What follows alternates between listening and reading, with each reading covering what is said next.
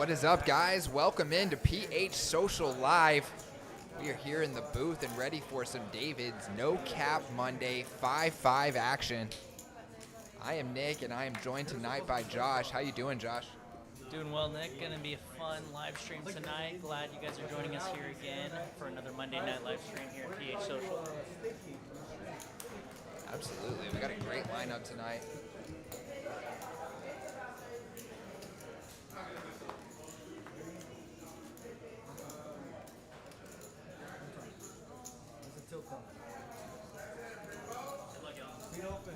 And this is David's No Cap game.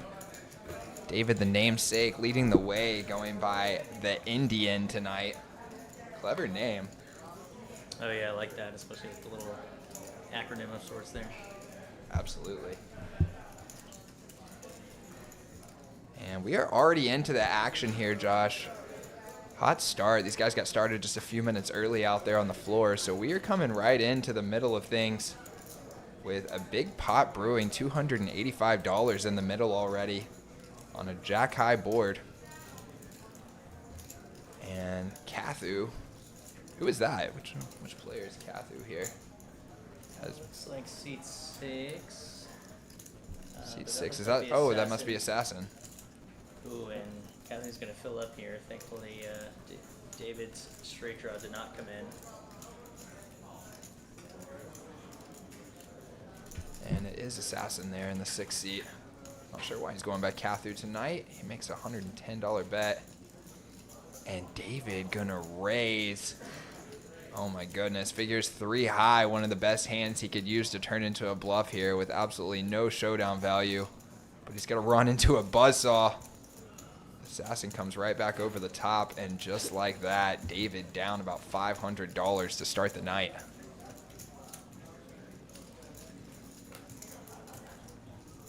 Starting it off strong today with some all-ins already here just to kick us off. Normally it takes the players a couple hands to kind of get comfortable on the table, but good to see some chips flying right away. Absolutely, and there's our chip counts, guys. And with that pot, Kathu, I'm guessing he was in for 4K to start things here. Wins $500 up to 4.5, so some sizable stacks on the table tonight. And I recognize a lot of these players. They are action givers, so I'm assuming we are going to see a lot of big pots. Yeah, a couple of new faces tonight that I'm interested to see how their play goes down here. Looks like we've got Sports over in the 9 seats. Not super familiar with him. Have you seen him or played with him before? No, I don't think so. So that'll be interesting to see how he plays.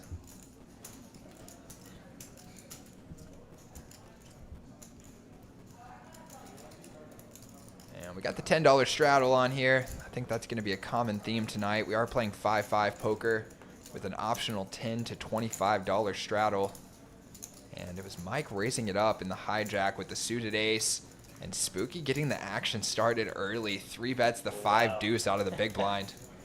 And an action flop right away. And actually Spooky started off the aggression on this one. He was the 3-better and got a call from the suited ace with Mike there. And now we're here to an action board. Mike's going to flop top pair, Spooky with the sneaky 2-pair there. Absolutely, and how nice is it when you 3-bet out of the blinds and then flop bottom 2-pair on a board like this. You're just praying your opponent has an ace and your hand is so well disguised. Comes with 150, about half pot. Ooh. Oh my goodness. And Mike's going to hit the miracle turn card there. I was about to say it'd be so sneaky if the 7 comes in. Spooky will not necessarily be suspecting that. I'm sure he's looking to dodge queens, aces, or jacks or something like that. But now we have a 2-pair against 2-pair situation. Yeah, dude, and there's $600 in this pot already with 3K behind. This thing could get messy. Spooky comes with 425, which is about 3/4 of the pot. Mike probably feeling pretty good at this point since he just called the 3-bet pre-flop. He's probably hoping Spooky's got a bigger ace with no 2-pair, but little does he know he has it pretty much crushed here. Yeah, guys, and you see those chips out in front of Mike. Both players are playing about that deep. It's about $3,500 there. So we might see all of those beautiful chips go right in the middle. Sorry about that. Y'all stand a little closer to the mic for you guys. Ooh, and Mike is going to bring the boom here. He's going to raise it up right away. Yeah, and with that line, it's probably going to be hard for Spooky to avoid getting stacked here. If Mike were to flat, then Spooky might have a few outs to save him on the turn from getting stacked. Could either hit his hand, obviously, or maybe a board pairing ace or 7 could save him. But yeah, it looks like he's just going to rip it right here and might get to double check his cards, and I'm pretty sure it's going in.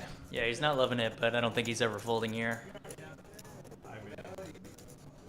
Yeah, you got to think Spooky might still be capable of having like ace king, ace queen here after 3-betting out of the blinds. So we'll wait to see what Mike does. Thanks again, you guys in the chat, and good to see everybody as you guys are continuing to join us. Mike really thinking it through. I kind of thought he might snap call. There's the call. Yeah, Mike was worried about the set there, which is understandable. Guys, we got a $7,000 pot right here to kick things off. Whew, love to see the action right away here. We're going to see some big pots brewing today. Already to see basically a 7K pot right off the start of the stream. Last week, we didn't even see a 6K pot until the end of the night, so great action here to start the night right away. Yeah, and that was pretty much a setup there when you have that kind of a run out with that kind of a configuration pre-flop. A middle position open and a 3-bet from the blinds. You're expecting these ranges to be pretty strong. So 2-pair with that kind of an SPR, you're thinking, man, I'm playing for it all. So basically a cooler there. Good to see a nice little double up from Mike there to start us off. He usually tends to run relatively cold in these live streams as of late, so I'm sure he's happy to finally get some playable hands that are paying off for him. And welcome to those of you that are joining us here. Cracking that double-digit mark. Happy to see that. And happy to see you, Dan. How's it going? Appreciate the heads up on the mic volume. And Art Pena says, what's up, Nick and Josh? What is up, Art? How's it going? Anybody watching out there on the floor tonight? We've got a nice tournament running. Looked like they were at about 50 runners when I came in here, and that's a $80 buy-in, $5,000 guarantee tournament. Still time to register.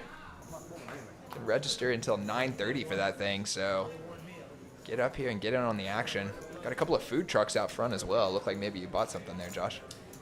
Yep, hopefully it'll be here or it'll be ready here in just a little bit. But yeah, a couple new food trucks we haven't seen yet, so excited to give them a try. We got a taco truck, and then it looks like a banana pudding and desserts pudding type of truck, so that's a fun one. And looks like they were generous enough, or maybe one of the floor managers purchased a bunch for some of you guys playing out there in the room. There was a bunch sat on the front counter there, but did order some tacos that'll be ready here in the next 10 minutes or so, and let you guys know how they are.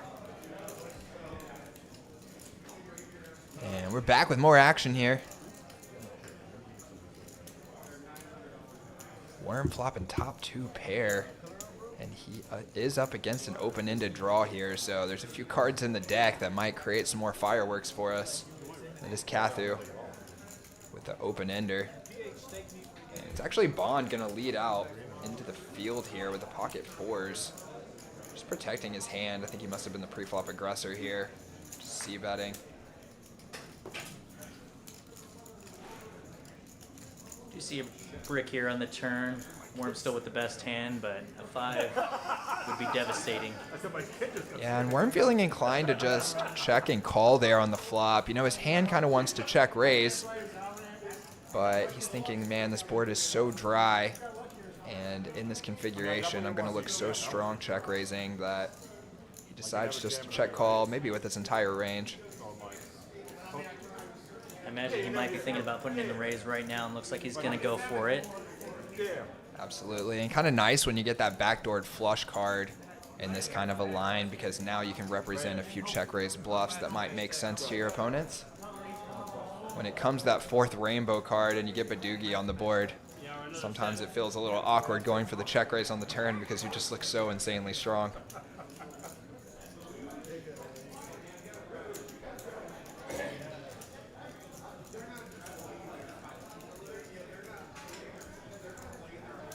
And Assassin probably wishing he had just checked back now after getting check raised with the open ender. Yeah, not getting quite the best odds to call there, but decent equity for only $300 more to try and bink a river card. Yeah, and hoping to have some implied odds as well. He does make a pair on the end, but Worm just rips it for $900. And yeah, going to be a comfortable fold with third pair. And Worm taking down a nice pot there, $700 of profit with the top two pair. Nice line from Worm to check call, check raise. Nice to still have some check raises available in that check call line. Good to see some action flops kicking us off right away here. Yeah, and Mike's stack up $7,500 already. And I believe our biggest buy-in of the night was $4K. So Mike already doubling that here in our first three hands.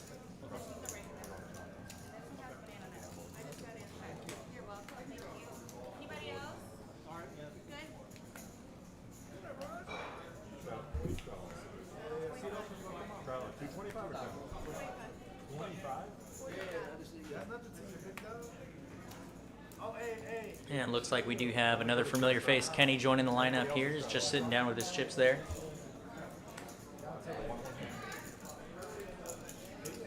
Yeah, it looks like the $25 straddle is on here. Mike and Bond going to try and sneak in with a limp. And it's Kathu raising it up to 175 with the 10-8 suited in the cutoff. Very active, aggressive play here. Trying to isolate those limpers. Yeah, looks like he's going for a recovery after last hand right away here. Spades are covered. Mike gonna let go of the pocket sixes. Pretty deep there, but maybe just thought being out of position, just not worth it for that price. Pretty expensive, having to call about 150, 160. To win only about 230. At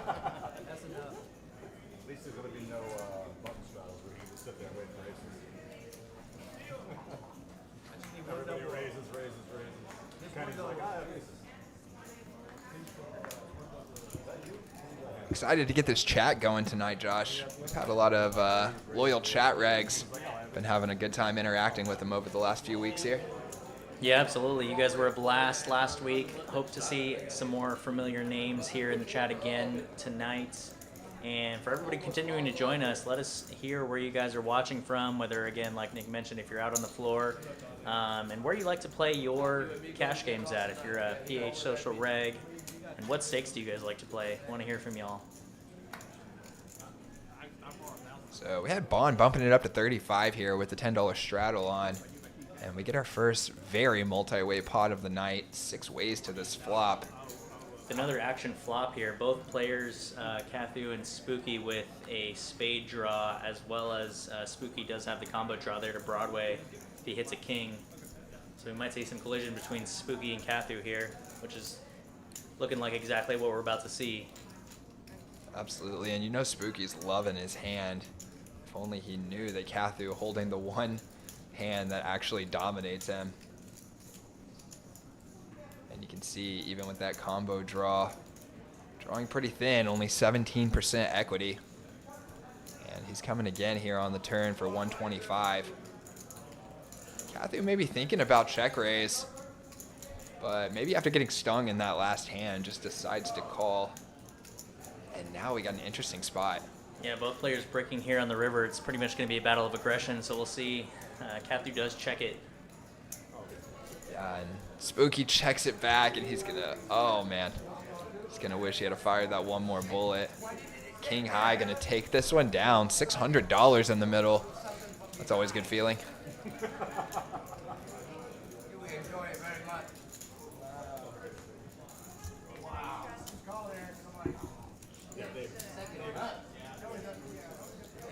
Got a great lineup here tonight, guys. I'll try and walk you through some of these players as we make it through the night. Several very familiar faces, a couple of local legends here in the DFW Metroplex, as well as a couple of emerging legends on our particular stream.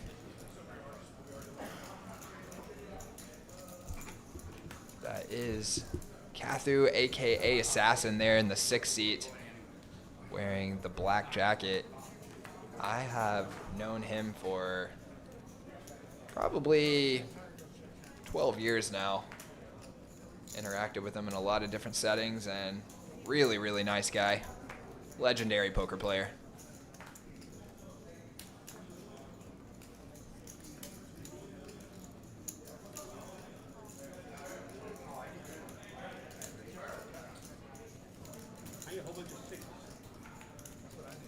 $10 straddle on, and we're going to take a friendly flop here. 3 limpers. No player really with much here, so it's going to be pretty much a battle of aggression, I imagine, but Mike does turn bottom pair here. He's going to bet 15 to protect his hand. I like that play after it checks around on the flop. Pretty much winning with the David special there. Does show it to him.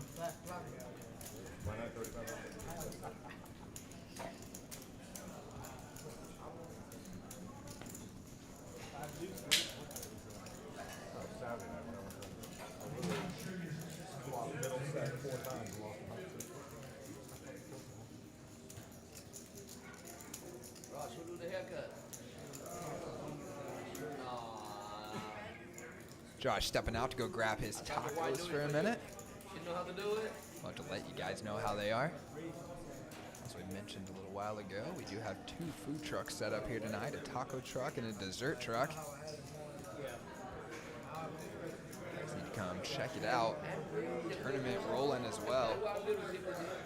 Actually, want to take a double check here, see how many players we've got for our President's Day 5K.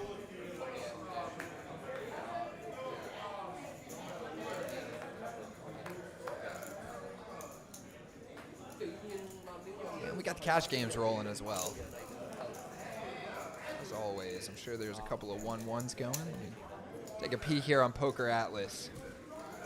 And if you do not have Poker Atlas, then you are being left out, as this is the handiest little tool for playing poker in Texas. Let's see, it looks like we've got a couple of 1-1 games going, as well as this 5-5 here that we're watching. And then live on the clock is our President's Day with 51 runners. A great turnout. And still an hour and 25 minutes left to register, guys. You can register till 9:30 for this thing. So if you're here in the Dallas area, get on up to PH and get in on the action.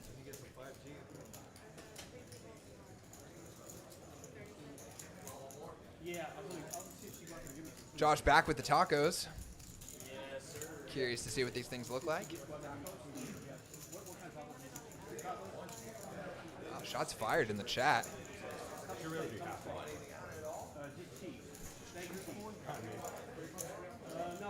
You guys should play heads up for it. I will report back how good these tacos from this food truck is. Should have got the name of them, but taco food truck right outside here at PH. I think we actually have it up on the socials here. Let me take a peek. It looked legit, but ordered some pastor tacos. No, he was going to play, but he says, well, you were going to list? I said, well, you told me you weren't sure. Because last night I had like 15 people trying to get on the table. And then I screwed up and didn't have Fred on the table, so I was on the seat. Hey, let's check the meat. So when that Miles Oh, got they to got that? Which one you Not got? New Year, the year of the horse, baby. Are you ready for The me? New Year. I'm not ready yet, so I'm going to get tacos. Oh, you getting tacos? Yeah. Some Little Raj fans here in the chat. I'm also a fan of Little Raj, who also is showing off some of the, it's like a banana pudding cup from the second food truck we have tonight. What's that? Was that a second green? Looks like the taco truck is called Taco Pionero. And the banana pudding truck, tough one to pronounce. Banom nom. Banom nom. That's the only way he's going to get some extra Like a green. nom nom meme. Y'all gotta pass it. Dessert cups, pretty good here. Banam nom. That's what I've been told. Banam nom. I actually like that strategy to go with the tricky name to pronounce, though, because it's kind of eye-catching, huh? By a mile. By a mile.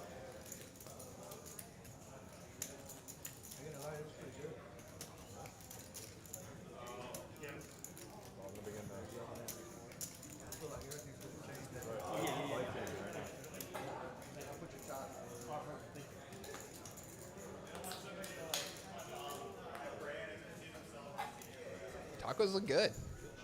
Yeah, they look pretty solid. I will let you know how they.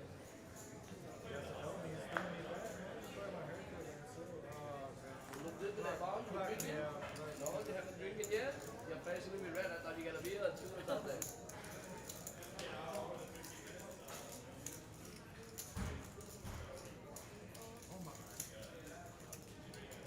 The best. I got that. I got that on stream. Get out of here. Wow, Dave. David, no, I'm on the radio. I've never seen that before.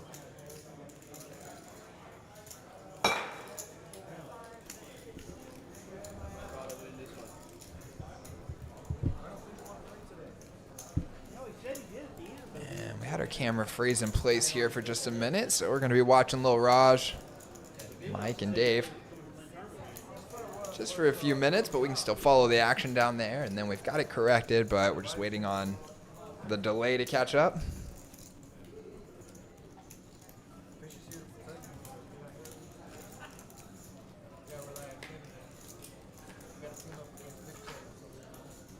And check out our V-pips here to get the night started. Kathu bringing the action, 66%.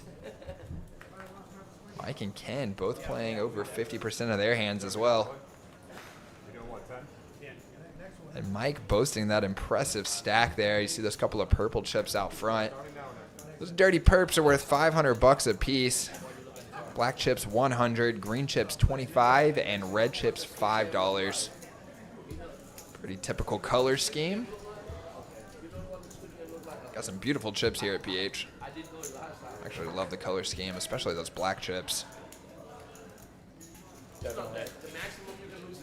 Mike feeling pretty good here. Nice little double up to start off the stream. Always good. Kind of start off the session in the positive there. Yeah, and with the open race to 65 here, I'm guessing that the 25 straddle is on. It's Spooky bumping it up, and David defending on the button. Bricky board for both players. And Spooky C-bets for 75. David not letting it go, and he might have picked a good spot here to float. He actually turns a 7, so makes the best hand, and I think there was a chance he was going to win this one either way. Let's see if he can navigate to showdown or if Spooky has something up his sleeve. Spooky coming with 125 on the turn. Very value-heavy sizing. I actually like that a lot. But unfortunately for him, David running into a 7 means he's going nowhere. But the size definitely would have worked had David not picked up the pair. And now the 8 on the river bricks out. Spooky gives up, and we go check here, and David takes down a nice pot. About $300 profit there for him. And there's our chip counts. Everybody up over 1,000 here with Mike leading the way.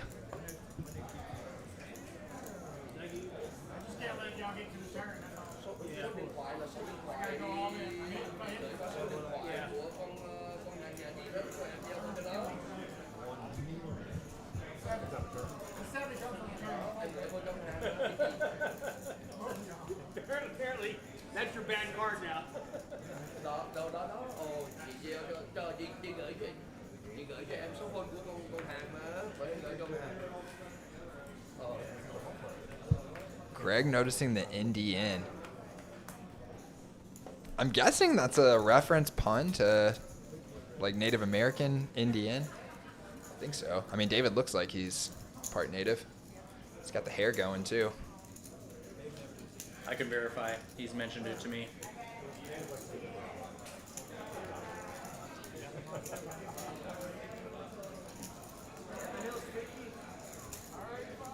Lil Raj raising to 60 here.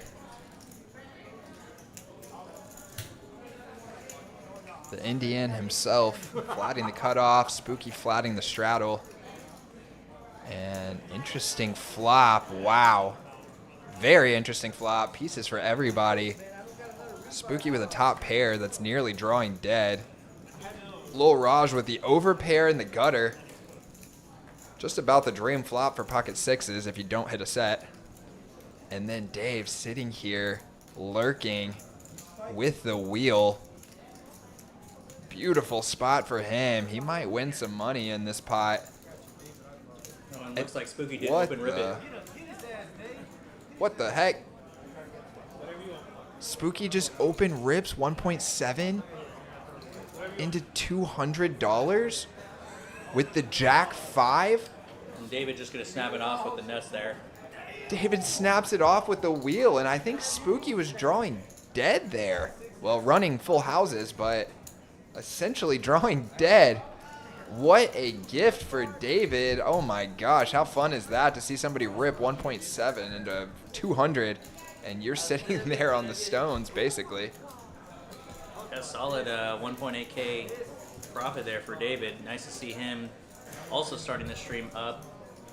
Tends to run a little bit bad early on, so good to see him kicking it off strong here. Wow, guys, what a pot. Almost $4,000 in the middle. If that's any precursor to the action we're going to continue to see tonight. Seems like this table is not shy at all this evening.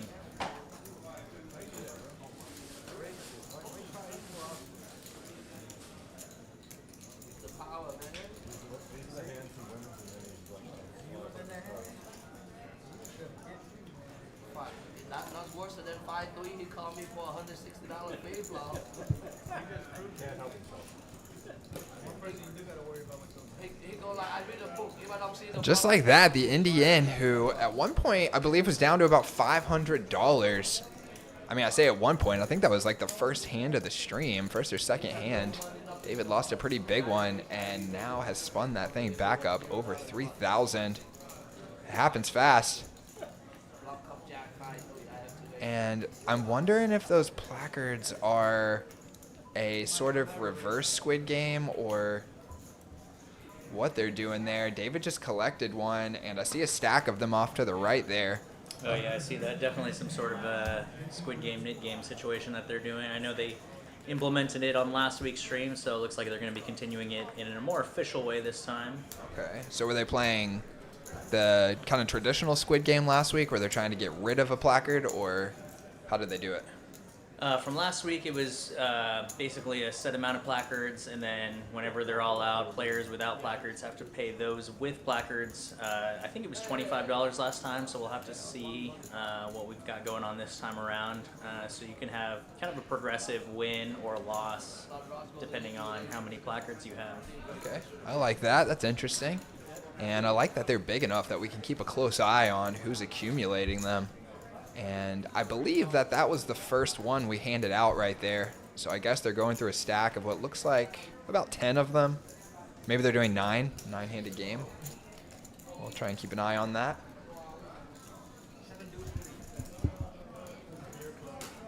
And it looked like Worm tried to go for the huge ISO here, and he does achieve it. He gets David heads up, bumping it to 125 off the straddle with the suited ace. Now C-bets again, and David gonna flat. Ooh, but Worm is going to turn the better of it. David making the call with the best hand there, but not sure how much longer he's going to be able to hang on here. Worm does check now with a bit of showdown value. And David gives him a friendly price here, 175. That's gonna keep Worm in there. And David may be thinking he's like semi-value betting, kind of merge betting here, hoping Worm might call with like some flush draws or straight draws, and also might just fold some like better ace highs. And that actually, if David knew that Worm had ace deuce, he'd probably bet a little bigger. But yeah, it looks like he is still going to go for it though, and this might get through. We'll see how sticky Worm is deciding to be tonight. It's a pretty big bet though. yeah, now 460. Oh, Oh, and basically Worm snap it off. snap calls. Wow, nice call from Worm right there. With the deuce, gives him the sly smile. And Worm gives him the I am the best there is. Kind of some Worm-like attitude.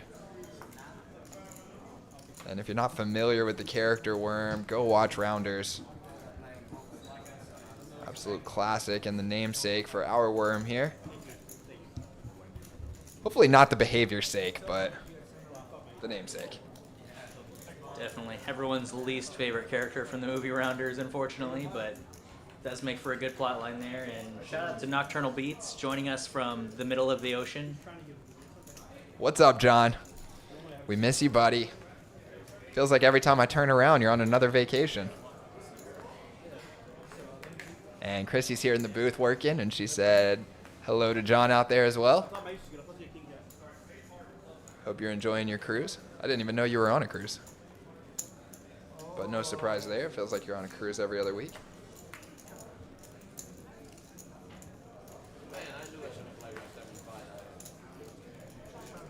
Over on that cruise, wherever the main auditorium is, I'm sure they have one. Get them to pull up the PH Social live stream. Stream it to the entire cruise there. There we go. I like that. Got a nice steady viewership tonight, guys. Appreciate y'all being here with us. It would be a huge honor if you guys would go and click that like button. I'm going to watch the thumb right now. We got 27 of you in here with us, and I'm going to keep an eye on that thing. I want to see that number go up. That's the one little thing that you can do to help pay us back for all of the effort that goes into putting on these streams. Just click that button, the like and subscribe button if you don't mind.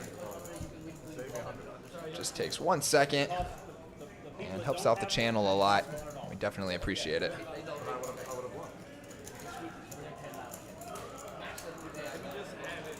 And looks like John is on his way to Barcelona. Is this the Ireland trip?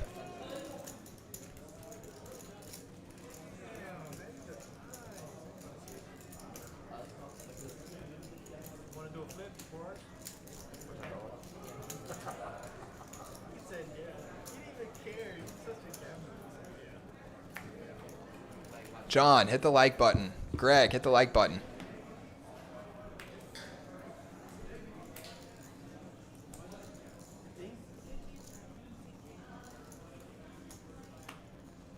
Ooh, David here waking up with a premium and running into another premium right to his direct left here. Yeah, and Dave setting the trap actually comes in with a limp as the $15 straddle is on. And we've got Bond behind him with the 7-6 suited. He's going to come in with the 3-bet, and Dave's sitting here in early position, originally thinking that he's setting a trap, maybe still thinking so. Yeah, it'll be interesting to see how he proceeds here. I'm sure he's just going to make the smooth call, and let's see if Kenny decides to bring the boom or if he just smooth calls as well with so much action. Yeah, interesting spot for Kenny. Give me good I'm going to bad beat them. I'm going to bad beat both of them. I'm going to bad beat both of them. They say he's getting good odds. He's going to bad beat them. Nice little speech play right there, trying to undersell the power of his queens. Making it sound like he's got some kind of suited connector or something. And Kenny is going to flop the best of it here, but Bond being our pre-flop aggressor, hitting a pair, second pair at that, probably doesn't necessarily hate his hand at this point, but is drawing quite behind. Yeah, and Kenny kind of feeling like a dream flop for queens after you've under-repped them pre-flop. And David may be feeling like he doesn't want to give up as he under-repped his hand dramatically pre-flop as well. Just limp cold calling versus a raise and a 3-bet. And it was Bond c-betting, but after he gets 2 calls right here, he might not like his 6 so much anymore. Oh, wow. Oh, whoa. Tight fold from Kenny. I was thinking he's kind of at a crossroads here. He's either going to have to make a big laydown or probably go for a raise to find out where he is right off the bat. And does work in Bond's favor. Gets the best hand to fold here. As he turns a straight draw, he's going to ship it in with $800. David asking how much. Still possibly a non-believer. And Kenny's sitting here after seeing that action thinking like, man, I made a great fold after the rip on the turn, but now he sees the bad news. He's got a show since they're playing the stand-up game here, or the Squid Game, and Hopefully put a little fuel in Kenny's tilt fire.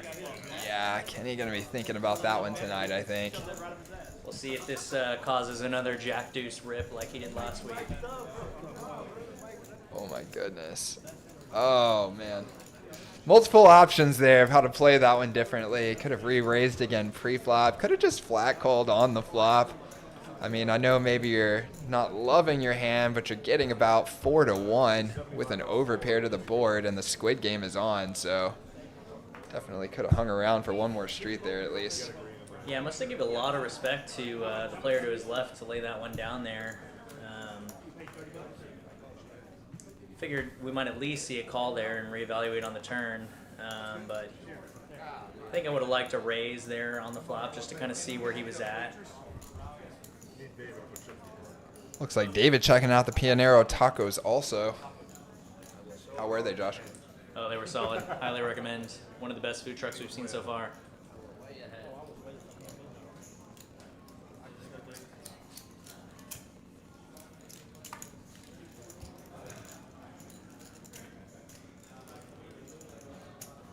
$10 straddle on again here. We're going to take a 5-way limp flop this time.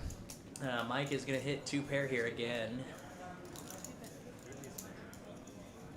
Against other players with pretty much nothing here. Did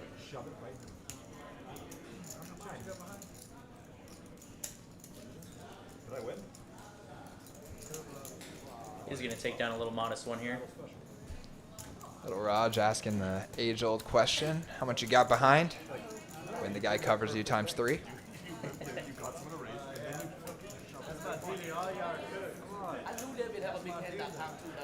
And looks like time for a dealer switch here. That was Heather in the box. One of our fearless leaders here. Helps run the floor at PH and does an excellent job, and then fills in with some dealing whenever she's needed. And she's switching out for Alex here. Another great dealer here at PH. We've got a great staff and a great selection of games. If you like playing lower stakes poker that's more friendly, a little less intimidating, but still significant, we are the room for you. We run a 1-1 game, multiple tables every single day, where you can buy in for just $40 with a maximum table buy-in of $200, which gives you plenty of play because you still have 100 plus big blinds in front of most players, but the games are just a lot more affordable, and that makes them a lot more fun in a lot of cases because there's not so much pressure on the players. Absolutely. We see a lot of action in our 1-1 tables. I was playing them earlier today, and believe it or not, there was a player to my direct right with a $2,300 stack. Wow. Even at the 1-1 table, so he was running pure today. Little 10x spin up, huh? More, 13x or something. And looks like Greg hit the like button. Appreciate that, buddy. And appreciate you being here. Let's get the chat fired up a little bit, guys. Anybody see that the World Series schedule came out today? They got 100 bracelets they're giving away, and it looks like they're also going to be running a circuit series while the actual series is going on, so chances to win rings and bracelets this summer. It'll be exciting to see. Definitely building a lot of hype for this year's series. I'm not a tournament player myself, but I will be checking out the WSOP in Vegas later this summer. Just gonna hit some cash games while I'm there, while all the energy's going and the volume of players is in the mix. You're going to love that. I think that's a great decision, but I also am going to encourage you to play at least one World Series event. I might have to. If you're not the one to talk me into it, one of my good buddies, Jack, who I'm going with, he'll probably talk me into it. But yeah, we're looking to get a trip at the end of May or so, so that'll be a lot of fun. I might fire in one of those $500 bullets or so. There you go. It looked like the opening event is going to be a $550 mystery bounty with at least one bounty guaranteed at $1 million. Wow. I'll fire in that one and hope to hit it. Pretty sweet buy into a $500 tournament. You could like theoretically min cash and still make $1 million. That's insane. Does the bounty qualify even if you bust out? Yeah, I think like once you hit the bubble, then at that point, everyone Oh, so the who... bounty's in the bubble. So I was gonna say it'd be crazy if you didn't even mint cash and you got $1 million bounty. Yeah, I don't think they do bounties until after the bubble bursts so that they can accumulate all of that money into the big bounties. Our heads up here in the bomb pot. Little Raj with the trip kings, and Sports is gonna have the nut flush there. We're gonna go ahead and chop this one up. Yeah, and Little Raj was having daydreams there of scooping this thing as he actually had a set of jacks on the other board as well. But the turn brought the nut flush and the river bricks off, so we are going to be chopping this one up.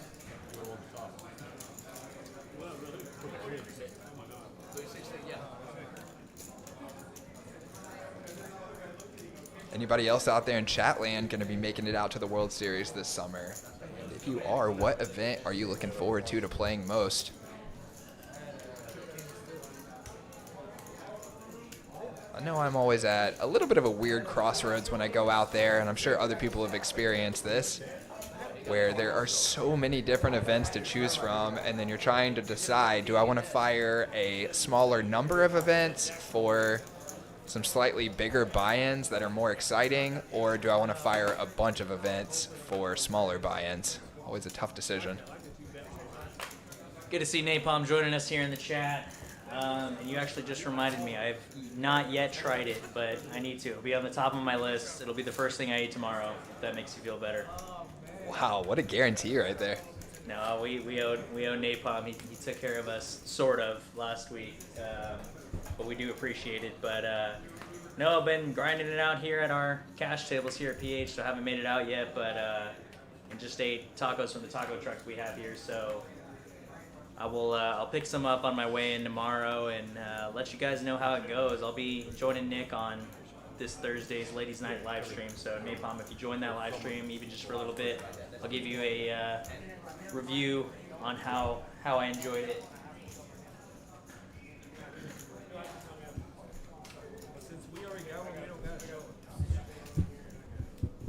All you need to know is don't tell me when to tournament. All you need to know is don't tell me when to tournament. Napalm also letting us know he played the double board bomb pot tourney last year. That's a lot of fun. What was the buy-in on that thing? I'm guessing 1,500. And also letting you know there is a new location for Mike's Chicken. Yeah, Bush and Renner might be on the way from where I live, so that'll be good to pick up here. But we do have a couple of premiums coming in here. Ace Jack off from Raj and David with pocket tens here. Yeah, and David 4-betting here. Aggressive line. Looks like it was probably open from David. Oh, excuse me. How did that work out? Must have been a Somewhat cold of an action 3-bet. flop here, so Yeah, Little Raj goodness. gonna have open-ended to the nuts, and David with top set, probably loving life right now. Absolutely. But this looks like this is gonna be one of those open stabs from Raj. Yeah, Raj loves that move. And what does he come with here? 250, a little bigger than a stab. Definitely trying to garner some fold equity here. But David looks like he's gonna min click it right back though, just about. Yeah, I actually love that line from David. I think you have to raise right here. This board is so scary, and there's so many hands that Raj leads with that he's just not folding. And you do not want to see like a bad turn card. Oh wow, and Raj does rip it. David snaps him off. Absolutely. I actually like David's line a lot here in this hand. Very well played, no matter what happens. And turn is scary. River. Board pair. Board pairing. They're running it twice. Turn is scary. River bricks But off David again. gets to scoop another one here. Wow. Chop, chop. He hit it straight on the first one. No straight. Seven or a queen. Yeah, Kenny's saying that Little Raj hit it straight, but he did not, in fact. Yeah, kind of looked like it. A couple of really good turn cards for him, and then 2 bricks on the river, and just like that, David up off of that $500 stack. I'm not sure if he topped up after that or he just doubled once and then got into those 2 big pots. Yeah, it might have just been a couple of nice little doubles there. I don't think he rebought. He tends to just ride out the stacks that he has.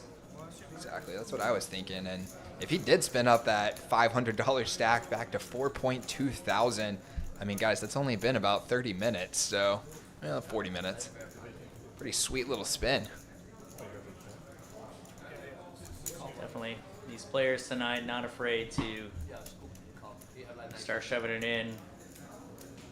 With all these familiar faces, they're getting a little bit more comfortable. We've got some of these games going off stream quite frequently throughout the weeks as well. So these are all kind of just continuation sessions for each of these players, which is nice for us, especially as the viewers, not playing so passive on these live streams with some stack control here. They're willing to get it in.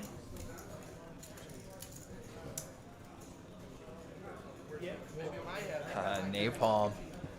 The username Jinx is over.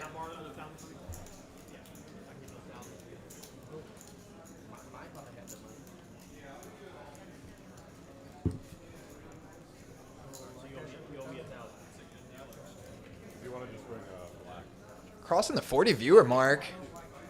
Great turnout tonight, guys. Appreciate everyone being here.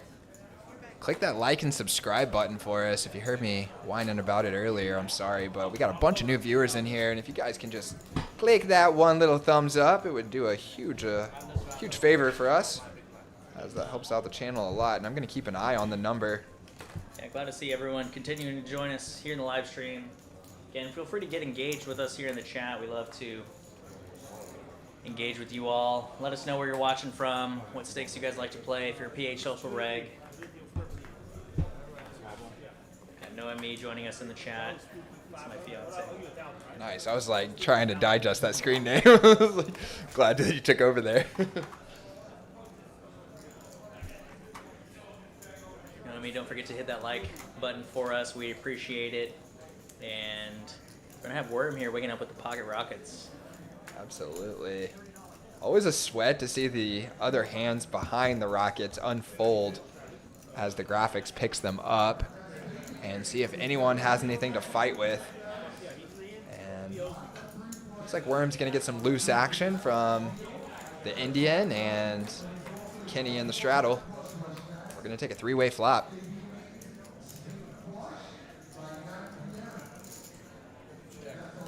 Poor Worm, not much going for his opponents here. See if he can pick up a light floater, if this one's going to go bet, fold, fold. For 75, probably going to get a couple of folds. Yeah, seeing the cards, I mean, we can see that it's a relatively clean flop for him, but I think if I have aces and I see a flop like that, I'm going to start piling money in before it gets ugly. Still a relatively wet board, flush draw, and 2 Broadway cards out there. For sure, especially when you're up against a couple of looser players. Wet board, bet big.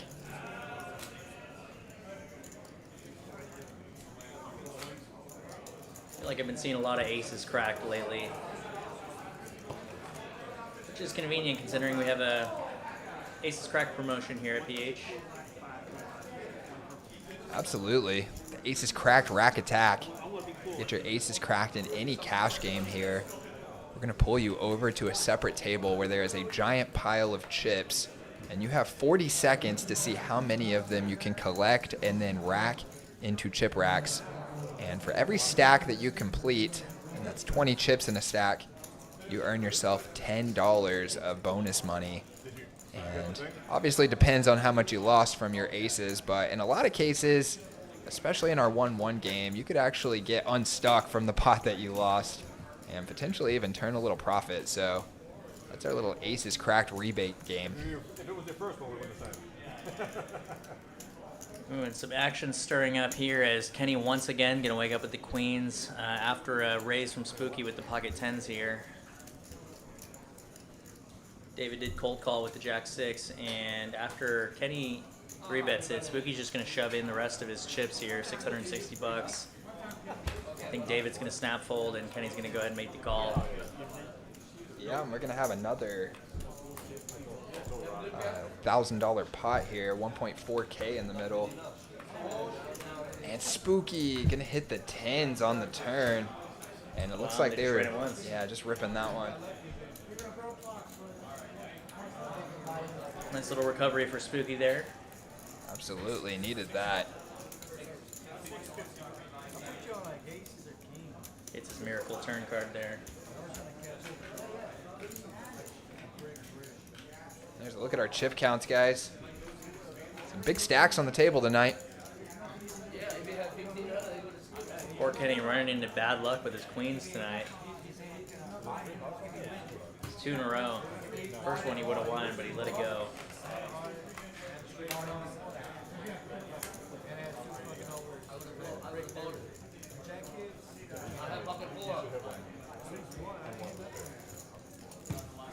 There you go. 2 more.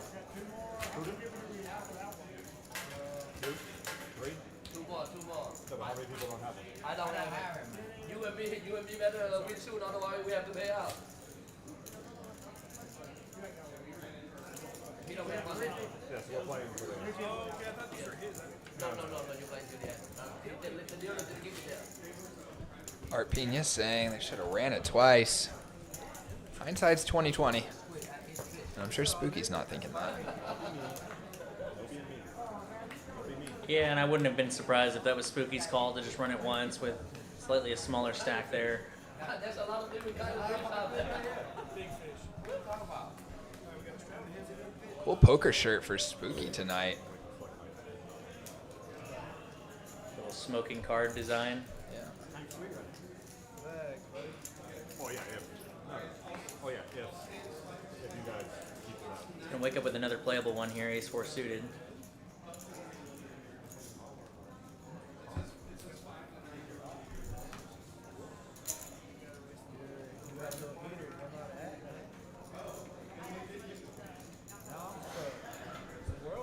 And Bond gonna come in with a 3-bet from the big blind here, trying to isolate Spooky and get Kathu out of there.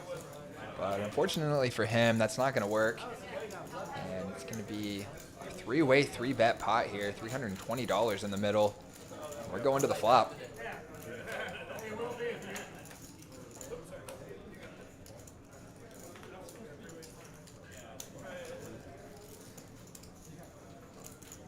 No pairs. And Spooky has the best of it, but he does not have the aggression here.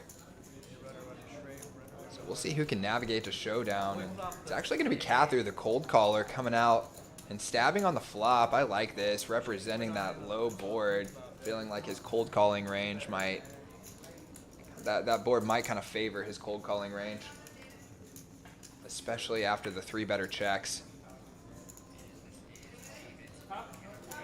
You have a board pair here on the turn. Spooky has something like a top pair or over pair situation he can kind of continue to represent with a relatively clean turn card here.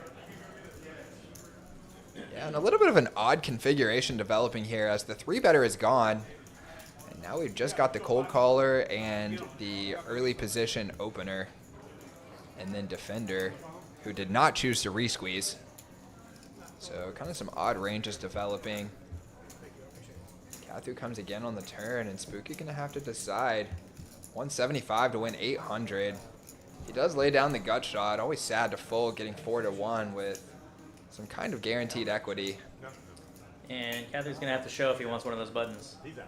Show you. First time you have it. Yep, You're out. he's gotta show. And he does. And that's a lot of information for our opponents here. Yeah, just let him make it. And Mr. Cedeno in the chat, who I believe is Juan. That's right. Good to see you, man. Thanks for joining the chat. Nick would love it, as well as I. If you would hit the thumbs up button for us. Yeah, I've been getting you guys. We're up to 12 on the likes. But we got 33 viewers, so there's no reason we shouldn't have 33. I would appreciate it. Sorry for hounding you guys with it, but that is algorithm world. We don't have to play it like over and over. Yeah. We play it like half hour,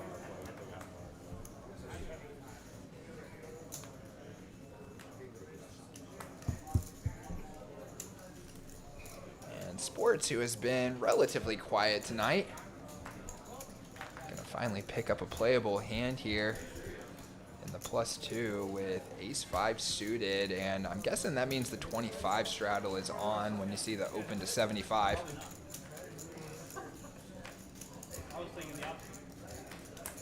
One flat from David. And we're taking a heads-up flop. Interesting board.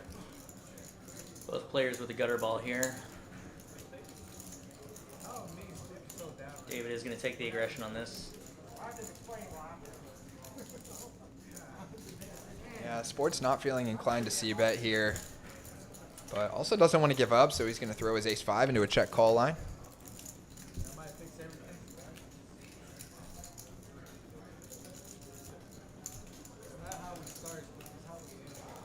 think the fun thing about this Squid Game that they're playing is it's going to incentivize all these players to make a lot of light stabs as a bluff here to basically just take down pots with aggression. Yeah, and I think we actually got the action switched right there as that pot goes to David, who decided to double barrel, but I believe the graphics said that it went the other way. So that was check call and then check fold on the turn. And I myself did actually try the tacos. I just got the Pastor ones, and they were delicious. The birria ones to try the next time. So just pay 20. Yeah, that's what I'm saying. Okay, just go ahead and 60. Here we go. Oh, okay. Yeah, I thought that was pretty light. It's more than $1.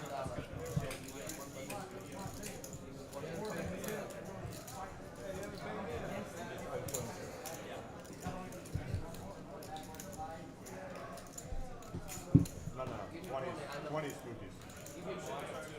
You got 40.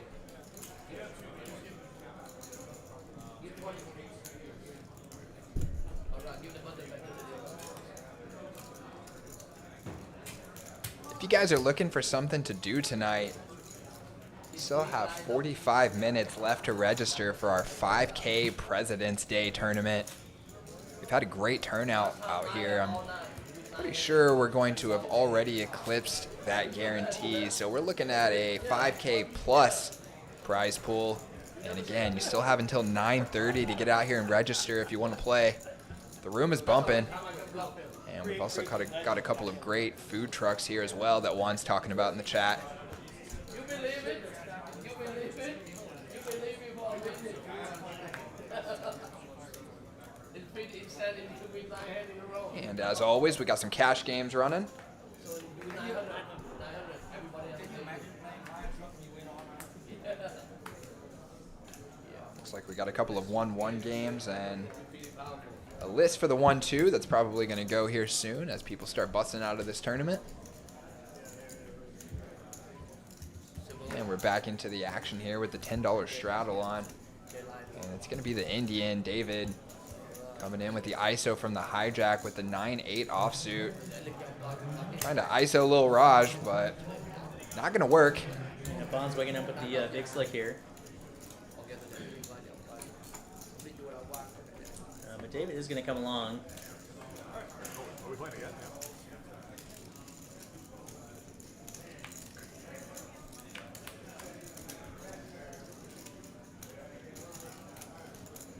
And flop's pretty good, all things considered. Flop's an open-ender here.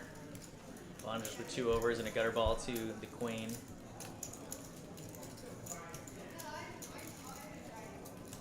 Yeah, he's going to see a bet, and I can't imagine David's going to fold. Just going to call.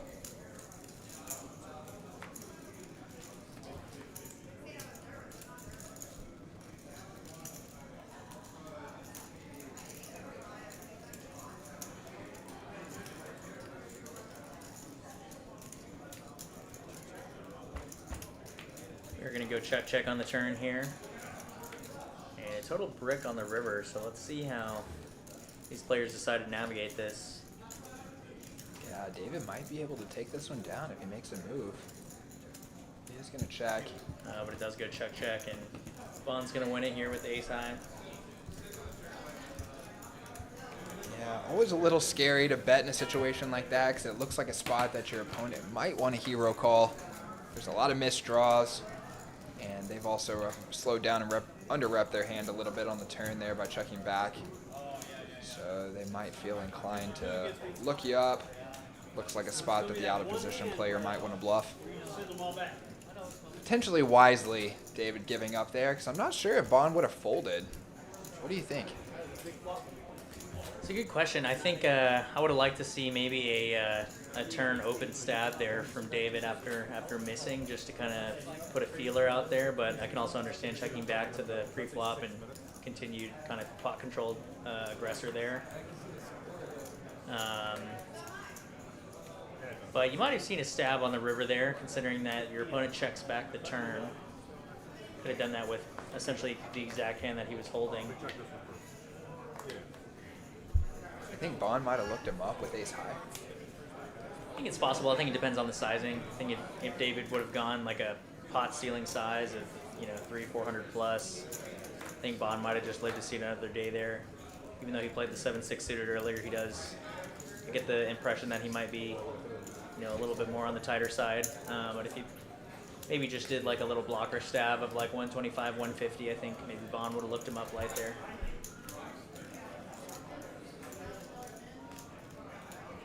We're back with another $10 straddle here.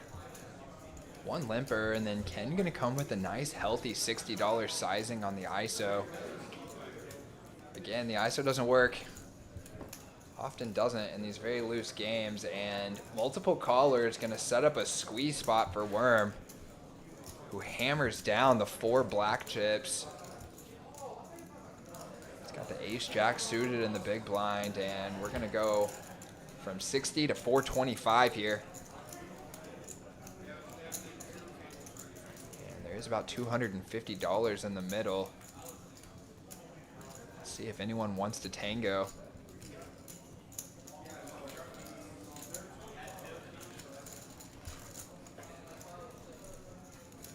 It's all down to Spooky, holding just the 4 high.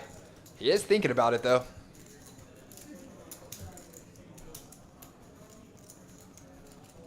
And after a moment, going to give it up. Nice squeeze right there from Worm. Picks up a dead $250. I love making poker plays where get to deny so many people equity at the same time. I mean, right there, if we're looking at 5-6 players going to that flop, Worm's probably sitting on around 20-22% equity amongst the field. So even though he has a little more than his fair share, being able to push out 75-78% equity from all of those other players, steal it all at once, and take down that $250 with no contest. That is one of the best ways to make money playing poker. Yeah, no one's ever terribly upset to take it down pre-flop with any combination of hands.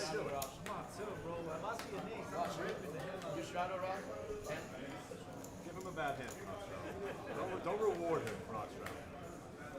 Give him a 2 aces, so he'll be a man. Mike now gonna have a suited ace 4 here. Mike's stack is looking pretty sweet there, huh? Definitely. Nice double up to start the night, and it was a double up versus another big stack, so got a nice little colorful fortress there in front of him. Basically can just take a back seat for the rest of the stream if he wants to, but hope to see him still involved in some big hands here. And a couple of playable ones coming this way. A lot of suited cards here. Sure, and Mike being willing to have that limping range in early position with a hand like ace-4 suited, that actually makes the stream a lot of fun to watch, in my opinion, because one person being able to limp opens up the cascade for all these other guys to come in. And then you get squeeze spots like this, where Sports, even though technically these are all limpers, this is a $25 straddle pot, so still pretty big relative to the stack sizes. So you got $150 in the middle to go after.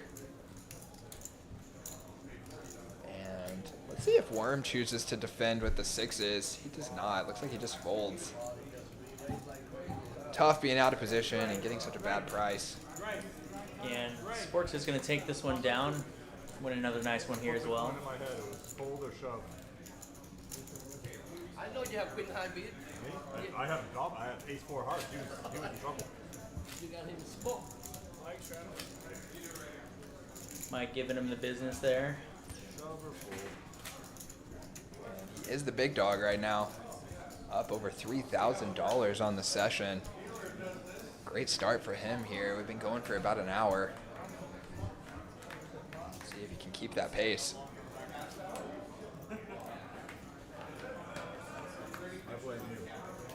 Kenny looking pretty fly with the ice. I want to give him a shout out here.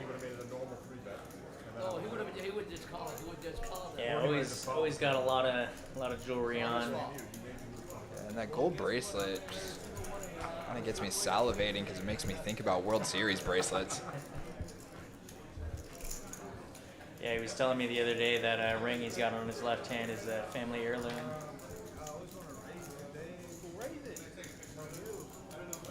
know. That's why I did that. So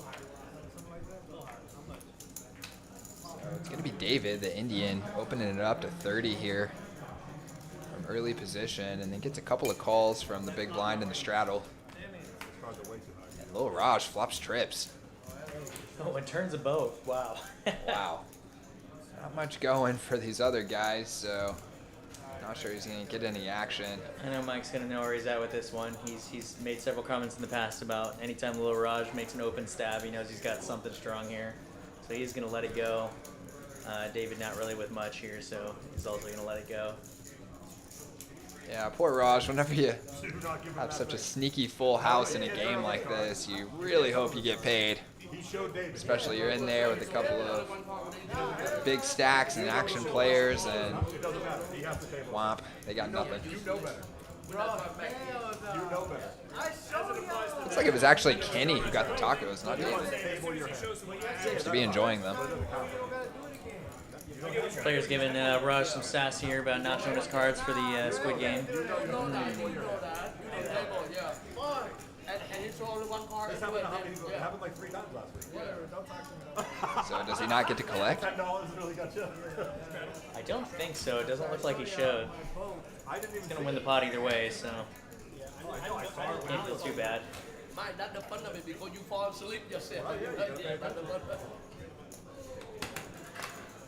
Hey, I can't even give me a $10 damn thing when I'm spending $3,000. Clock me out. Ask Spooky what he thinks, and if he agrees with you, we'll go back to him. Spooky, I showed him I had a vote. No. I didn't show the whole team. He went like this to David and peeled one card, and then folded his hand face down. Does he get a button? I thought we was cool with it. If he had agreed, I would have retracted it. No, too late now. The whole table disagree on it. I knew he wasn't gonna agree. The street saw what I had. Raj, although we might have known what you had, you did in fact not show the rest of the table. How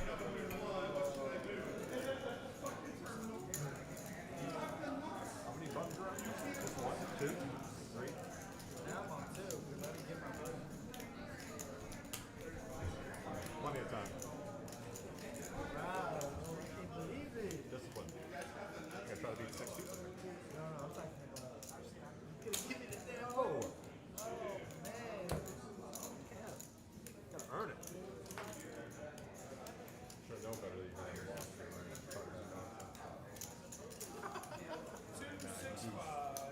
Put a jack on the turn. Let me stack. All right, 10-8. So that's straight.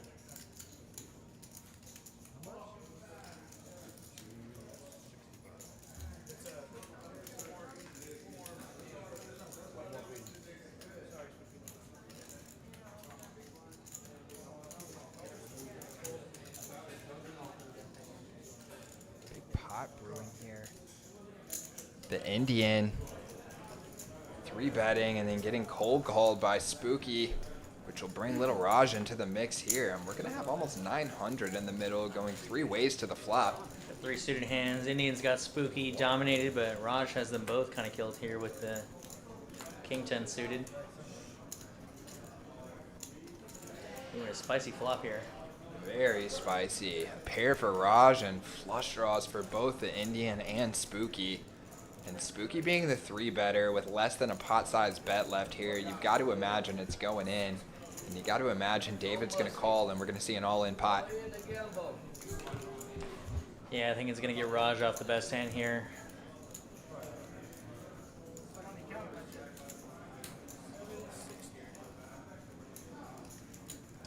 And it looks like that's exactly what's happened. Raj out of there. The 2 flush draws all in. With Spooky in bad shape. 2.4K in the middle, and it's a 9. It is a 9. And And Raj would have had trips. Wow, and they run it once, and Spooky with 20% equity hits one of his 6 outs. And even when he gets one of his 6 outs, he's still got to fade the river. He was going to lose if a 10, a jack, a queen, or a heart comes on the river there. So kind of a miracle. And that's twice. We saw him double with the 10s against queens, and now we see him double with the dominated flush draw. And Spooky back from the dead. Something spooky like a ghost. Up to $2.4 thousand in his stack, and I believe on that first all-in he was down to around 600. Don't say you run bad no more. Don't say you run bad no more. I don't want to hear it. David giving him some sass on that one. That was a lot of run good right there. David letting him know that was a lot of run good.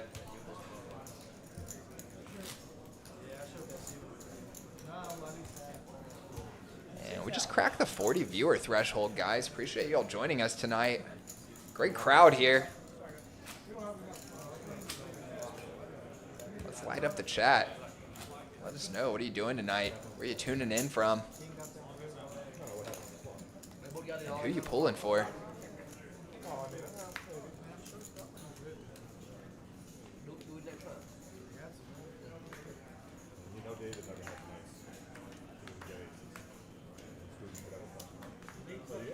Dang, 44. Let's go. Hey, share this thing with your friends. Let's get these numbers pumped up. I'm loving that. The stream's coming along here. We're sharp tonight. Yeah, glad to see everyone continuing to join us here in the chat. We've got an action game so far. All in every other hand so far, so love to see it. Yeah, and here we got more action. Kathu bumping it up. Look like 45 over a $10 straddle and a couple of blimps. And then Worm 3-betting from the hijack, and he does actually achieve his ISO here. We don't see that too often. We're going heads up to a flop. Kathu's still holding the best of it, but this board's going to favor Worm's range quite a bit here, and he does have the straight draw to go along with it. Looks like he did put a small C-bet out there, and he's going to take it down. Yeah, pretty classic right there.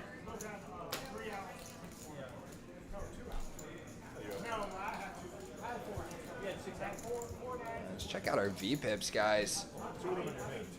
You know it's a good game when the lowest VPIP is 30%. And David leading the way at 59%. Greg wanting to know who's winning. Actually, Mike in the 2 seat. Both with the biggest stack and the most earnings tonight so far. I believe he was in for 3K and he's sitting on almost 8. And we'll get a look at that stack here in just a minute. We actually had a little bit of a camera glitch here for just a second. It is fixed, but we're just waiting for it to catch up in the delay. So we're going to get an overhead shot here for just a second, but we'll get a look at Mike's stack there. Yeah, we did see Mike get a really nice full double up just a couple hands into the stream tonight. And although he's given a little bit back, I do think David is one of our current winners on the night so far. David is winning, but took quite a hit to his winnings there, getting sucked out on by Spooky.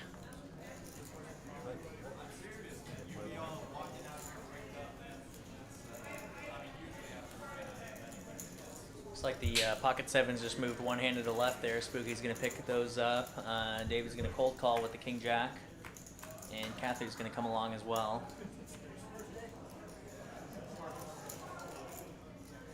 Not the worst flop for pocket sevens. Not at all, and if Spooky plays anything like what we've seen tonight so far, he's got a great chance to get a showdown. Doesn't seem like the type of guy to get bluffed off of sevens too easily. He's going to see bet for 100, and both players are going to fold.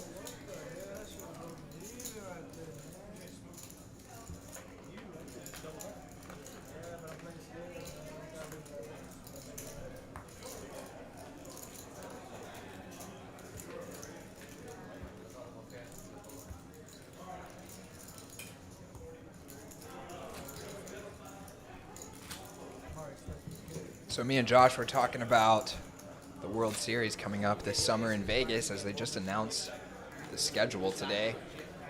And it looks like they're actually going back to a delayed final table for the main event. Did you see this, Josh? Oh no, I didn't. That'll be interesting. So is it going to be totally hosted on the next day? They actually didn't even announce when it's going to be hosted yet. People are speculating that they might go back to like in November, or like people are waiting at least a month before the final table. Yeah, and it actually feels weird. I saw in the article that I was reading that they did the November 9 thing, I think, for like 8 years in a row, and I never realized it went on that long. Were you even around in poker when that was going on? Probably not.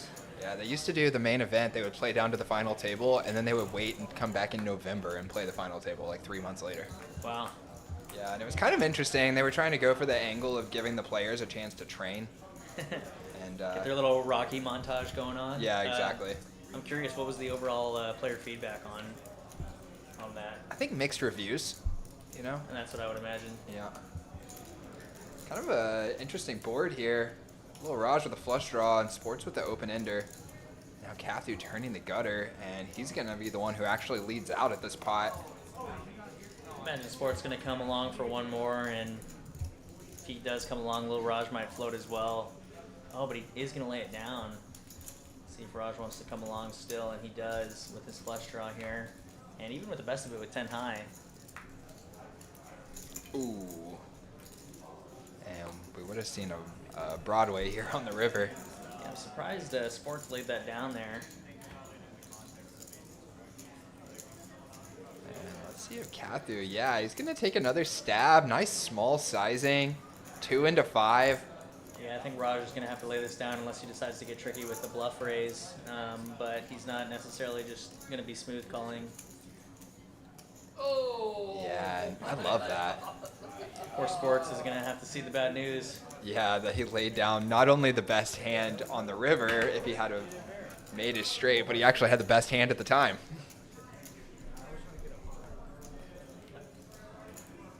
Nice hand for Assassin there, and always fun when you're playing these mini games because everybody gets to see the goods. Immediate feedback on your play. Speaking of the WSOP, Nick, are you going to be playing any of the tournaments, whether local or... I'm hoping so. My plan is to be out there for at least part of the summer and participate in... I kind of go all over town, actually. There's a really good assortment of events all over Vegas during the summer. There's about 10 different casinos running a poker series, it seems like. That's awesome. Yeah, if you're out there at the same time I am, we'll have to catch up. That'd be fun. Absolutely. The last couple of years, I've actually enjoyed playing some of the events at the Orleans and the Golden Nugget. Oh, very nice. Yeah, I've heard good things about games over the Golden Nugget. Yeah, they run a bunch of like mixed games there, affordable buy-ins in the, let's say, $200 to $300 range. So you get to play a lot of mix, and mixed tournaments, in my opinion, are just about the most fun you can have playing poker. As someone who's not a tournament player, like I mentioned, but might be looking to fire my first tournament bullet this year, what's your biggest tournament cash, if you feel comfortable sharing? I made a deep run in the mini main one time, actually. Cash for $12,000, I believe. Oh, that's great. What place was that? Top 10-ish? No, I think it was around 40. Oh, okay. That's not. Yeah, that's pretty good. Yeah, it was deep. I mean, there's like 7,500 runners, and yeah, it was deep enough to get that thrill where you're watching that field shrink from like a ballroom worth of players and with multiple flights, down to 5 tables, and you're like looking around the room and seeing everyone left in the tournament. It's kind of a wild feeling, but not quite deep enough to get that life-changing score. Still waiting on that one. Yeah, that'll be cool one of these days. But Kenny does turn the best hand here with a pair of 9, but David's still got a flush draw and a gutter ball to a jack. Yeah, and wow, big pot here. And it is going to go brick. But Kenny makes turn, 2 pair here. Yeah, River's 2 pair. Yeah, and I would have been interested to see if David ended up Trying to find a way to take this one down with queen high, but yeah, no way he's getting Kenny off of this now. I got lucky on the river. And he says he got lucky. He actually had the best hand the whole way. Well, not the whole way, excuse me. On the turn and the river. And nice pot going his way right there. 1.5K. Sneaky big. Poor David faced a really small sizing on the river there, getting about 5 to 1, but just having to let it go.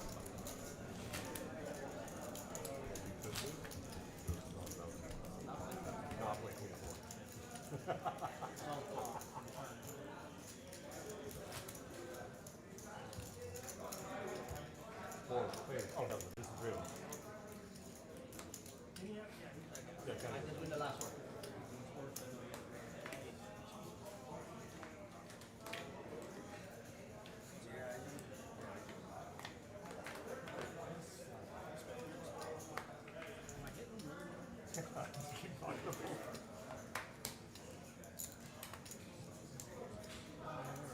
I owe $100.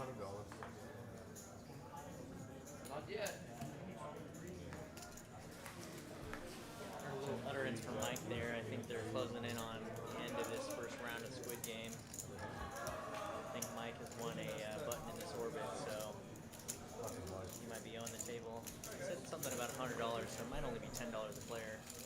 But Very interesting, because it changes the strategy a lot depending on how much the bounty is. we'll see once this round ends. But Raj gonna flop 2 pair here. Gotta be feeling pretty good about that. And again, just like last time he flopped a big hand. Not much action to be found. A little $200 profit there, but Raj still waiting on his really big pot. We've actually seen Raj have a few big weeks on the stream here. Do you recall how he did last week? Last week, he did pretty well. I think he was up a good little bit, maybe 1,000 or 1,400 or so by the time the stream ended. Not to say how it might have gone post stream. I know the game continued on from there.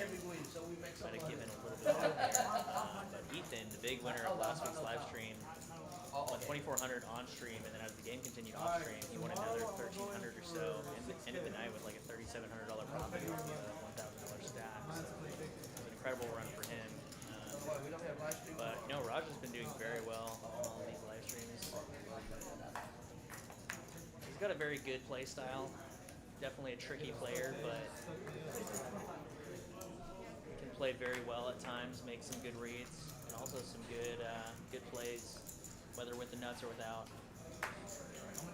Yeah, it looks like it's bomb pot time here, and we're playing a $10 bomb pot. If you're not familiar with bomb pots, they are chaos. We're going 9 ways to the flop. Everybody antes up, and then we get 2 boards in the middle. And we're playing pot limit Omaha on each board with essentially 2 pots. So the first pot's going to go to the winner of the top board, and the second pot's going to go to the winner of the bottom board. Let the chaos commence. Peeking around, and I'm seeing Mike with the nut flush draw on the bottom board, as well as a gut shot and top. I'm seeing Kenny with a set of 6s on the top board. See if we get it whittled down to those 2 players, or if anyone else wants to come along. Yeah, we do have David with a open ender there. Does let it go, it looks like, or no, he's still going to be in there. Raj's going to have the mystery hand. He's coming along as well. So we're going to go 4 ways to the turn.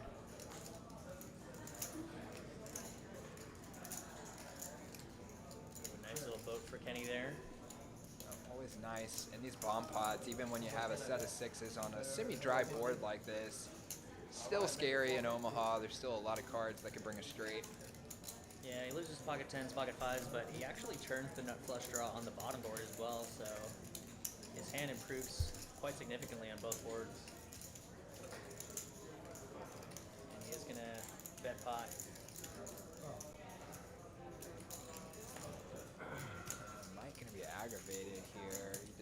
see pot. He turns the nut flush draw on the top as well that he knows probably isn't going to be good on a paired board. He would be right. David now also with a flush draw, but still his open ender, which is also no good. Kenny, not knowing what Lil Raj has, basically has his board locked up here. So it's just a matter of whether or not Mike wanted to continue with his board, but he does let it go. Even though that's very aggravating for Mike, I feel like that's definitely the right play. And we're going to see the mystery hand make it to the river here.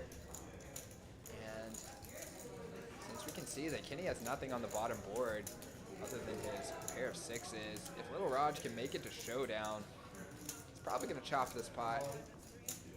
Yeah, Little Raj has just enough to stick around. Yeah, that's up to 300. Kenny goes all in. Raj snap calls. I'm guessing Raj has queen 10. Yeah, Raj has queen 10. With clubs, it looks like as well. You weren't getting any diamonds. At least one club, but yeah, he does have the nuts. So. He did fold on Mike's part. He did totally work out on his board. I want to know diamonds, man. Yeah, definitely. That's where people get in trouble with these bomb pots is feels like you got a lot going on, but in reality, based on the action that you're seeing, oftentimes, like there, where Mike just has the nut flush draw on one board, and then on the other board, he has the draw, but the board's already paired, and then now he's just drawing to one board to potentially chop the pot.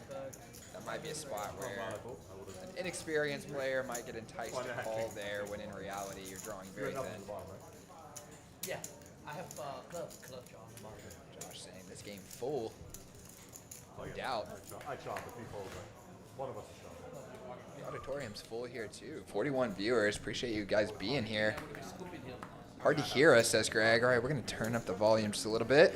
Let us know if that helps. Hopefully that's better for you guys. Good to see that they are doing no cap on this game. They had a 2-5 game going just the other day, and they actually put a $500 cap on the bomb pots. They didn't want any table breakers going. But it looks like uncapped tonight. So potential for blood. Absolutely. And $10 straddle on here. We're going to see a couple of limps, and then the Indian, a.k.a. David, bumping it up to 50. And then Kathu, a.k.a. Assassin, 3-betting behind him on the button with the pocket eights. That clears the field, and we're going to go heads up to the flop here with $400 in the middle. Oh, wow. And another action board to stay on theme with tonight so far. Kathy's going to flop a set here. David with an open ender. I have one hand.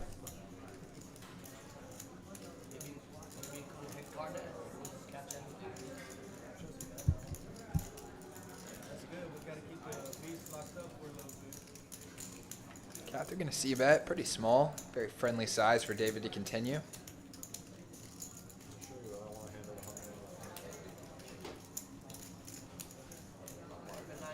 King on the turn doesn't change much.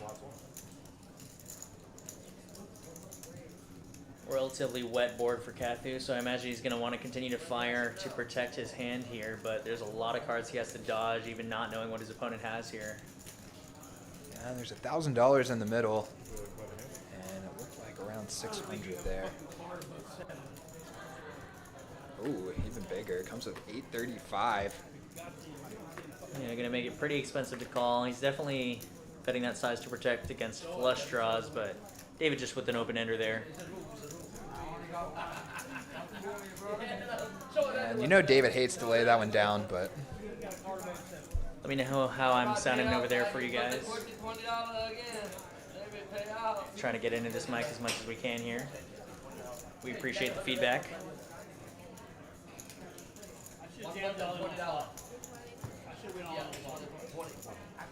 what a great game going tonight, guys.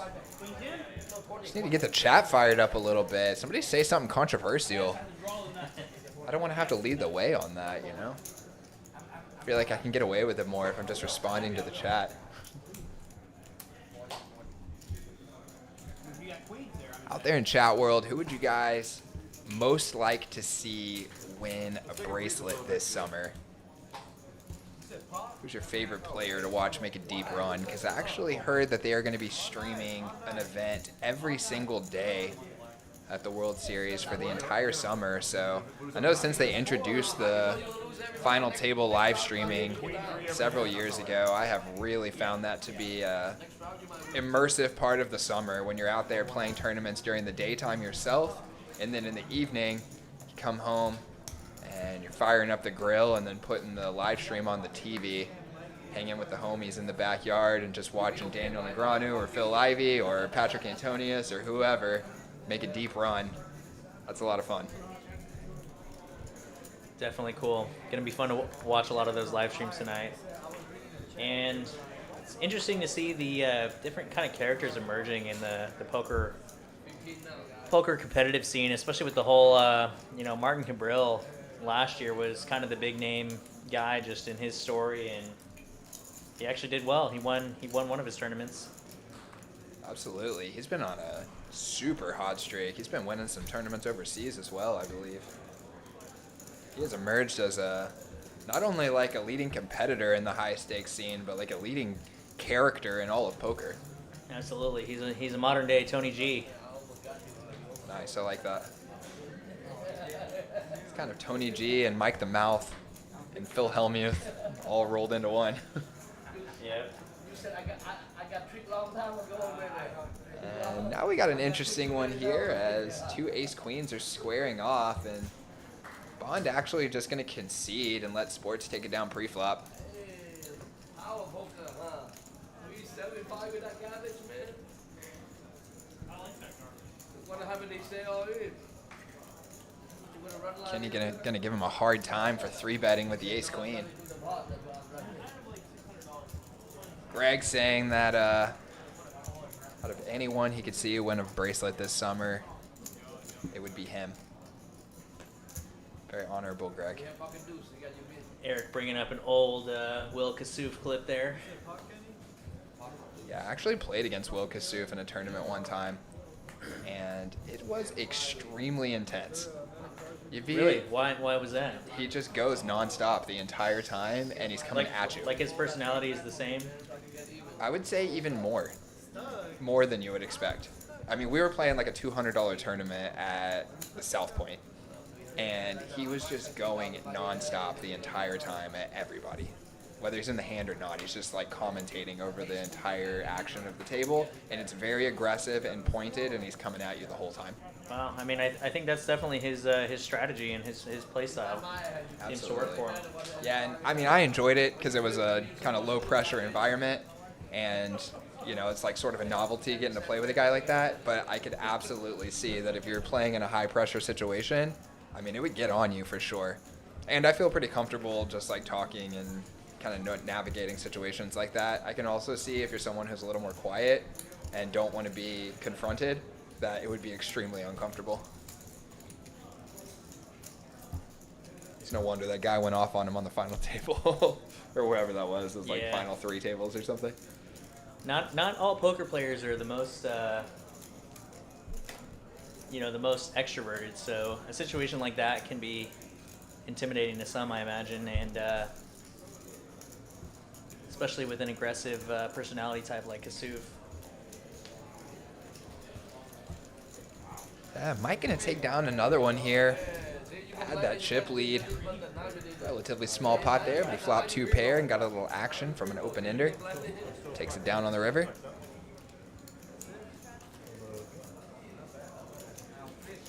Getting some great Will Kassouf taglines coming in here.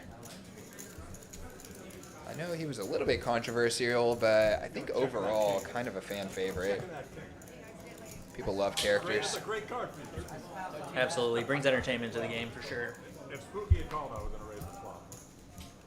It's one of the things I loved about the old big game. I'll rewatch that all the time.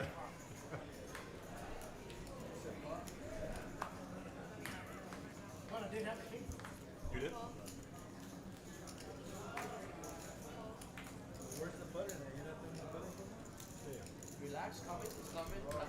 Got Josh asking if they're going to need some more players here. I mean, get your name on the list, and if someone gets busted out here with, especially all these all-ins that we've been seeing, might have one open up, or you You here in PH with us currently?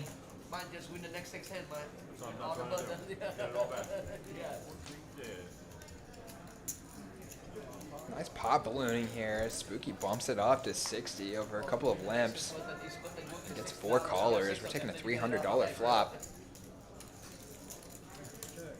3 players with Broadways in their hands, and another pocket pair from David the Indian, who actually has the best hand currently. Yeah, you might have thought this would be an action board, but really not much going for our players. Checks around, and then Kathu turning the pair of kings. Gonna take a fairly commanding lead. Yeah, we got both Raj and Mike with a gutter here. And Kathy's going to jump way ahead with the top pair. Yeah, Raj gonna try and take a stab here with his gutter. 175 into 300. And Kathu gonna call. Raj does have a double gutter, any 7 or jack there, but does miss. Not my fault, good catch. And pair king's going to be good here. Especially as Raj is going to actually donk out once more. And this is going to put some pressure on Kathu, who, even with the king here, it's not the best kicker, so this could go either way. Yeah, and you gotta feel like Raj can represent quite a few strong hands based on this line as he led into the field on the turn after it checked around on the flop, with him not being the pre-flop aggressor. Yeah, And he'd always then just have a leads better again. king for 2 pair, but Kathu is going to stick around for the call here. Sure.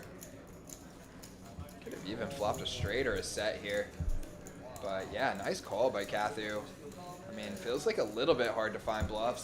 There's some out there with a open-ended draw and a flush draw on the flop, but yeah, leading into the field 4 ways and then coming again strong on the river, that's a good call.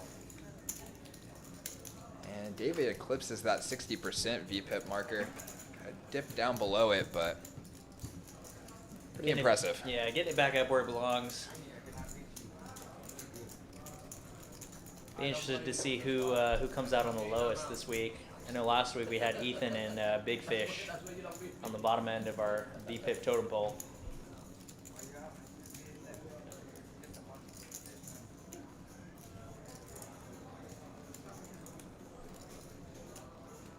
You beat my brother 4 We highlight need to balls. win every hand, Assassin. If we win every hand, we got 350. Yes. Yeah. Yeah. Oh, someone else going? Still 6. Get 2 each.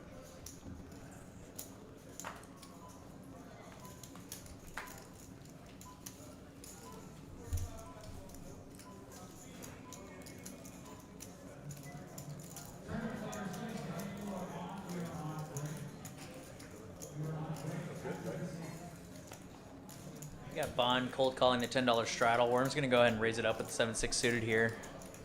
He's going to get called by David, who has him dominated on spades. Go, ball. Got the big Yeah, Worm's been quiet for a few minutes. Normally a very action player. Must have been card dead the last couple of orbits. But he's back at it.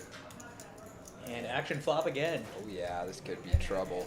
Man, these are some great boards tonight. So we have 2 players with a flush draw and Bond with the open ender here. Backdoor spades. Yeah, and David also with a gut shot. Worm also with a gut shot. Wow. And it's going to be Worm coming with 100. And I guess the size of this pot's going to depend if anyone tries to make an aggressive action along the way. Just a couple of calls on the flop.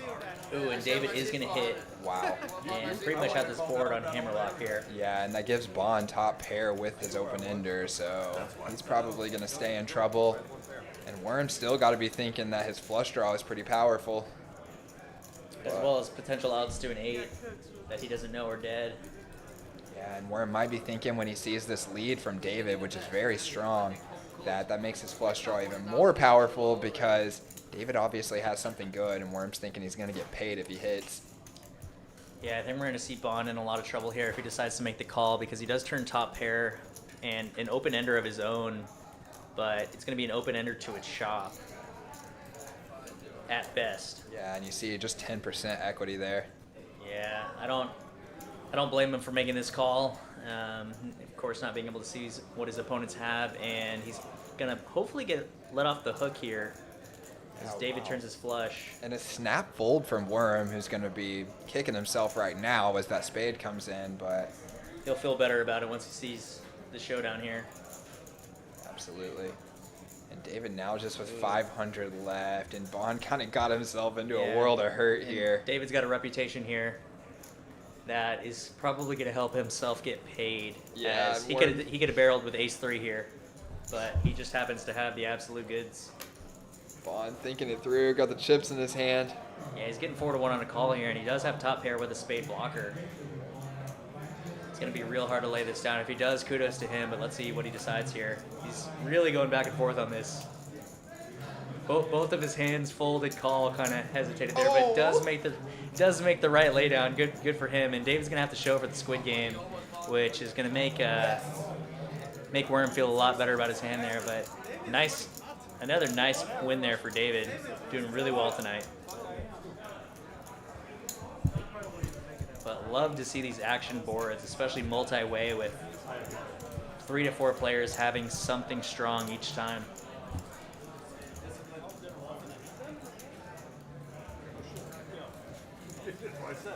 We'll say David's been running pretty good lately. I joined him at a 1-1 table in the middle of last week, and he spun up a $200 buy-in into like 2K at the 1-1, which is pretty incredible. Wow. That is impressive.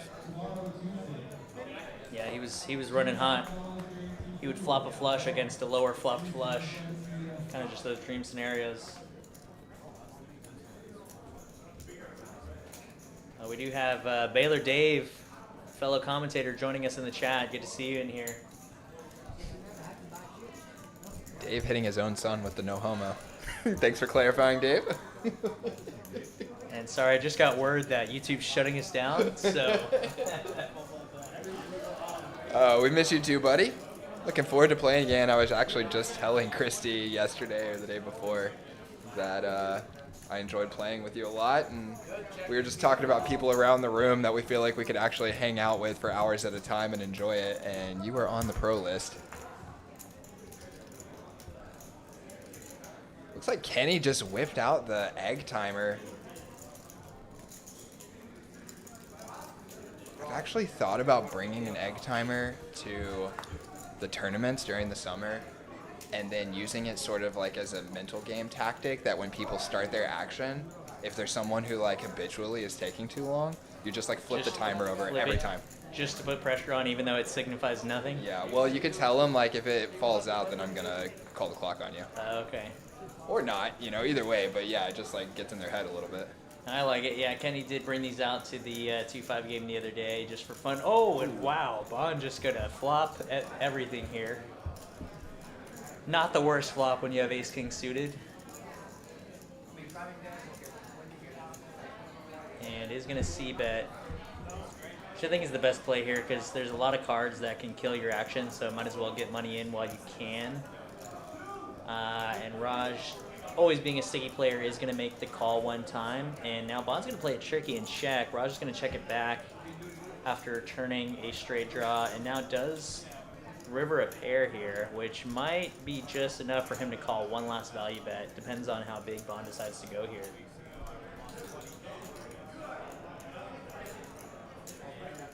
Especially if Raj puts him on like a naked ace of clubs hand that missed. Big bet though. Yeah, and Raj does make the call. Snap calls. Kind of had a feeling he does like to call in these spots. Disappointment on the face there.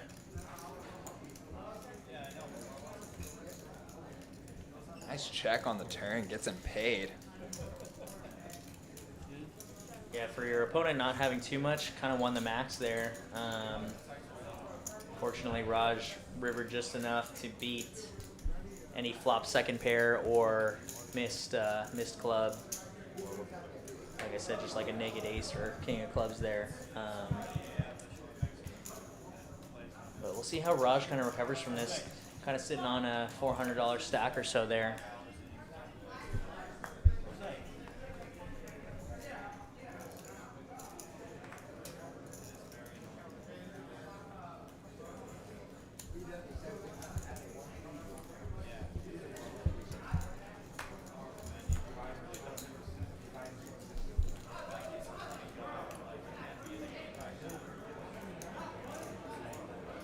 Gonna go multi-way limped pot here. Kenny's gonna go ahead and flop a flush, which is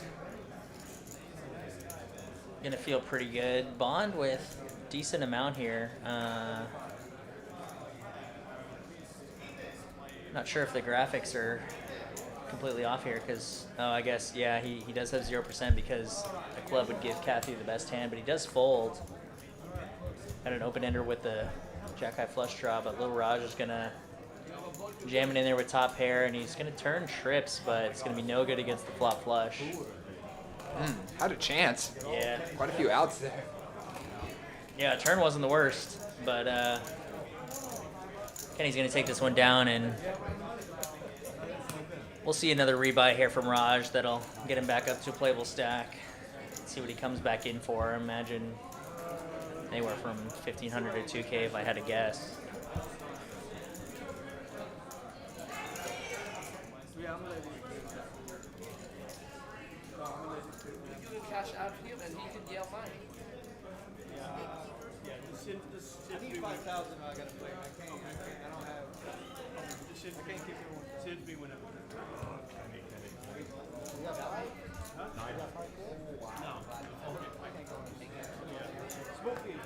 I thought David was gonna raise. 5.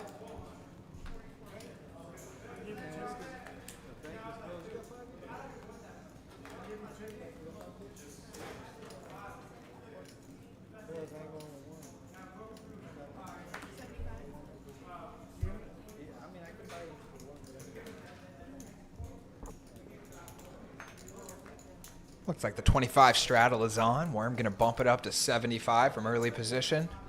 And it's going to be Dave waking up with the ace-king suited. Oh, and he piles in a lot here. He's going to raise it up to 340. Yeah, and I think that's probably just going to take down what's out there. Worm with the quick fold. I never mind just taking it down pre-flop with ace-king. Suited or unsuited, it is still a non-paired hand.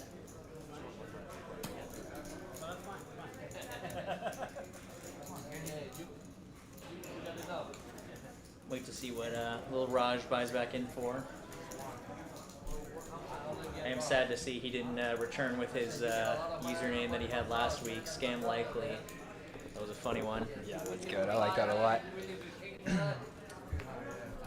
So Art Pena, the square chip there. So they're playing a version of the Squid Game or the Nick game here. So whenever you win a hand, I think you get one of those placards.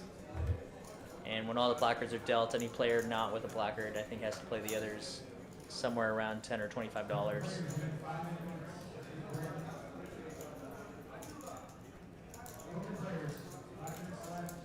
As much as I would like to say that they're playing with $1 million placards on the table. One of these days we'll see a very high stakes live stream, I'm sure.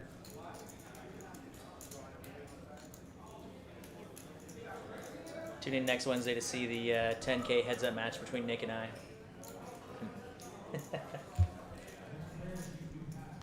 Paid out at 0.1 behind the scenes. Yeah. Okay, guys, so interesting spot here as Worm has ISO'd from the straddle after Kathu opened from the small blind. I love this play from Worm here. Instead of flatting and letting those other players in, he decides to take this pot heads up. And now going to c-bet, and I think who wins this pot is going to be determined a lot by whether Kathu chose to check raise or check call here on the flop. And when he just check calls, that's going to give Worm a great chance to get to showdown. I don't want to be a jerk, but if he comes Let's back see what ends up happening here on the turn. Yeah, this would be a pretty good check raise spot from Kathu as he turns the gut shot straight draw to go along with it, but it does go check check here on the turn. As both players really not with much here. Right, but if he comes back in. I think we're just waiting to get the readers in line and then we'll see a river here. Unless they both lose. If they both lose, then they're paying 100 no matter what. But if it's only one person.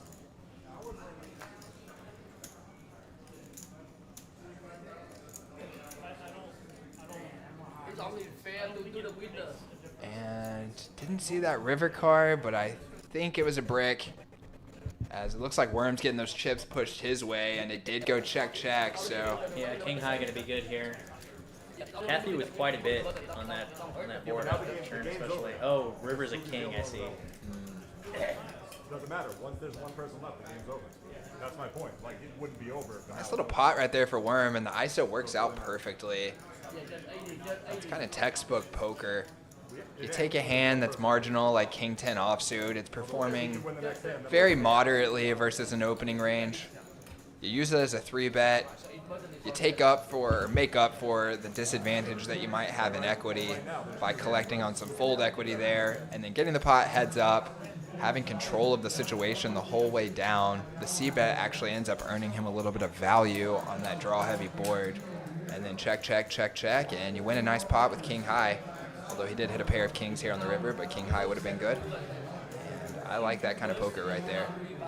In control of the situation the entire way down and made the most out of his equity. Alright, so everybody agree? If anybody said no, then we can stop the game right now. Yeah. So if you burst it and do not rebuy it, so the payout of $100 becomes And it does look like that was the final hand of that round of the Squid Game there. We said that last time, then we forgot to say it this time. but it's only $10. Mike's gonna head and open us up with the King 10 suited here to 40. That'll be the standing rule. So I aggregate that now. Kathy's gonna make a little bit of a light call here on the button with the 10-8 offsuit. Ethan, you coming in or what? And Sports is gonna come along as well. You owe me.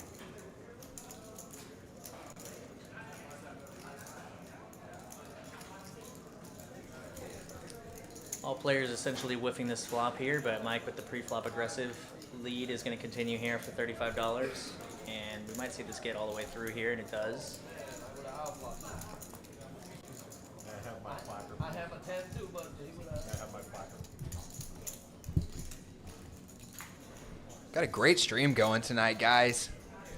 Held our viewer count pretty steady here throughout the night, and appreciate you guys joining us. It's been a minute. I'm going to shout back at you. Please hit that like button for us. There's 32 of you and only 15 likes on this video, so click that button for us right now. I'm counting on you. Art Pena, David, Josh, Eric, Sean, Greg. Greg, you already did it. You're off the hook.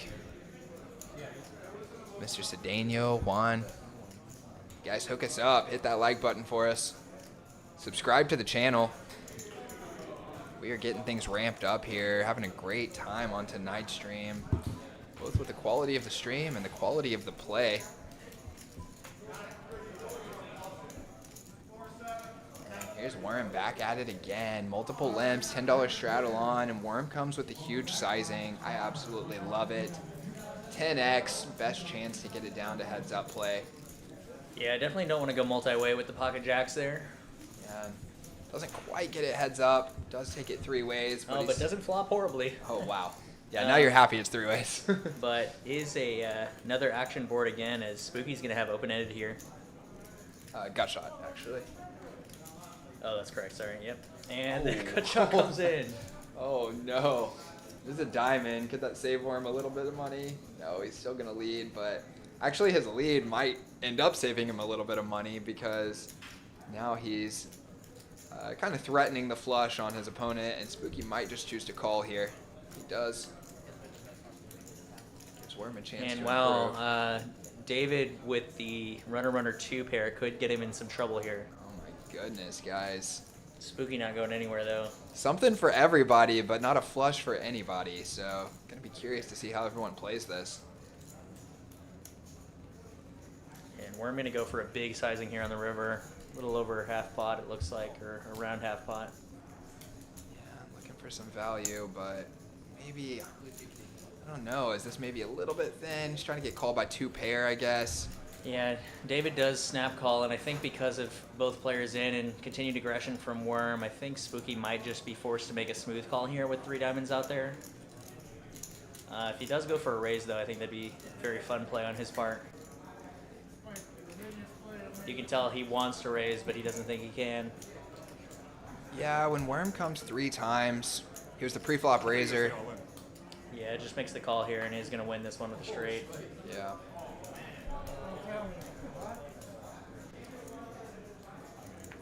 I think well played hand from Spooky, and In terms of choosing not to raise all the way down. Would have been very curious to see what would have happened if he did put in the raise, because I mean, you have to get called by pocket jacks if you're going to raise. yeah, and Do you I think Worm would have called? I think for sure either Worm or David would have made the call, but I think because Worm's hand is the strongest, I think if Worm folds, David's definitely calling, but if Worm calls, it would have been very interesting to see if David would call as well, or if he would let it go. Give him some small chip, 200 or something, man, before he pay the blind. He's going bigger or nothing. Well, you still need some $5 chip to pay the blind. I didn't say nothing else.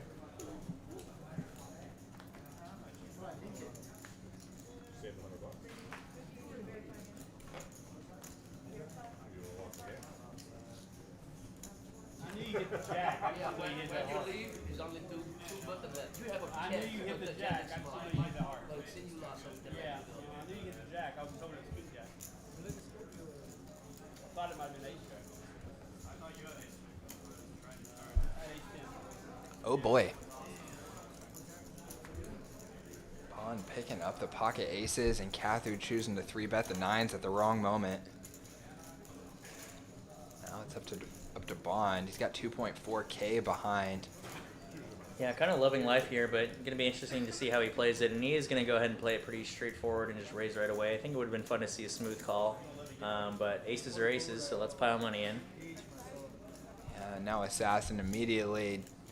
Alarm bells. Yeah, and maybe second guessing his decision to 3-bet in the first place. Looking at Bond and going, do I even know this kid well enough to know whether I can call here? Also having to consider how deep they are here for potential set mining. Yeah, Bond with only 1.7 back. Catherine not quite getting the odds needed to hit his set there. Yeah, and a great fold by Assassin to get away from it. Could be a spot where people get a little enticed to call. You're facing a younger player who might be capable of making a move here. You're also playing the Squid Game. And you got a pretty strong hand. So good fold right there by Assassin. Very disciplined. And always nice to get that immediate feedback from the Squid Game as Bond has to flip over the pocket aces there.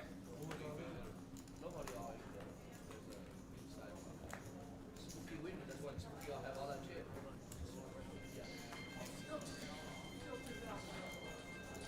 Spooky 1,400, I think 500 or something. And looks like we did lose Lil Raj after that last hand. Oh, just kidding. He's back. He's back with Jinxed it. bullets too. Yeah, yeah. Bought in for almost 4K, it looks like. I guess we'll see here in just a minute. But Worm with another good premium here. Ace Jack suited. He's going to get called by his buddy David. Or no, looks like he does make the fold here. And Kenny getting a little frisky here. We could see another Jack Deuce off situation building. Wow, very frisky. Did you get a chance to see that clip? 3-bets to defend his straddle. No, I did not see that. So we had a hand last week where he came along after a 3-bet with Jack Deuce offsuit and ended up triple barreling into Raj, who by the river only had bottom pair, but Raj let out for 400. Kenny re-raised him to 2K, and Raj snap called with bottom pair and was good. Wow. But gonna get in a little bit of trouble here. He does flop bottom pair, but Worm's got top here, so. Yeah, let's see how far Kenny's willing to take this one. Having a pair that might embolden him to keep going. He does slow down. We might see him try to rep clubs here if they come in.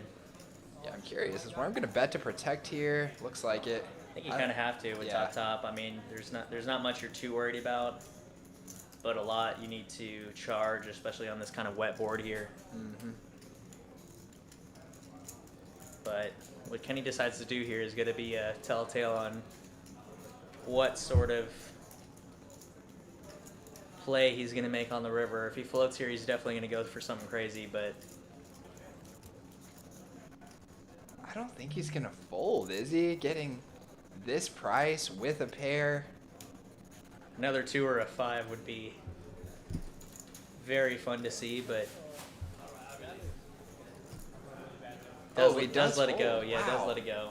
I thought he was thinking about check raise.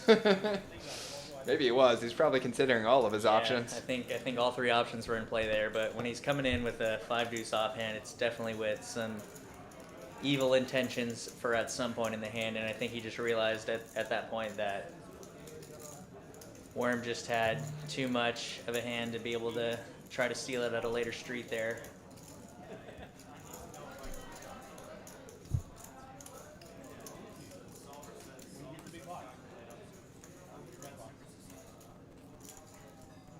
Might have been able to get away with murder on like a club turn.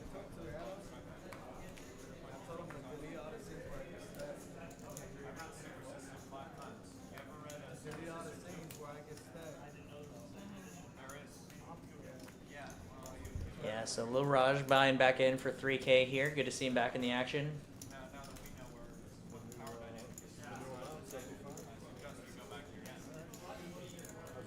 And Sports is going to wake up with the pocket queens here. Rest of the players not really with much, but David decides to call with the 5-4. And Sports is going to go ahead and flop an overpair here.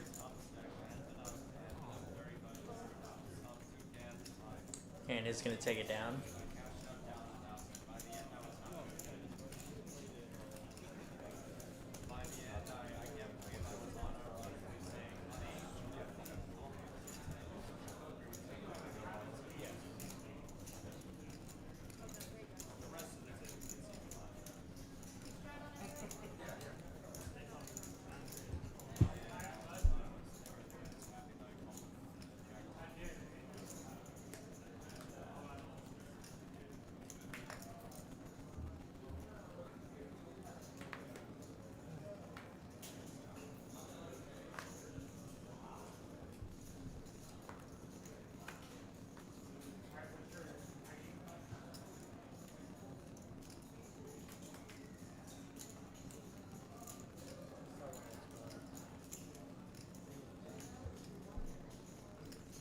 Worm's going to open it up with the Jack-10 offsuit. Raj is going to call with King-10, and Kenny now with Ace-Jack. It's going to come along as well.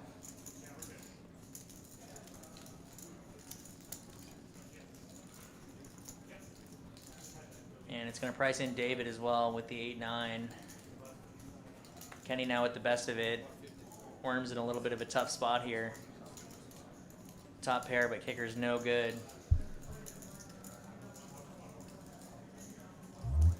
And David's going to have a gut shot to the 7 here.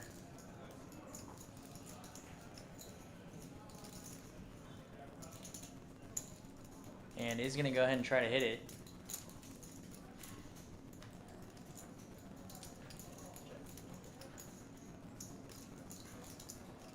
Ooh, and I forget who, but somebody folded a 6 earlier. They would have had the best hand on the river. All players check, and the queen coming in on the river is going to slow down some action here. Worm might try to value bet his second pair, and I think Kenny's going to snap this off.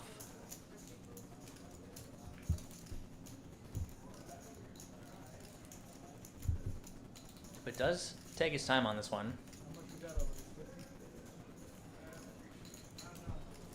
Looks like he's thinking about making another hero fold. Yeah, I couldn't quite see him folding here, but yeah, Ace-Jack going to be the best of it. Going to win a nice, sizable one there. $800, $1,300 pot.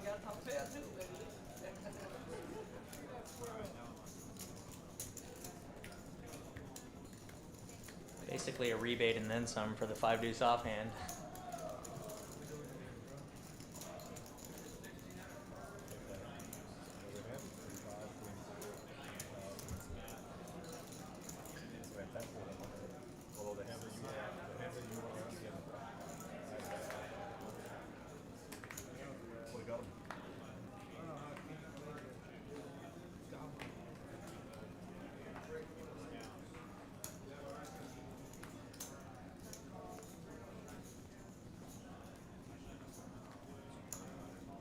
Mike with another suited ace here is going to go ahead and raise it up. He's been kind of killing it with these hands. Suited ace 5 and ace 7 hands.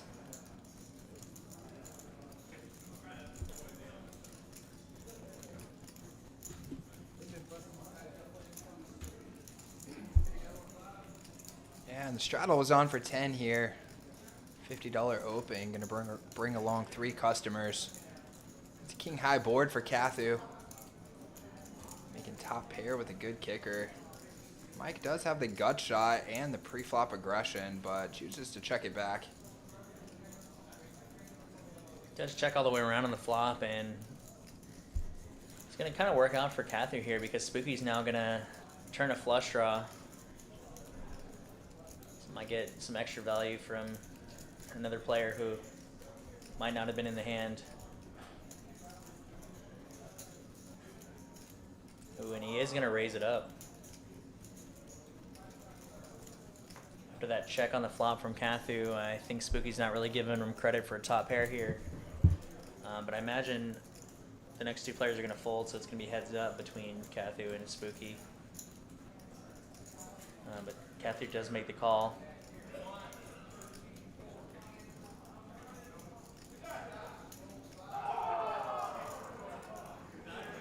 And the river, it's going to be a 9. It's going to check it over to Spooky, who had the last aggression there. It does look like Spooky's going to bet out 200 here, just small enough. Kind of value bet sizing there, but unfortunately Cathu's the one with the value. Yeah, I like that sizing a lot because he actually does get some fold equity from some ace high hands or some bigger flush draws, and can, you know, kind of rep some strength at that value sizing hand, like you said, while still getting a really cheap bluff. Yeah, exactly. You don't have to bluff quite large. You can make it look like a value bet, and you kind of lose the minimum on a bluff. Just like you mentioned, it gets through any non-paired hands for the most part. Yeah, and when I see a play like that, I always think, like, would the person actually be bold enough to bluff this small? And it kind of makes me feel like I'm always getting owned. And I might even make a hero fold there because of it. But, yeah, Assassin, probably with King Queen, you're not folding there. You might think that the guy's even value betting a hand worse than yours. Yeah, I'm kind of the same way. I'm more likely to hero call larger sizings than I am smaller ones. But it kind of just depends if you're getting the right price. Yeah, it takes some guts to stick out that $200 into a $1,000 pot and feel like, oh, I'm just going to get snap called here. But Spooky probably has experimented with that quite a bit and knows that he actually has more fold equity than you might think. And when you're going 1 into 5, you don't need your opponent to fold very often for it to pay off. What do you mean? I told you. You should either sit out or you're in. You can't really vote. Mike here raising up the ace queen suited, and Cathu with the ace jack. Lil Raj weighing his options with the jack 9, kind of totally dominated by both players here, but Yeah, I feel like he might be feeling a little antsy to get involved. We haven't seen him in a big pot since he sat back down. yeah, not the worst flop for his exact hand here against the other 2 players. Yeah, absolutely. Not only could this board be good for his range, but not bad for his hand. Does check around, and let's see if he wants to take a stab here on the turn.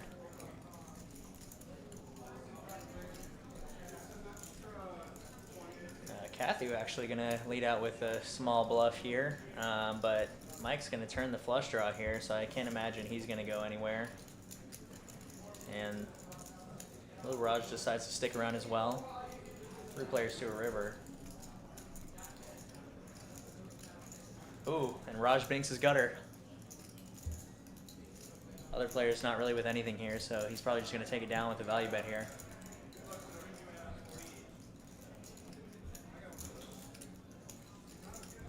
$3 into 450, 2/3 pot bet. Nice Very little normal size. Yeah, 0 to hero there with his hand.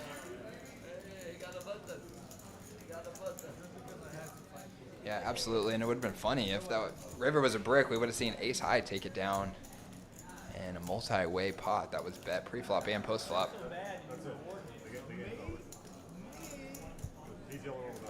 Raj picks up his first pot that he gets involved in after getting back in the game, so that always feels good. Get you move in the right direction, try and help stop that downward momentum and turn it back the other direction.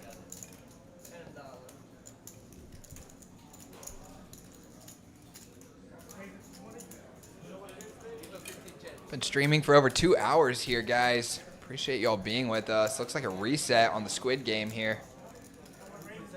Everyone settles up, and then they recollect the placards and begin again.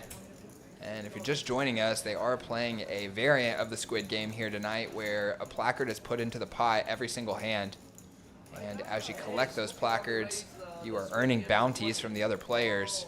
And those without end up paying out the bounties to those with after all the placards have been distributed. And then they recollect them and start the game again.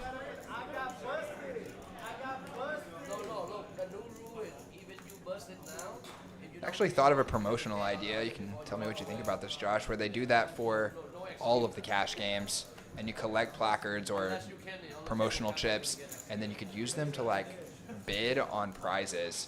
The more hands you win, the more fuel you have to bid in silent auctions to try and win prizes that are part of the promotion.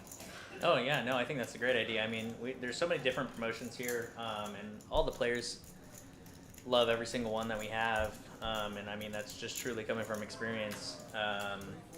So no, I actually think that's a great idea. So how would that work? Kind of like almost like a raffle ticket-esque situation, or? No, not because there wouldn't be a drawing. I'm envisioning like as you win them, you just like keep them next to your stack. Oh, like you're using it as currency to exactly. bid auction style on like a hoodie or something. Yeah. Like 4 buttons for a hoodie. Yeah, and it would be, I mean, you could do it any way you wanted, but I was envisioning there'd be like kind of an auction where whoever's the highest bidder gets to take down the prize. Or you could save them for the next prize, or even save them for next time when you come back to play. You just collect them from trip to trip and, yeah, use them as currency, exactly what you said. No, that's a lot of fun. I like that. Raj here with Broadway, and is going to get called by Ace High. Now that we've reset the button game here, players desperate to win hands, so I don't necessarily disagree with the Ace High call there, but yeah, Raj kind of just turned the world there. Yeah, maybe David feeling like that bet was kind of polarizing. Thought Raj either had the goods or nothing, and turns out he had the goods this time. I do like the idea of a promotional bounty game of sorts amongst the cash tables. I think that'd be a lot of fun. Could give a lot of incentive for players to stick around too and try and win more pots, or maybe even play when the games are shorthanded.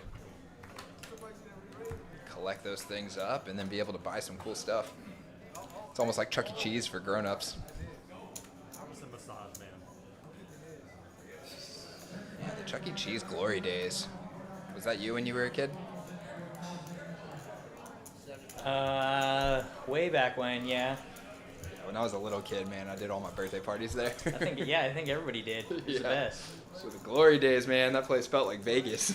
Yeah, Vegas, and funny enough, because the little coin pusher was my favorite game. Yes, me too, dude. When they got a coin pusher here, I immediately went out to the car and collected all my quarters and brought them into play. I was always a strategy guy. I'm like, I'm not here to spend chips on spinning around. I want to get as many tickets as possible to go for whatever high ticket prize I could get from the little prize pool that they have. I love that. There, just thinking about it strategically. Yeah. Me too. I was just telling Christy that the other day, that when I was a kid, I was always in there trying to like scan the room and see like what was my most plus EV route to trying to get tickets. Skee ball and the coin pusher. So There you those go. two. Nice. I actually had the one where it's got the ball on the sort of like snake-like platform, and you have to spin the wheel back and forth to balance the ball. Oh yeah. You know what I'm talking about? Yep. Yeah, and you got to keep it on there all the way to the end and drop it in the hole. I'd spend most of my time there. Yeah, and then there's tons of different arcades out and about that have those kind of high ticket games there. I always like the one where it's there's little buckets and you have to press the button to make the balls go in them. And Yep. if you time it just right, you can get every single ball into a bucket. I think they have one like that at Choctaw, actually. Oh wow, for like a casino style game. Well, they have it in the arcade. Oh okay.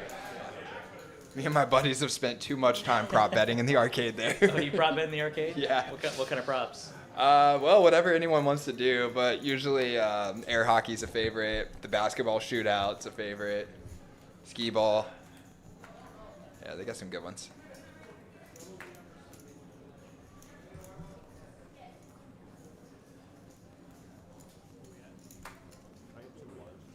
All right, pocket aces here for Kenny.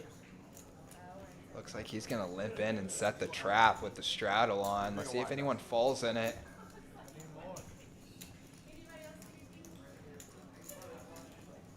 And no, it's going to be worst case scenario for Kenny as the trap fails and we're going 6 ways to the flop.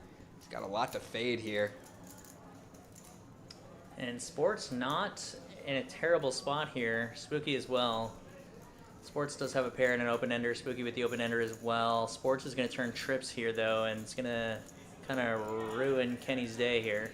Yeah, and I think if I'm Kenny, if I limp and it limps around, I think you got to take a stab on this flop to clear the field a little bit. He was so worried about, oh, wow. What a play right there. Kenny loses the $10 only with the pocket aces. Oh, and it's going to boat up.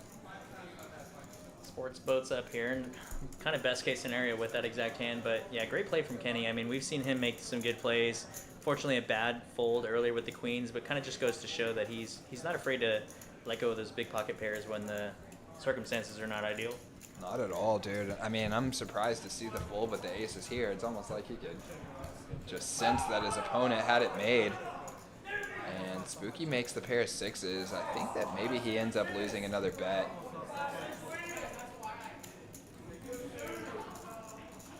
And the 6-4 offsuit takes down the Rockets.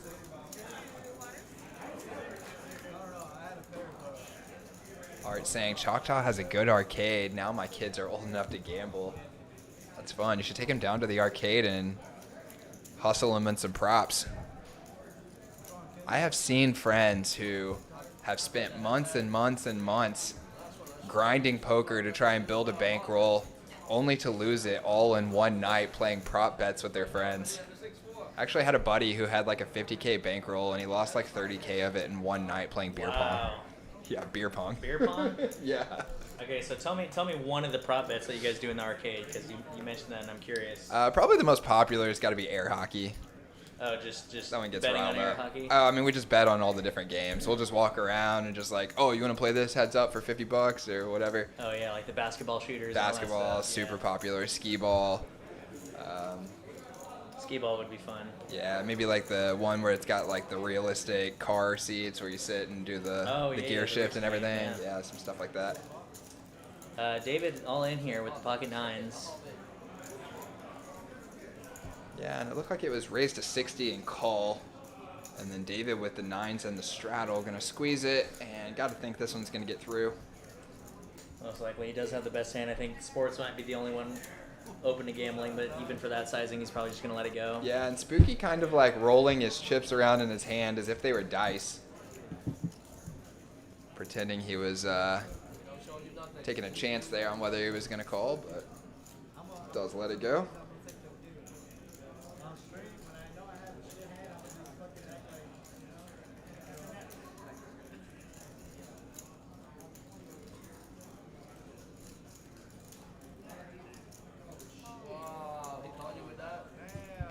Oh, Sports does make the call. Wow. Okay, we got action here. We going once or twice, I'm not sure. It is a coin flip. Sports with a pretty loose call, but if he knew David had nines, he might have gone ahead and gotten in there with that dead money in the pot. Oh, and go ahead and river is set here. They are running it twice. Good to get one of the nines out of there. Let's see if they can chop this one up. Not looking likely so far. Uh-oh. And David's going to get it scooped there. Bang. Big pot energy, 1.5K in the middle. Nice double up for Dave. Yeah, he was running good right off the start, and I didn't realize that his stack had dwindled so much from the 4.2K he was at earlier, but nice little recovery, heading in the right direction again for him on this one. Good to win them both, for sure, with pocket nines, especially when you're faced against two overs.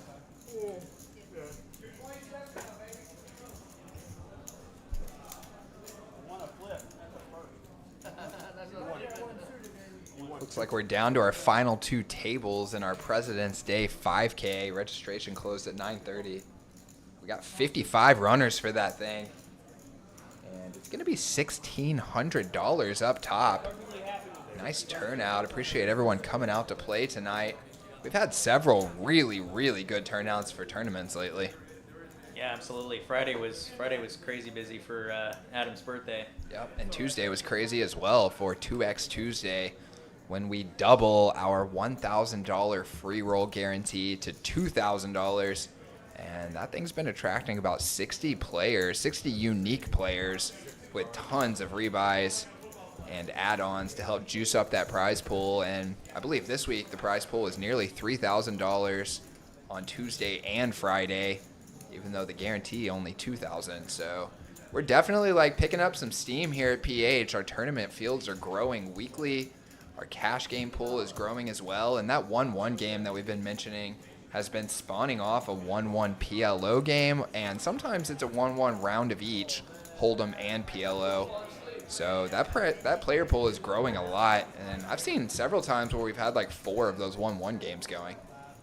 Yeah, they are very popular, even with some wait lists of people waiting to grab their seats there.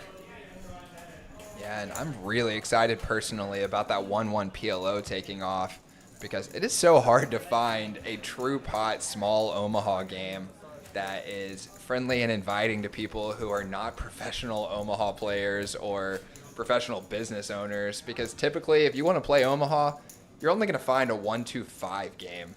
And that means that you need to have at least like $1,000 ready to go to even have a chance to climb in the ring. Definitely. I'm gonna have to start taking a stab in that 1-1 PLO game. I actually haven't played it just yet, so I'm gonna have to give it a shot one of these days. Yeah, Maybe it's a this ton week. of fun, ton of action as expected, and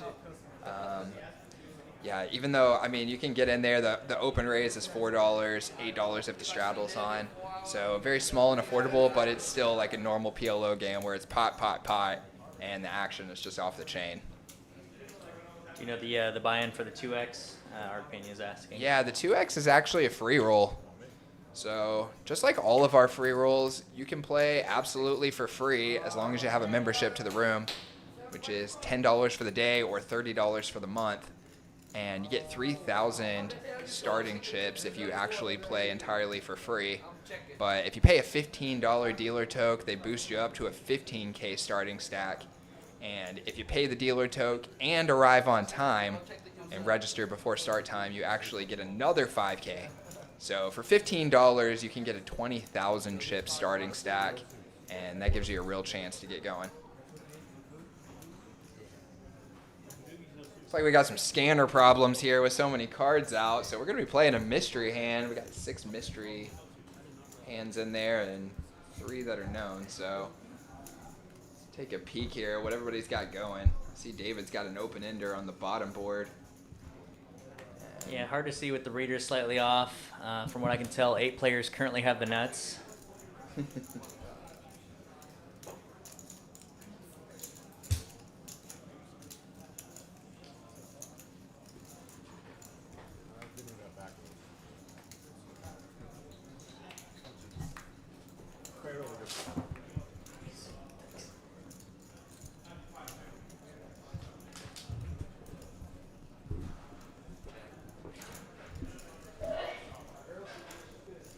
And we've actually got 3 specialty tournaments going weekly now, guys. Monday, even though today was President's Day, so we had something special going. Typically Monday is our Bounty Hunter tournament, and that's an $80 buy-in with a 1.5K guaranteed prize pool. Tuesday is that 2X, and that's where our player pool is really taken off here. I believe we had 7 tables going at the same time this last week, and that's coming again tomorrow. And that's a 2K prize pool with the buy-in structure that I just mentioned, and you can rebuy in that thing for $25, and add-ons are $20. And you can check out all that information on Poker Atlas and see exactly how that tournament goes. And then on Wednesday is Nicole's game, where we've got a $2,000 prize pool with an $80 buy-in, essentially the same structure as what we ran for the President's Day tournament today. And those are weekly tournaments. And then every single day at noon, as well as Thursday through Sunday at 7 p.m., is our normal 1K free roll tournament, and that's got the same buy-in structure as what I described a few minutes ago. It's absolutely free to play for 3,000 starting chips, $15 for an additional 12K chips. And then if you register on time, you get an additional 5K chips. So 20K starting stack for 15 bucks. Best deal in town. And that gives you a chance to compete for a $1,000 prize pool, normally around $400 up top in that thing. So really, really good deal if you just want to get some hours in, see some cards, and have some fun. The energy is always high for those tournaments. Ton of players having a good time. You wouldn't even be able to tell if they're playing a free roll or if they're playing high stakes poker. You know, oftentimes actually the lower stakes the game, the more fun the players are having. So you definitely want to get in here to the room and check that out. We've also got a ton of food options coming your way. You can check out our schedule for our food trucks that come through. That's on Facebook at PH Social Dallas. So go over there and check out all of the food options coming, and then come on in to play in one of our tournaments. And stay around to play in the cash games, those 1-1 games that I mentioned running regularly, as well as our 1-2, which is a 500 cap no limit game. And then we get this 2-5 here, or as they're playing 5-5 tonight, going a couple of times a week. I know it was going on Saturday and was a really, really good game, it looked like. So a lot of action here at the room. And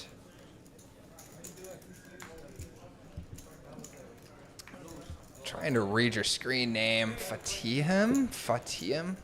Sorry about that, buddy. Not exactly sure how to pronounce that one. Says, never been here before. Should visit and check out the tournaments. Absolutely. You should come tomorrow. Tomorrow night is the perfect time to come. That's that $2,000 free roll tournament, and it goes weekly. And it's probably our biggest player pool for a tournament. Obviously depends on your own personal buy-in preference, but that's a great one to play. And asking if I play, I do play at the room very often, several days a week. I play in the tournaments occasionally. I mostly play in the cash games. But not from lack of wanting to, just because I enjoy the cash games a lot, and oftentimes don't want to stay until the end of the tournament in the evening, so just don't play them quite as often, but happy to whenever I'm in the mood. Appreciate you joining us tonight. And same to the rest of you guys in here. 32 viewers right now. I've had those numbers up over 40. Hit the share button. Send this to one of your buddies who might want to watch some 5-5 uncapped action. A lot of great characters in the mix here. Hope you guys are enjoying watching it. I know I am.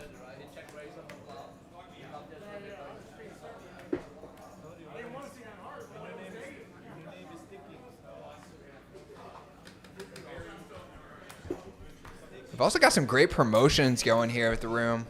I want to give a quick shout out to those. We got 2 regular promotions for our cash games. The first one is the Flush Rush, which requires you to count your flushes by suit. If you can collect 3 different suits of flushes, you can choose to cash out for $100, 10 hours of playtime, and a hoodie. But if you were brave enough to go for the 4th flush, that elusive 4th suit, and you manage to hit it, you can collect the jackpot, which right now is at $2,500. Goes up $100 a day, 5 days a week, because that promotion runs Monday through Friday, 9 a.m. to 9 p.m. So you got to hit all of those suits during the day before that 9 p.m. cutoff. And if you do, you collect the jackpot, which has already been hit a couple of times, most recently for $3,400 last month. Huge score there. He was just playing 1-1, I believe. So collecting a $3,400 prize out of the 1-1 game for doing nothing but making some flushes. Pretty sweet. Yeah, that's incredible. Fatim wanting to know what's our crazy hand story. I got one that pops in my head, actually. We were running a high hand promotion here a couple of months ago, and it was $300 per hour. And that thing rolled over twice and was at $900. and it was ticking down, and you can see up on the board how much time is left before the end of the period, the pay period, and someone had already qualified for the 900.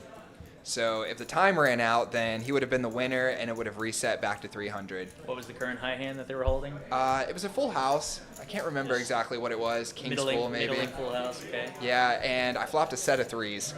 Okay. And the timer is running down, and I'm actually in the hand with a player who's a total newbie to poker. So, like, every time it was his action, he was double and triple checking his cards and then taking his time to try and figure out what he even had on the board. And we're playing heads up, and there's about 30 seconds left when the river card comes and makes me quads. Nice. And you were like, let's get the showdown, please. Yeah, exactly. And I actually chose to check instead of betting.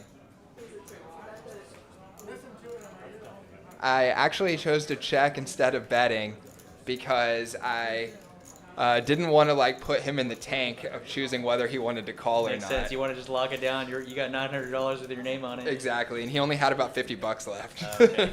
Went check. So I check, yeah, and I'm like, okay, come on. He's like sitting there, like holding up his cards, looking, and I'm watching the clock, and it's going like 10, 9, and finally he's like, okay, I check. And then You're I'm like, like, high hand, yeah, please. exactly. Table my cards, flip High it hand, over, high like, hand, high quads, high hand. Nice. Yeah, that was a good one. High hand. Yeah, last second.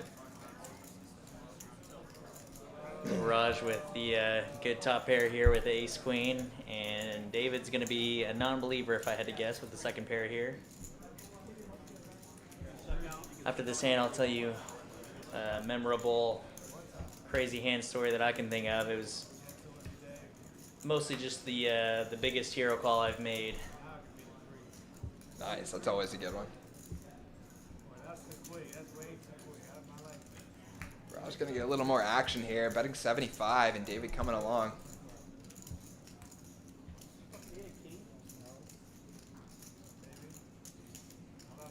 Gonna go for the milky value bet there on the river. David asked him if he hit a king. Fortunately, he was already there.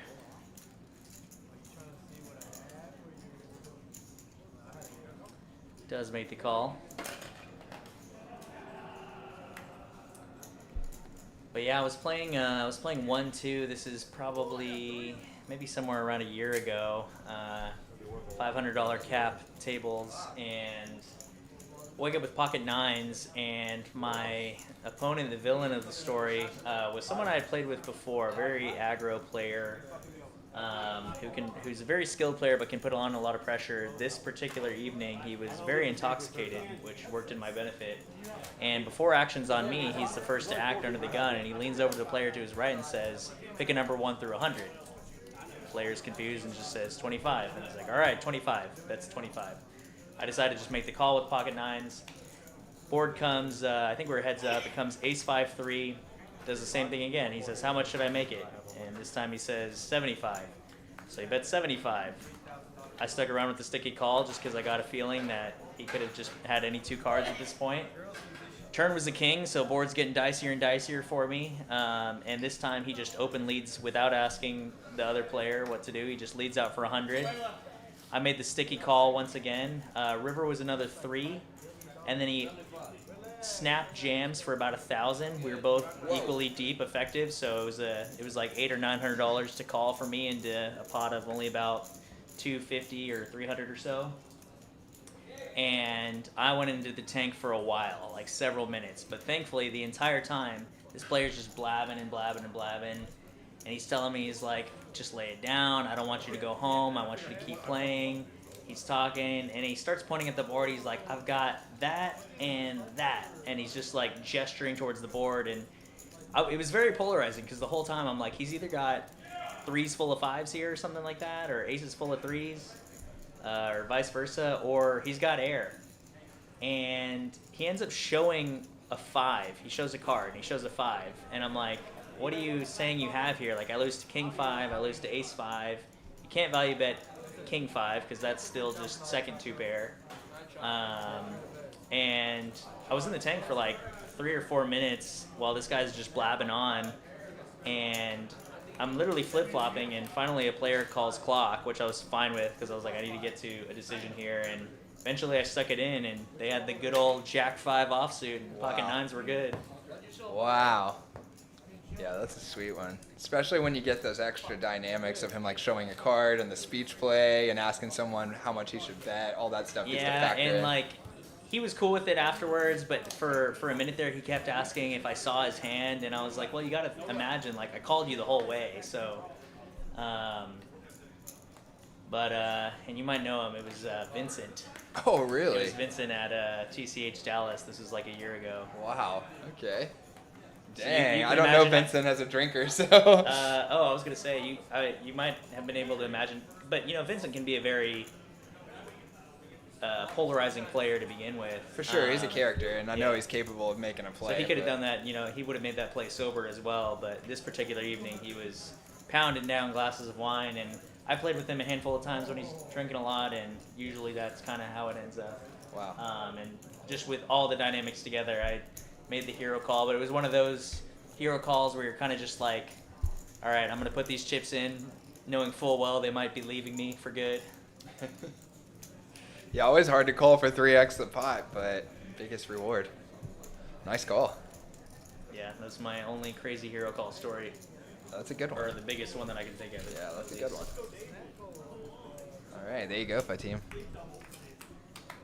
Hope you enjoyed that. And we are back to the action here. Little Raj opening it up, getting a couple of callers. Maybe Mike getting a little bit impatient or just feeling like he's waited long enough. Making the early position call with the 10-6 suited.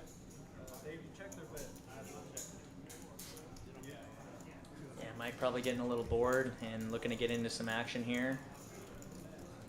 Haven't really seen him involved in a hand in quite a while, so but David can take it down just with some aggression here. Yeah. Mike looking a little bit frustrated when he folded there. I think maybe he is feeling a little bit of boredom from being card dead. And David just stabs with the ace deuce and takes down a nice little pot. There's over $400 in the middle. And with his stack only being around 500, that's a pretty nice little pot to take down.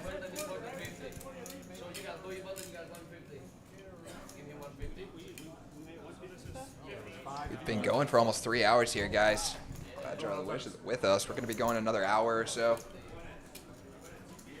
Yeah, big shout out to everyone joining us here again on a Monday night live stream. We appreciate you guys joining us in the chat as well. And then it does look like each button is $50, so not too shabby. $50 Squid Game. Oh, wow. Okay, they are pumping it up. Yeah, at least that round was. So they might have bumped it up for that one. Wow, and it looks like maybe David collected there, huh? Looks like he added about $300 to his stack, so. That actually explains the call with the 10-6 suited and the frustration fold. Yeah, there you go. That makes sense. Much better to pay out anywhere between 100 and 150 bucks than calling off the 250 bet there from David. You guys pump up the chat for us here. Nobody said anything controversial tonight. Some of my favorite parts of the stream is watching the chat go off. Somebody light us up here. Not too crazy, you know. Don't get us banned, but give us something to talk about. One with 14% go. Sorry, 16%. One with 24%. You run fucking good. I don't want to hear it. Ever. No, honestly, Spooky, you did a good run.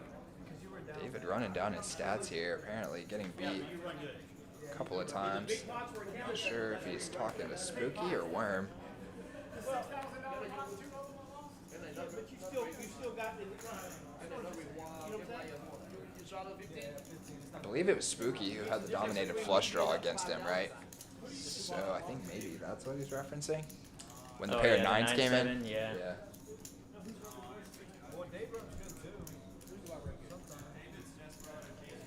In Desperado, I run something like God.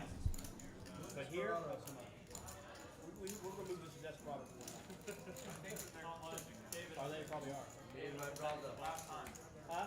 You got anything good? Yeah. I'm surprised they made it this far, actually. I'm not trying to bluff. You got 2 overs, no good. 85.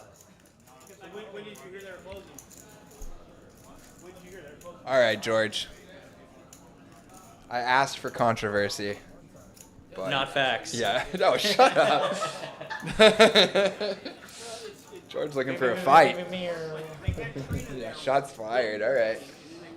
Mixing it. I mean, there's a reason why action players hate on nits, and it's mostly because they get all their money. I mean, Valid. So I guess from a for-profit cash game player strategy, what are your takes on the different play styles, and how do you feel that kind of a tighter play style might be more beneficial versus others, or what's your take on that? I feel like you can win in low stakes poker, especially playing many different styles. I don't think that there's one set style that's like, oh, this one wins and all the others lose. I think that the main difference between like how well you can do at different styles is changing your variance up and down. Because I think what ends up happening is that most players win the bulk of their profit betting on good cards. And then when you start mixing in more mediocre hands, you get a lot of like kind of break-even plays that are a big mix, you know, some small losers, some small winners, a few big losers, a few big winners. But most of like those mediocre hands end up kind of coming out in the wash as like a net even. And then it kind of just comes down to like how well you play when you have good hands and maximizing basically. And so like looser players, like it is possible obviously that if you play very loose that you end up spewing too much, but I also know some players that are very, very good solid winning players that play very loose, and I know some very good solid winning players that play very tight. So yeah, I think it's more of like how you maximize whenever you're picking up first best hands versus second best hands, and get away when you have second best hands versus first best hands. Sure. And then when you're playing all of those smaller pots, I feel like a lot of them kind of just even each other out, and you're just kind of patting yourself on the back a little bit by giving a lot of action, and also like helping your image. You know, can't take away from that for sure. But yeah, when I see a very loose player and they're making a loose play, I kind of feel like they're deceiving themselves into thinking that that's where their profit's coming from, when in actuality it's coming from most of their good hands. I know that's very general, but No. That makes a lot of sense. All right, got a little raise to 50 from Kathu here. Maybe getting a little impatient himself, trying to get some Squid Game buttons, especially when it's up to a $50 bounty per button. And he does flop himself a little bit here. Got a gut shot. Is that going to be enough to keep coming? Yeah, Mike with the best of it with a pair here, but we'll see if he can navigate to the river. Little Raj is going to pick up a gut shot to the 10.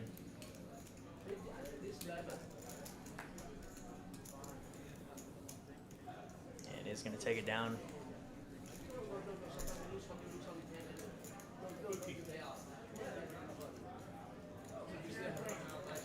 Yeah, I think honestly what ends up making the biggest difference between whether somebody does well or not is how much they can put in order the factors to consider in a certain situation.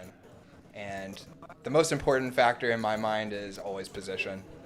And when people are honoring position, you can play loose, you can play tight, but if you're prioritizing that, you're probably going to do better than someone who isn't. And so if you're prioritizing position and having the aggression and trying to manipulate situations to get into pots with players that you're targeting, you know, action players, those are the things that are really going to pay off, and you could do that from a loose strategy or a tight strategy. Yeah, absolutely. I mean, that's one thing that I've picked up, you know, playing in some of these slightly higher stakes games, like these 5-5 games. I have to prioritize position a lot more versus maybe in the 1-1 or the 1-2. Yeah, exactly. I think there's sort of this like feeling that drifts around the poker community. It's like a gentleman's agreement that like I'll give you some loose action if you give me some loose action. And I end up seeing players, even people who are good at analyzing poker hands and know the game pretty well, they just don't prioritize position enough, and they end up in too many situations where they're thinking their skill advantage is going to overcome the physical disadvantages that they're at in the actual hand, where they're willing to get into situations where they don't have position, they don't have aggression, and they're playing a weaker hand, and they think they're just going to wiggle their way to showdown and somehow outplay everyone. And it's like, really what outplaying other people is prioritizing those factors and not ending up in those bad situations in the first place. Yeah, it's a really solid take. I like that. I'm gonna be thinking hard on that in my own game, and I like that a lot. But Sports here, I'm gonna flop a solid overpair here. Yeah, $400 in the middle here. I believe this was open, 3-bet, call. 3 strong hands facing off. Yeah, not the worst board for Bond either, so he could get himself in a little bit of trouble here. And thanks to Fifth River Rat for joining us here in the chat as well. Glad to have you. Yeah, thanks for the love. I was looking for controversy. George brought it. Fifth River Rat bringing the love. Thanks for tuning in, buddy. But Bond does make the disciplined fold here. Let's go with the 6s. And I imagine the 10s is just going to get through here. Oh, but Worm going to get tricky here. Wow. I'm going to rep the board. Oh, it looks like Worm was actually the 3-better pre-flop, huh? And then Sports cold calls, and then the 6s call after opening. So Worm going to check raise and represent an overpair even bigger than 10s, or potentially like a set of 8s, I guess. Sports is going to stick around. I do like that call because there's not a whole lot on this board to be terribly worried about. Now, that's not the best turn card, but it's also not good for Worm's hand either. Worm So could have used that card right there. He could have, but he's got to check it back. Yeah, and it's actually kind of tricky because you're like not representing a king by check raising on the flop, Right. but your bluff range can still have some kings. So it's like, should I give up on a king, or not give up necessarily, but slow down on a king and make it look like I have queens jacks, which is kind of what I was repping? Or do I want to keep firing and make it look like I have ace king that was check raising, or maybe like a king queen of clubs type hand? Pretty interesting one. We can obviously see that Sports had the 10s, and if Worm kept coming, that might have gotten through. Ooh, but he's going to go for a big bet here, and I think Worm might have to let this one go and cut his losses. Yep, snap fold. Yeah. And I like that bet from him right there. It was a big bet in dollar amount. Relatively small bet compared to the pot. Right. So I actually like that a lot to protect his hand. Does have a lot of fold equity when Worm was just messing around like he was. And get that protection right there, which is what he needed because he was still up against a 6-out hand. So a little bit dangerous to let him take a river. And you also give him an opportunity to consider bluffing again. So I like the protection bet right there, but still small enough to give Worm a price that, you know, you don't want to get so thin that you're only like folding off hands that you already beat. You definitely want to still get some value when you make a bet like that. Yeah, it would have been interesting to see if Worm would have fired another value-y sized bullet, maybe like 400 or so. Yeah, definitely. I mean, that king, it's like... But just like you said, you know, what are you representing? Like king high that got there somehow? Yeah, exactly. Ace king, king queen of clubs. Unless you just have exactly aces or kings and you're just firing 3 streets. Yeah, and you got to be a little nervous because this deep, it's totally plausible that your opponent's range is made up of mostly pocket pairs, including the small ones. And then when he continues versus a check raise on that board, you're scared you might be bluffing into a set. Yeah. Little Raj here with the ace jack of spades is going to call. And Sport's going to flop the best of it here. Top pair and a gut shot. Yeah, Sport's getting a little something going, and he's sitting on a 5K stack. You see that nice little pretty stack of purple chips out front. Yeah. I know that last pot was a big one, but I wonder if we missed another big hand from him. Yeah, I think it's also possible that he just topped up. Yeah, I don't recall his stack getting quite that high, but Yeah, because I mean, I think he probably just added purple chips. I don't think he would have won those. And I think we would have noticed if he doubled. he's been playing well. Yeah, and he's got the best of it here. And looks like he gets called. Nice little value bet on the river. Third pair. Ace high had to see. Yeah, wow. Gets called by ace high. Great play right there by Sports.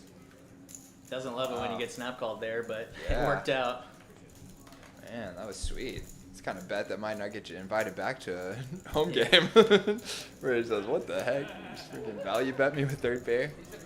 Yeah, definitely must have topped up here. He's sitting on 5.7K there. Bang. And guys, we're set up for a 10K pot here. Looking forward to seeing one for our first one. Absolutely. I don't think we've seen a 10K pot on any of our streams, have we? No, not yet, but there's definitely a lot of promise tonight. I mean, we saw an almost 7K pot 3 hands in or so, so Yep. there's potential out there. Absolutely. We got 4 players right now that could possibly get involved in a 10K pot if they were to square off against each other. Well, blind bet is went out at the turn. Blind bet is went out at the turn.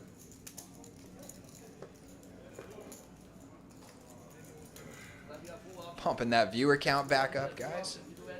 Keep it going. Share the stream if you don't mind. Let somebody know that likes playing here in the DFW area that we got a great game going tonight.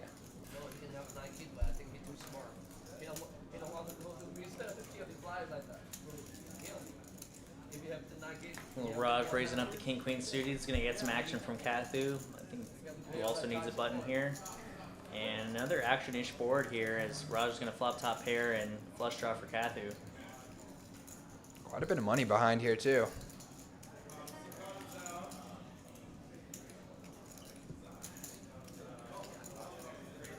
Goes bet call.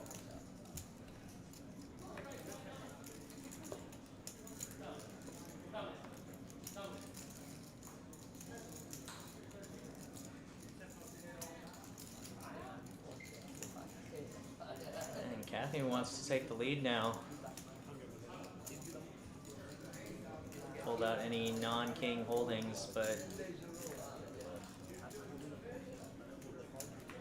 I guess just Raj snap calls and now essentially a brick on the river here. Let's see if Kathy wants to bluff at it.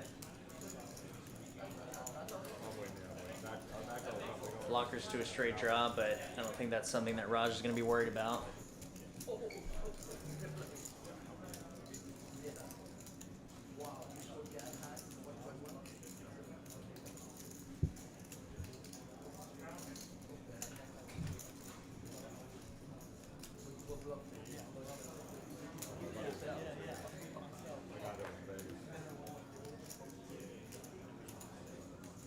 And he does decide to give up here.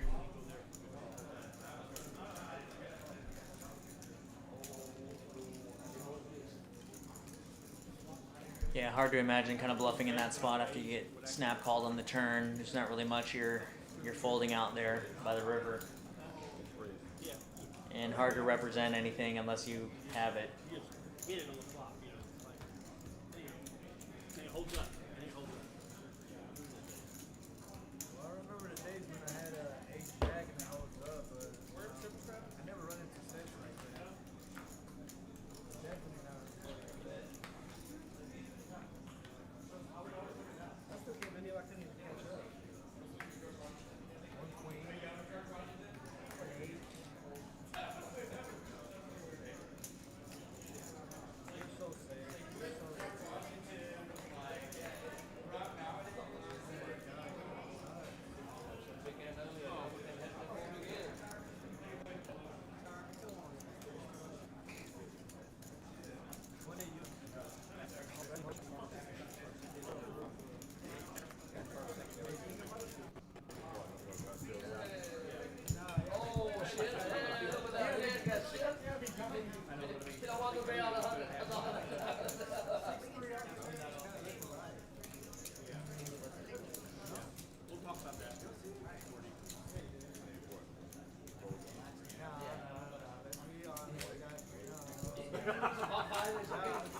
Seeing some good consistency across the pre-flop raise stats here. Everybody kind of in the low to medium 20% range. That's pretty wild, isn't it?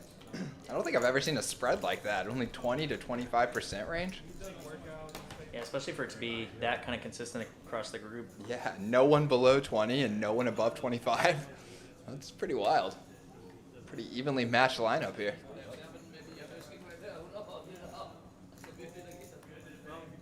Alex? Yeah. Keep me safe. Yeah.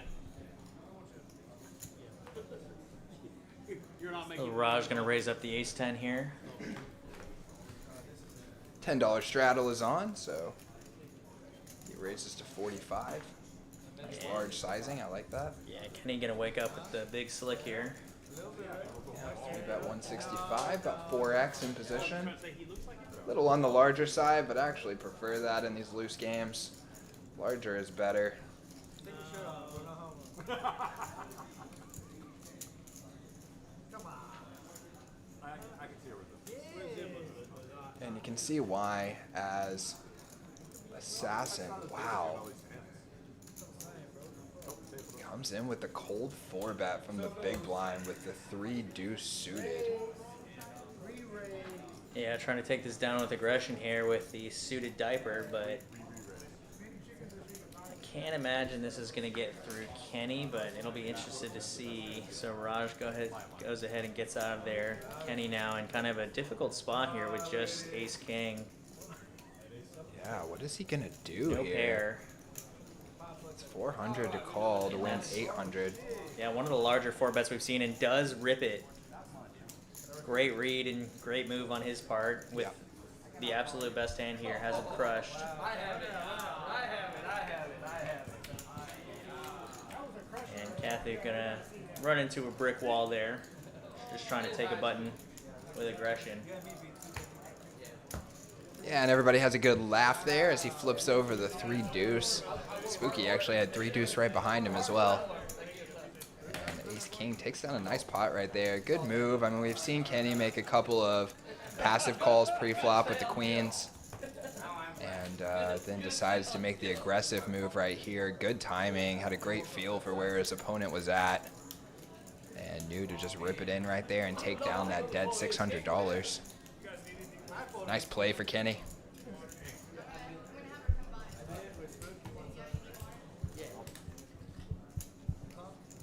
Good laydown, sir. 2 3. You missweet your hand, huh? You thought you had to smoke it?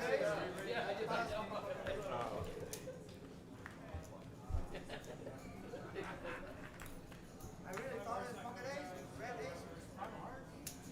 Hey, if I had one too big, if I have ace jack or ace queen, he probably wins it. I would have just folded.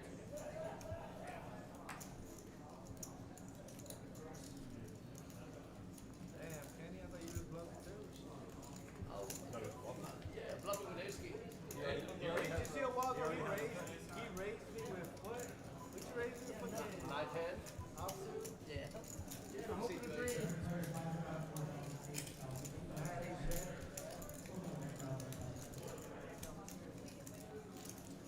Spooky now with a playable hand. Haven't seen him get involved too much lately. Mike's gonna raise up the jack-9. Spooky now with ace-queen, weighing out his options here. I guess we missed some of the pre-flop action. Looks like he just smooth called the 40 if I had to guess.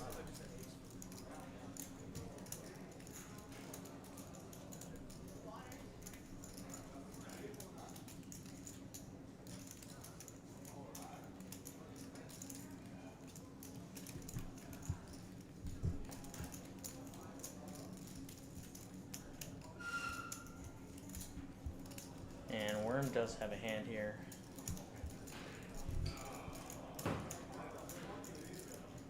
Yeah, looks like our graphics were off just a little bit on this one.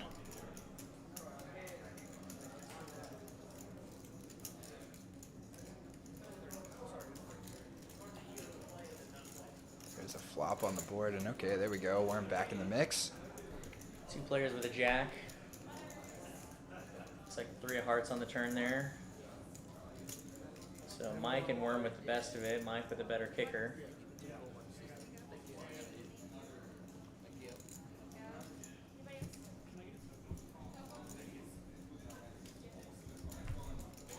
All players maintaining pot control here, and action turn card. Mike's still with the best of it, and there's no way he's getting off this hand. Worm's probably gonna unfortunately value own himself here, but how can you know when you've got 3 jacks? Yeah, and it was checked around on the turn, right? So now Worm got to be thinking his 3 jacks are good. Depending on the sizing here, though, if Mike comes with like 150 or something, oh, it's Worm first act, excuse me. 300 into 245, so that's just gonna earn a call out of Mike. Yeah, it does just snap call here. And Worm gonna get the bad news, $800 going the wrong direction. And updated chip counts there. Worm moves down, Mike moves up. Pads his lead on the table. Up over 7,000, and you can see they do not have big blinds next to their name. That's because those guys are up over 1,000 big blinds. This is a very deep cash game, which creates a ton of interesting spots. Yeah, definitely. 1,000 big blinds.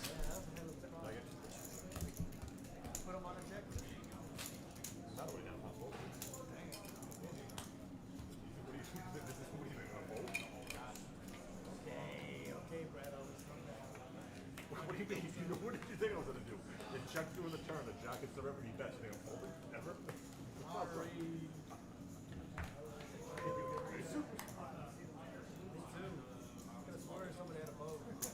I was more surprised because I thought he wanted to raise the flop.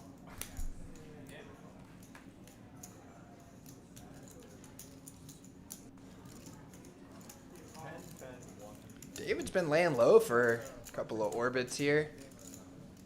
He's going to raise up the 7-8 offsuit here, get involved in the action, try to win a placard. Attacking the limpers, and now Worm comes in attacking him. Tomorrow you can play GTA. 3 betting with the King-9 suited from the big blind. Fold for Raj, fold for Mike, and now David. Does he want a tango? He is getting a good price. And he does call. We're going to take a flop here. 3-bet pot. Large sizings. Yeah, over 600 in the middle already. And kind of an ugly board for both players here. Yeah, and this is where the power of position kicks in. Worm does have the aggression and had the best hand and still has the best hand here post-flop. Okay, he does end up taking it down with the C-bet. I was afraid if he checked that he was going to end up losing this hand. But he does C-bet, gets one through, and the 3-bet pays off. And although slightly off, factoring in his rebuy, but did see Little Raj is back up to a 4K stack there, so he was able to recover 1,000 from his initial buy-in there. Nice little recovery for him. Mike's still sitting at our biggest winner, up 3.4K. How much you want me to make you? Tell me already, Brad Owen. 50? Yeah. Brad what I did. Brad Owen. I can't be all the Brads.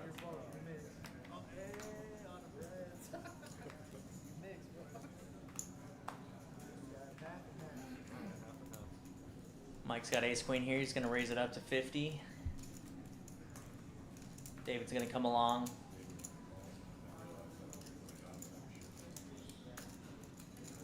Bond's out of there as well. Haven't really seen a lot from him recently. One more ride. Yeah, why not? Playing pretty snug over there. Yeah, 5 ways. Good. I hope you win, bro.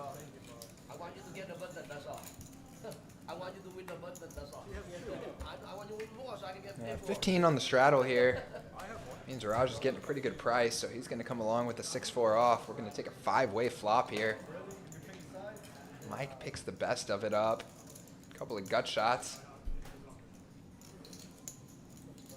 Oh, and Bond with the dominated ace, actually. Missed that. No, the graphics are a little bit off because, yeah, I was pretty certain he folded pre-flop. Okay, Looks like that was right. Yeah, I was going to say, dang, snap folds post-flop would have been pretty epic. All right. Mike going to take down another one there. Smile back on his face. He's picking up a little bit of momentum. The max you can lose is 100. 100. Collect the guy that who don't have a split, he pay 100. Take 100. Yeah, we need to know how many people are there. Yeah, each button worth the $30. Three people or four? Because we got it out, so you get 30. You got 60. Yeah. You got 60. You got 60. And looks like they're settling up on placards here. And are they playing maybe $20 or $30 a placard? Yeah, it looked like it might have been 30 there. Hard to tell. 'Cause it looks like Raj got 60 bucks. He tried to turn it off before he Yeah, I don't know if they're going up by 5 every game. It's actually a great way to make the game more interesting, to maybe have it like random. Maybe you somehow choose based on like the flop or something of the last placard hand of like what the next bounty is going to be worth, because it actually changes the strategy of the game pretty dramatically if the placard's worth $5 a piece or $10 or $20 or $40 or $100. Yeah, absolutely. But you know, either way, it's definitely incentivizing action, which is good. It's creating a different dynamic here at the table that we don't normally see. A little bit looser plays across the board, which creates for some good action here. Yeah, like Assassin going for the cold 4 with the 3 deuce. Yeah, absolutely. Probably wouldn't have seen that otherwise. Uh-oh, looks like Shannon busted out of the tourney earlier than planned. King 9 versus a set of kings. Well, Just a sorry cooler to situation. Yeah, sorry that didn't work out, but happy to have you joining us here. Always love seeing Shannon at the room.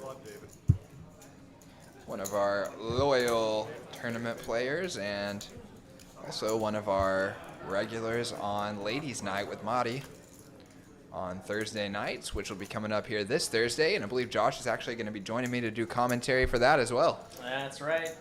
You'll have Nick and Josh back here in just a couple of days, so everybody tuning in tonight, don't forget to join us again on Thursday. Looking forward to commentating on that one. I know Nick's got a couple under his belt here, but just from spectating from afar, I know that it is a crazy stream. It gets pretty wild, guys, so you do not want to miss that. We're going to be starting around 8 p.m. on Thursday. It's all ladies. It's very friendly poker action, but there's a lot of drinking and a lot of partying and a lot of fun. And I'm sure we'll be seeing Shannon there as well. At least I hope so. Shannon's one of our tougher, more aggressive players in the ladies lineup. A lot of the ladies like to play very loose, passive poker, see a lot of flops, try and hit big and then win big. Shannon in there kind of dictating and controlling the action herself, a lot of raising, some 3 betting, some C betting. Yeah, you tried to re-raise me. Trying to capitalize on fold equity.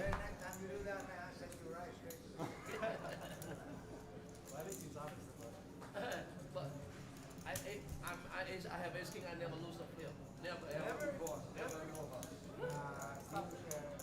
Got 12 players remaining in that tournament out there on the floor.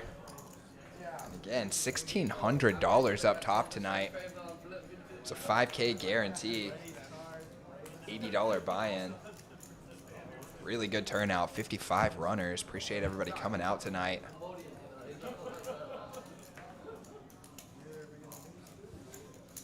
Sad you lost, Shannon. I hope you had fun at least.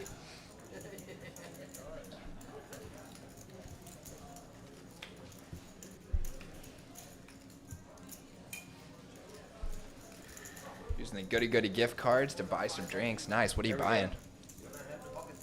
Is that what you're bringing on Thursday or for tonight to console yourself after the tournament bust out? And what are you buying? And let's get back here on this action real quick as we got top pair versus David with 3rd pair and a $200 bet going in on the turn from Bond. Let's see if David can sniff this one out or if he makes a sticky call. Yeah, Bond been playing pretty passive for the last hour or two, so this is the first kind of big hand he's been involved in a while. David does make the call here. He's got a fake flush draw. I wonder if he's going to act on it. Doesn't come in though. Brick on the river. Check and check. Bond just going to show it down. Could have thought about getting a little tricky there with the king, but Happy just to show it and take down what's out there. Shannon bringing the rum and vodka for Thursday. Nice. What's the brand selection on the rum and vodka? You got a preference, Josh? Do you drink? I do, but I'm not a rum or vodka guy. I'm a bourbon person myself. What about you? Oh, fancy boy. Are you a I wouldn't call myself a drinker. I kind of just drink whenever it's available when Yeah, somebody else has brought it. So I'm a social drinker. I don't typically drink at home, but if I go out with friends or there's a special occasion, I'll enjoy a good drink. But I love a good Woodford Reserve. It's my go-to. I'll pay the extra couple of bucks at any bar to get that. Nice. Yeah, I would say I normally end up, I'd probably like 80% of the time when I drink, it's because like I'm drinking something that was offered to me. So So you have no preference really. I mean, I would say vodka's not my preference. Yeah, I'm not a big clear liquor person. I'll drink tequila if I'm at like a resort in Mexico or something There like you that. But otherwise, if I'm out at the bar, I'll get an old fashioned or a Woodford on the rocks. Yeah, I'll definitely drink a tequila and a margarita, or maybe Get like, margarita every now and again. Mambo Taxi from Micocina, if you've ever been there. ooh, nice. They're famous drinks, but they're crazy. One of my old jobs, we used to go there for lunch every now and again, and they're supposed to limit you to 2, but they would not limit us to 2. Yeah, I've had some margaritas before that you only need one. Yeah. At least for me, anyway. I feel like that's like Rusty Tacos. If you've ever been there, you get one of their margaritas, and I feel like 2 sips in, and I'm feeling crazy. But Worm here with the open-ended straight draw. Raj with second pair, currently the best hand. Yeah, and Raj making a big bet. It's 470 in the middle. And now Worm kind of in an awkward situation with the open ender, but with a flush draw on the board and no overcards. He is going to call. Let's see if he can run Raj off of second pair here, but by showdown. Worm picks up a pair. It's not the best hand, but it gives him some additional outs and also maybe some leverage to bluff. Raj is going to continue firing here. Spicy. I have Raj- another small continuation bet here, which Worm might sense as weakness. Yeah, and Raj representing kind of exactly what his bet says, or he has exactly what his bet says, more like. And that's always like a tricky proposition when you're against an aggressive player. It's kind of like, you know, what are you going to do about it type vibes. And let's see what Worm is going to do about it. Kind of hard not to just call with this price, but it does represent some weakness, and Worm might want to make a move here. Yeah, I could see any of the 3 options available coming from Worm, honestly. I could see a smooth call, I could see a raise, and maybe a fold if he just really doesn't want to deal with it. But he's going to just make the smooth call once again. Yeah, you might also be thinking that your opponent's thinking that because he made a small bet that you might be more likely to attack it, and he might hero call you.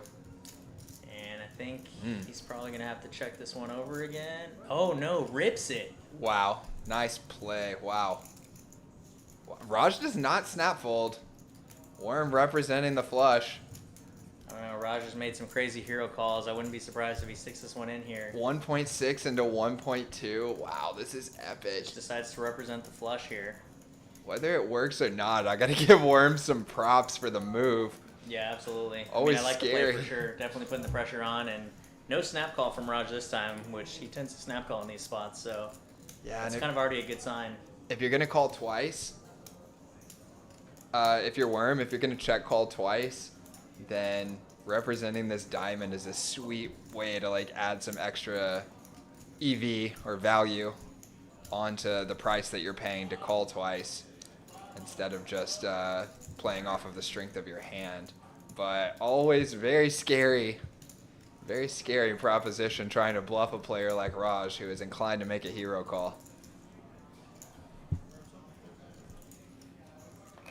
Yeah, if I'm Raj, I'm asking myself, why so big? If you hit a flush, you probably want to get paid, and how am I going to pay you if you're making it so unappealing to call? Oh my gosh, Raj looking at his chips right here. 1.6 to win 2.8. He is getting a little bit of a price, but Still not great. But like I said, I would be asking myself, why so big? Worm fearless. Oh my gosh, I gotta give him props for this right here. He just stuck that thing in like it was nothing. Maybe it would have been interesting to tank for just a second. Does it look a little bit more bluffy when you just snap rip it? It's a good question. I'm sure it's something that's going through Raj's mind right now as he's trying to get any sort of read on the situation, but I wish we could pan over to Worm, who I'm sure is stone-faced right now. Oh, he lets it go! Oh, man. And now he's going to hate his life what he shows so he can get this button. Wow. Yeah, Raj knows. Wow, what a play. What a play, guys. Wow, you got to hit the like button for that one. Thumbs up in the chat. Actually, put worms in the chat. I think there's a worm emoji, nice right? play from Worm there. Yeah, worms in the chat, boys. That had make more sense to call. And George saying, coming from a guy that doesn't drink. I'm not sure if you're talking about me there. Throw a worm up for us. Hit the like button. George, hit the like button. You love us. Help us out. Just takes 1 second.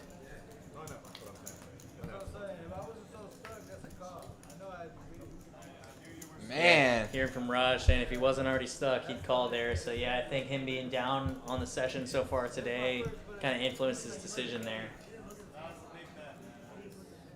That was a beauty.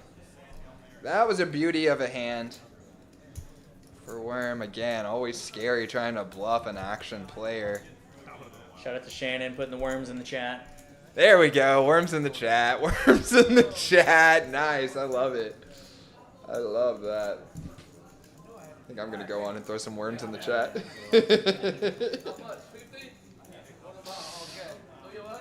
Greg says tough one. Yeah, how do you call with second pair there? Even if you're suspicious, it's just like, what does he have? Like, just feels hard to catch him in a bluff there.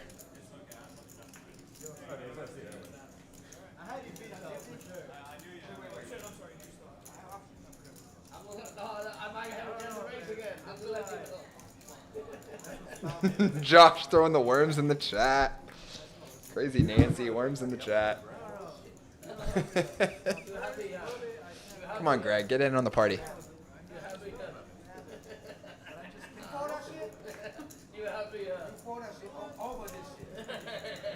Yeah, tough one for Raj, but I don't blame him. Second pair, bad kicker. Kind of handcuffed in that situation. It would have been interesting to see if it was like a deuce of clubs on the river, though, instead of the diamond draw coming in. Absolutely. I mean, it feels like there's no way you can call there. It would have been an absolute hero call.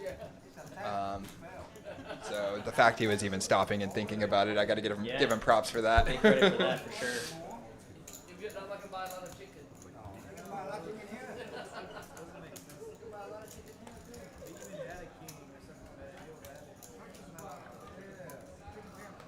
Gosh, I'm impressed. I didn't even realize there were multiple options of worms in the emoji list. Gosh, with some of the stuff that I look for in emojis where I'm like, how do they not have this one? But they got 2 worms. Once an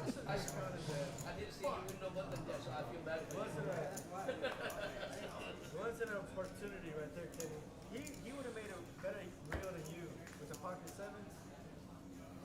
Remember when I got you, we just left you? Yeah. I would have got his ass too. I would have matched. There we go, Greg. Boots on worms. This time, if you call them, Turns out worm was the boot this time. Oh, yeah, that would have been. Mike, you would have called that hand, Mike? Him? Yeah, no, the one he bet the all in that spot. Not with that hand. Yeah. Huh? You would have folded? His specific hand? Yeah. What did he have? Looks like multiple straddles going on here, guys. This thing's getting pumped up right here. I'm pretty sure this was a double straddle. 25.50. Heads up to a flop and already $420 in the middle there. Sports is going to flop 2 pair. Great spot. Yeah, I believe he was the raiser, and Spooky defended his straddle. And now Spooky gonna just snap check call. Well, I mean, at this point, they know you have to check. Oh no, I think he was just checking to see how much the bet was. It's 300 into 420. Yeah, 8 high, not gonna do it. I believe that's the second hand in a row we've seen the 25 and 50 on. And actually, I think that it might have been 10, 25, 50 because Spooky was the +1. George wanting to know about getting in the stream. You do not need to know a guy who knows a guy. You just need to know a guy. And I am that guy, so hit us with a DM on Facebook or Instagram at PHSocialDallas and let me know that you're George from the stream. And we can get you into the lineup. But I'm thinking maybe this is George that I know here from the room. So if that's you, Georgie, let me know. He said you might want to pair. There's no jelly.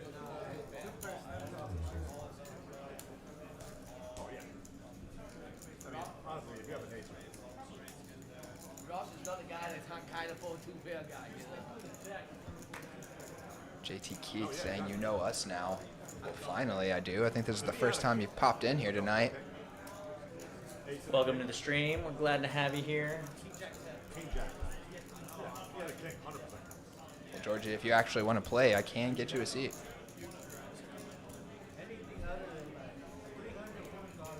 Spooky getting back in here with the ace jack. Let's see what Kenny wants to do with pocket sevens here. Hey, Spooky, you going crazy over there, brother? Spooky going crazy over there, brother. And Kenny opening. Does let it go. Yeah, price not good enough. Just lets it go. He did have the button there. Just not wanting to tangle that deep with the medium pair. George volunteering to wear a costume. Okay, what kind of costume? Like I said, I already lost so much. I can't risk it. What are our options? You would have been like, how the hell you made that call? Finally getting the chat going, guys. Where the heck have y'all been for the last 3 hours? Been slow, steady dribble, and now all of a sudden we're firing off. Glad y'all are here. The chat interaction is one of my favorite things about doing the commentary, so glad Yeah, y'all are in. absolutely. I remember, I forgot your name, but now I remember. That day you were running very hard. You walked away with like almost. Gonna be a surprise, huh? That's good enough for me, buddy. I'll let David know you want to play. And if anybody else out there wants to play, shoot us a DM. We are going to be getting some other streams going here too. Right now we've got the ladies' night on Thursdays and we've got this game on Mondays. And I think it's just about time for us to open up another stream that stakes somewhere in between. Look this way. If I have that I appreciate that very much, Mary. It's nice having a partner in the booth here. I feel like me and Josh are catching a good rhythm here, bouncing back and forth off each other. Yeah, it's been a good time. Glad to be here, and we'll be back again on Thursday for the ladies' night. I'm sure that'll be a lot of fun. Very interested to see how that goes. I'm sure Nick and I will have a great time on that one. I might have to pick up a drink just to get involved in the action in some regard. Maybe Nick will have one with me. Yeah, nice. I might feel more inspired with a partner in here. I always feel weird. I mean, I have brought a drink in here, and then I didn't even end up drinking it. Because I feel weird just sitting in a closet by myself, just talking into a microphone drinking. What up, guys? We're back. I'm watching these ladies from my closet with alcohol in my hand, and Welcome back, guys. Just me. it's like one of those describe your job very poorly situations.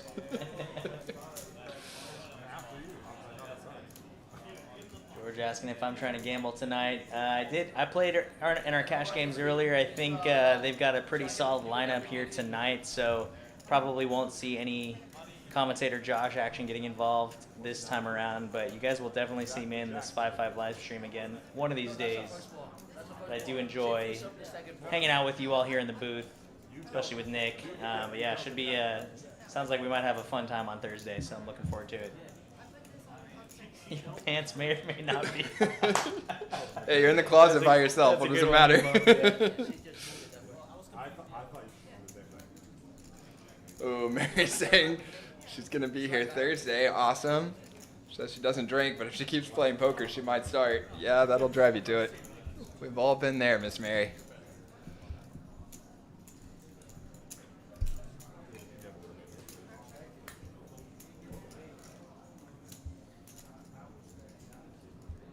Josh wanting to know if he can get in and how long the game lasts. We normally go about 4 hours. Our normal streams from about 8 p.m. until midnight. Actually got started a few minutes early tonight, so we'll see if we wrap it up a few minutes early or if these guys want to go all the way through.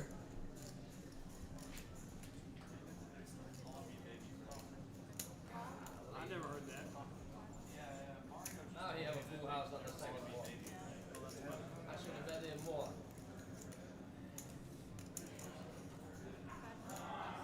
Back up cracking that 40 concurrent viewer mark. Pretty sweet, guys. Good turnout tonight. Yeah, glad to have you all. And it's been an action-packed stream so far. Been loving to see this dynamic between these players that we have tonight. Yeah, we've got an enormous bomb pot here going. Bond with a mystery hand. Oh, already been in pot for 1.3. Wow. Yeah, and Ken kind of free rolling that second board with the flush as he's got the Jack 10 on the top board. Is that good enough? Looks like it's probably going to be a chop here. Yeah, if I had to imagine, Bond probably had like the nut flush or something. Yeah, Or it's actually a a paired board on board his there. own, yeah. Yeah, can't imagine he would have made it to the river here with anything less than. Probably a queen's full, and then jack's full for Kenny there, if I had to guess. It wasn't for me being on that. I know I cannot win both. Yeah. I do get Listen, I believe you. I believe you. Ya saw what I did with him. Not even in the same world. Just know I had it. you just never The problem know. is he loses so You many just never bluffs. know. Maybe he Like, do he have might a accidentally flush, like a lose. small flush. We just said that because we see his head now. What happens if we have a real flush later?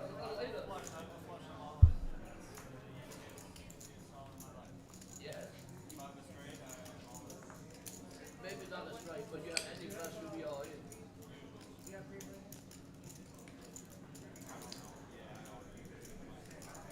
Ooh, and some potential action building here. Cathu with ace queen, and Sports has got the pocket queens here.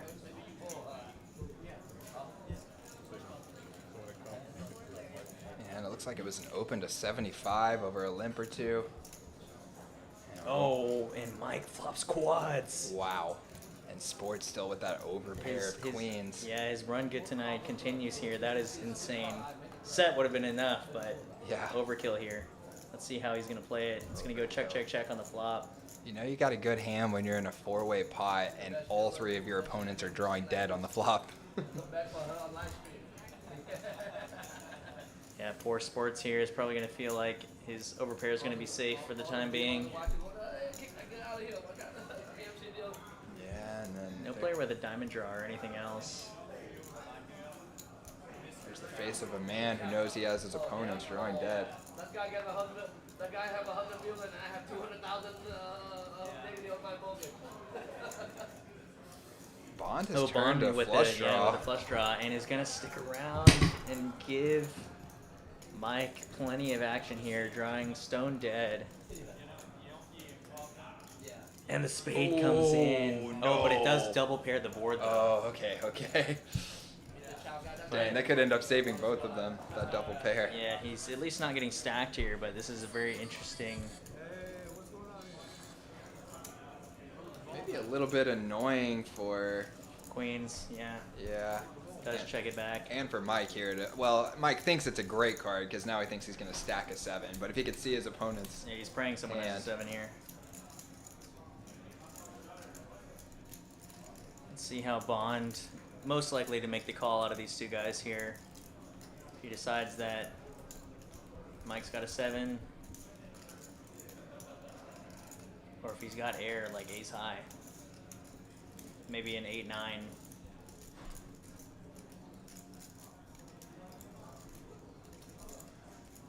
But Mike's got a pretty tight reputation. he certainly does. I don't know how familiar Ooh, Bond yeah, is. he's gonna make the call here. Yeah, I don't know how familiar he is with Mike and his reputation. It does allow Sport to get away from it easy, though. Snap folds the queens. Sport loses the absolute minimum, I think.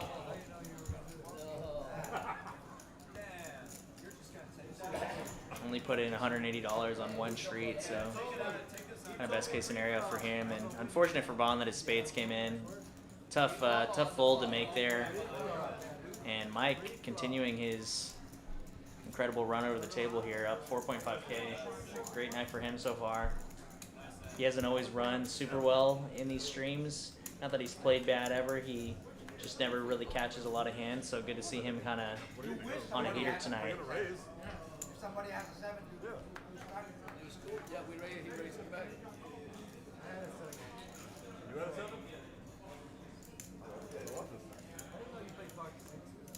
Very occasionally I'll play pocket. What do you mean? It's the best kind of stuff. You glad you for 7 people? Otherwise you get in trouble.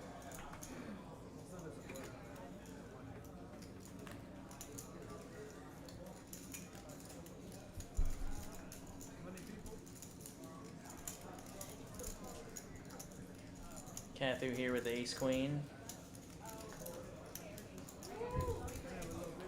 Little Raj makes the call with the 6-4 suited, and Bond's going to come along looking for a deuce, and it does come in. It's going to hopefully get some redemption after that spades hand he just had. Flops a set, the very next hand. Got to feel pretty good in that spot. Other players not really with much here. Cathu with the backdoor flush draw.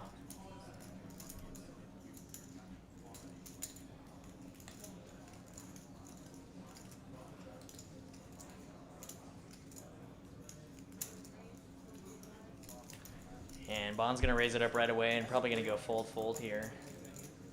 Curious to see what Raj's intentions were to float for $100 with the 6-4 suited there. Getting a little bit out of line. Yeah. Probably would have had intentions for some later streets there, but Bond's going to win a nice one. Basically gets the amount of his river bet back on that last hand, so nice little recovery there. It always feels good to get redemption within one hand. Yeah. Shannon's saying she loves quackers. Loves the pocket ducks.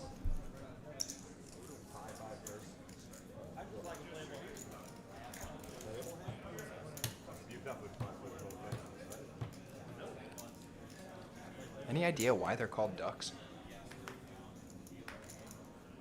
Because they're deuces. Deuces, ducks. Okay. You saw that hand? I hear it. I thought there might be more to it. I don't know. Maybe there was some kind of crazy story involving a duck. It's like last week when Dave was asking me why Jack 6 is the insurrection hand. Nice, that's funny. I was like, I didn't come up with it, but that's why. The old insurrection.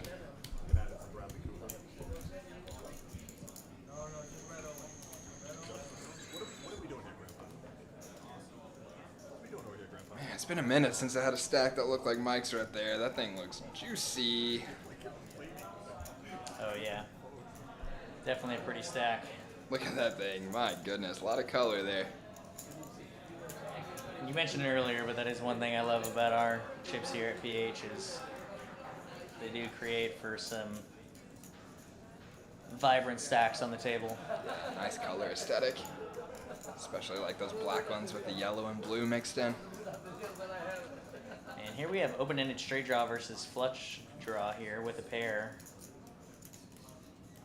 Pretty good turn for sports, all things considered.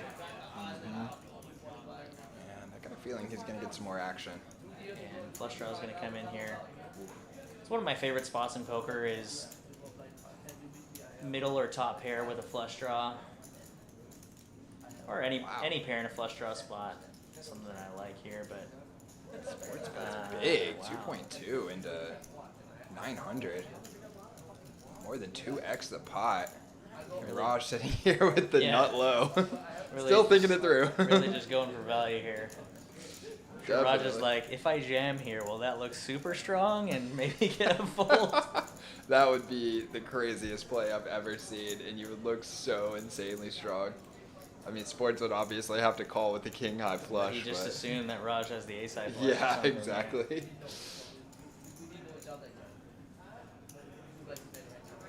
be quite insane at this point. Like walking out and he knows that this one was called. Yeah, I don't mind the overbet there, but you got to think what else is calling there, really. Probably just hoping Raj had a smaller flush. Right. He's like just going to target that exclusively and just let him get away from anything else. He had like 4K in front of him.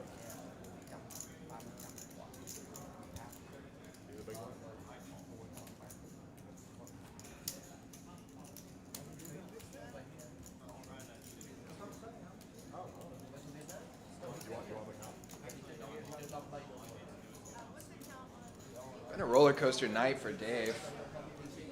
See him sitting there on the $400 stack. He's been up as big as over 4,000. Now down to fumes. Let's see if he can get something going. Seems like he's been kind of quiet here the last few orbits. Feels like the action's kind of been equally dispersed amongst the table tonight. Yeah, that probably has to also do with their pre-flop raise percentages here, but Cathy's going to wake up with a real one this time.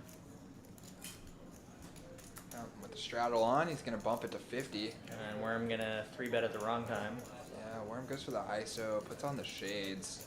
Actually like the shades look a lot with the jacket and the hair curl there. Kind of embodying the nickname. Raj gonna cold call, and now Cathy getting a dream setup for himself. Yep, let's see how big the raise is going to be, as I'm sure both players will snap fold. Although Cathy has kind of a wide dynamic tonight, so be curious to see if either of the players do not give him any credit, but he is going quite large here. And he was the initial opener, so looks like he made it 1,000. Yeah, it's going to be probably snap fold, snap fold. But Raj, I guess, just deciding if he wants to gamble. Not the worst hand, Jack 10 suited, but definitely not for half of his stack or so.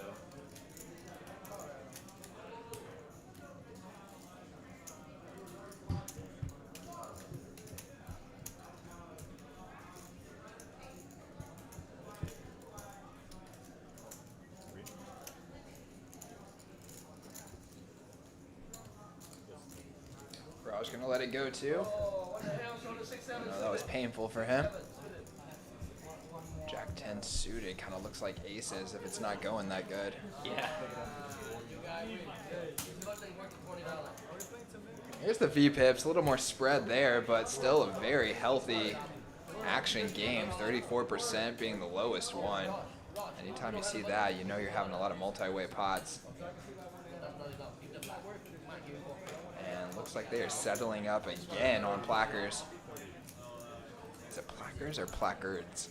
I think it's placards, right? Yeah, I think we did. It's like a plaque card.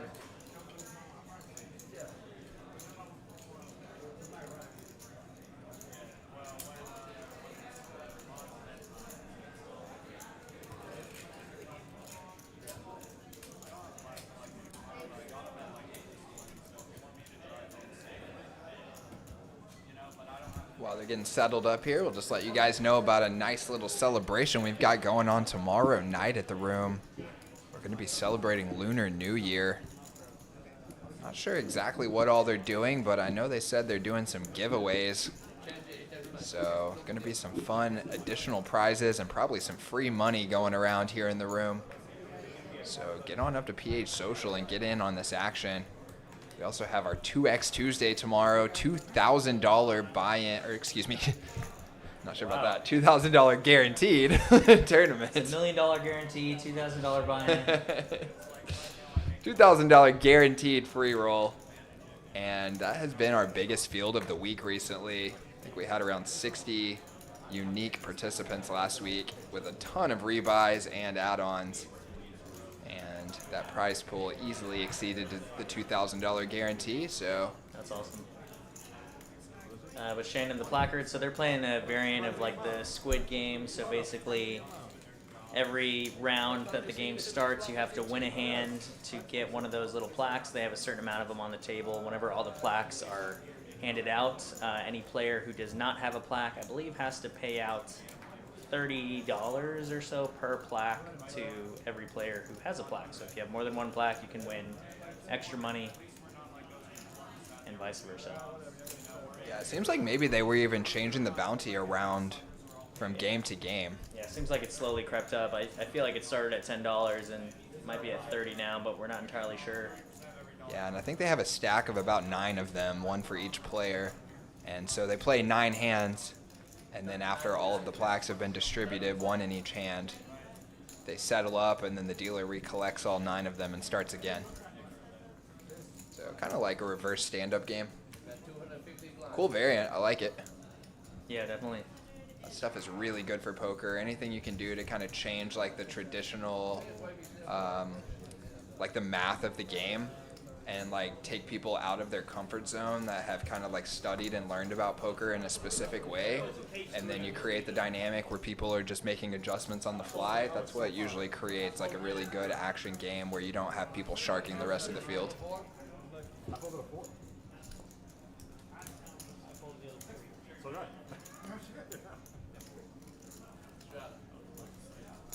This little story, I'm like, I got fucking do it.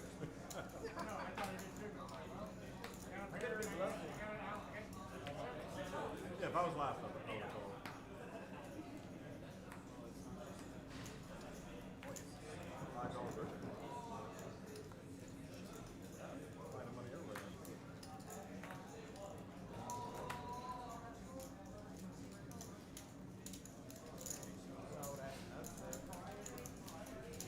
Blind steps, you guys know.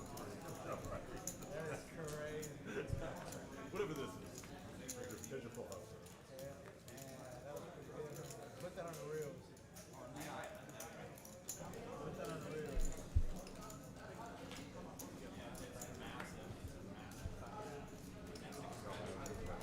Three ways to a flop here.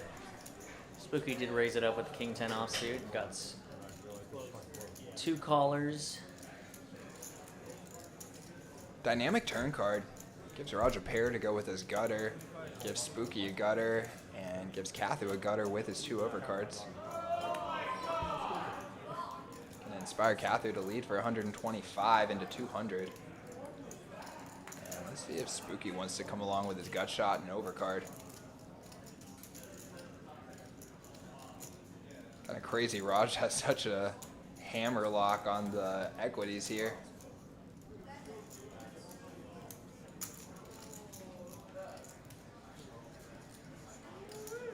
And is going to hang on to the best hand here by the river, but we'll see if he can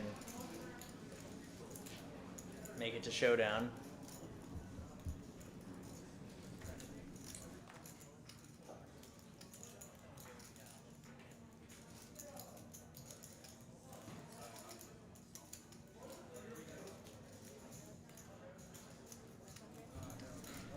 But Spooky going to go big here, $500. Wow. Oh, and snap call. So this is one of those Raj snap calls. Wow, and this one works. Oh my goodness, the Raj snap call. What's Raj going to be more iconic for here, the snap calls or the leads? Honestly, a little bit of both. They're kind of both his specialty.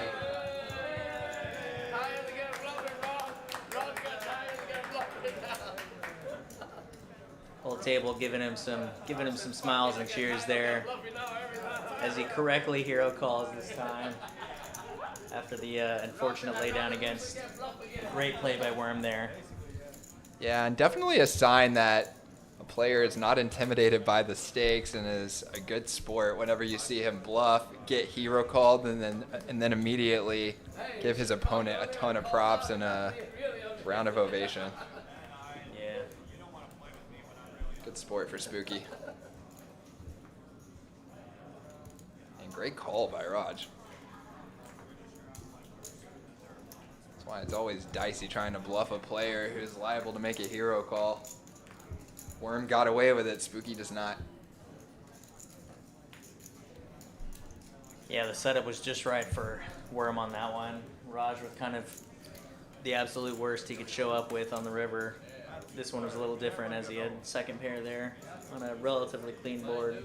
I think we had a $20, $40 straddle on this one, and three-way limped. Little Raj with the best of it here. Top pair. He's going to take it down. You're going to start flopping top pairs. Back-to-back pods for Raj. I'm sure that means a lot to him with the placards going around. And building up some momentum now. We just heard we got about 20 minutes left in the stream, guys. So we're going to go just over 4 hours. And we've had a great time. I'm sure we got a couple more great hands coming your way, but it's been fun here in the booth. Yeah, absolutely. And thanks to everybody for sticking around with us on tonight's live stream. Action-packed as always, and we always enjoy having you guys in the chat. Keeping it lively today. We've got a lot of you keeping involved, and we've had a good time interacting with you guys, and also really solid on the viewer count tonight. Absolutely, good turnout. Great job by our graphics team out there too. See a lot of improvements in the stream from week to week right now as we're getting a better flow going, because there's a lot going on when you're doing a stream, guys. There's a lot of moving parts between the equipment, the software, the people putting in the action for the hands. Yeah, shout out to the PH staff who's involved in making sure that all the graphics on the stream are going smoothly tonight. We've, I think, only had one main lapse all night long, which is huge. We usually get 2 to 3 where we just get to stare at 1 or 2 of the players' lovely faces for about 5 or 10 minutes or so, and tonight we've had a pretty smooth run of things, so shout out to them.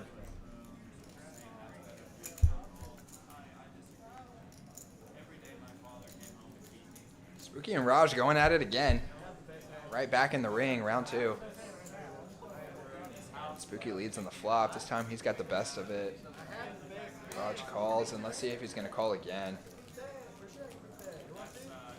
He does. No surprise there with him having the heart. It took me like an hour and a half. River's a break. See if it goes check maybe? You remember playing with me? No, we played at Desperado. Yeah, check. Did you say? Raj gets the bad news. Just going to show us 7s down on their showdown value, but no good this time. And Spooky going to scoop in a $700 pot and get a little bit of his money back there.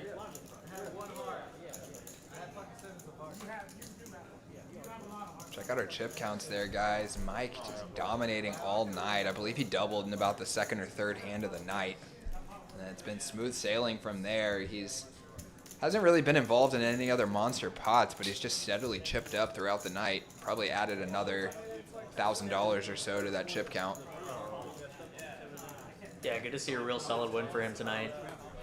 Done very well. I think he's just in for $3K, right? So Yeah. sitting on almost $6,000 profit over the course of a 3.5 hour, nearly 4 hour stream. Pretty sweet little run right there. I think I'll take that hourly.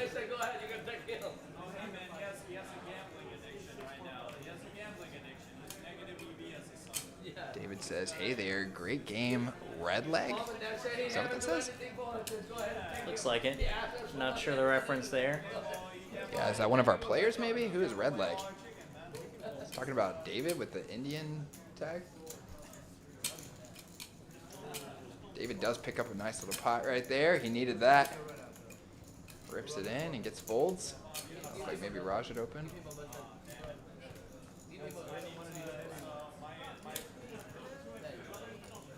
Nice job, Nick. Appreciate that, David. We're having a good time here in the booth. This is actually the first time me and Josh have worked together, and I'm excited to get it going again. We're going to go on Thursday, and he's normally here with his dad on Mondays. Him and Baylor Dave, a dynamic duo as well, and I'm sure they'll be back in the booth for next Monday, but I think Dave was out of town today, so I'm filling in for him, and then Josh going to fill in on Thursday, and we're going to keep it rolling. Yeah, it's been a good time. A lot of fun.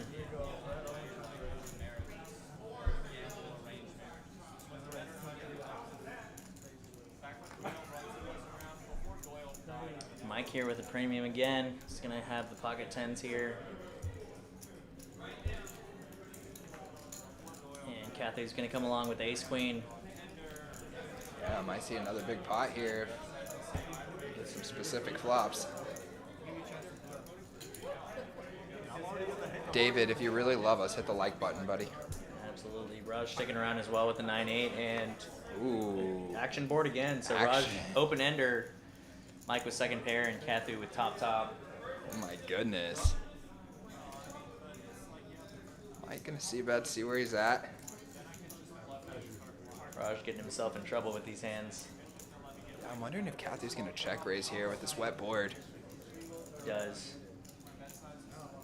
So he makes it 250, 350. And Raj, good lay down, and I imagine it's going to go fold here.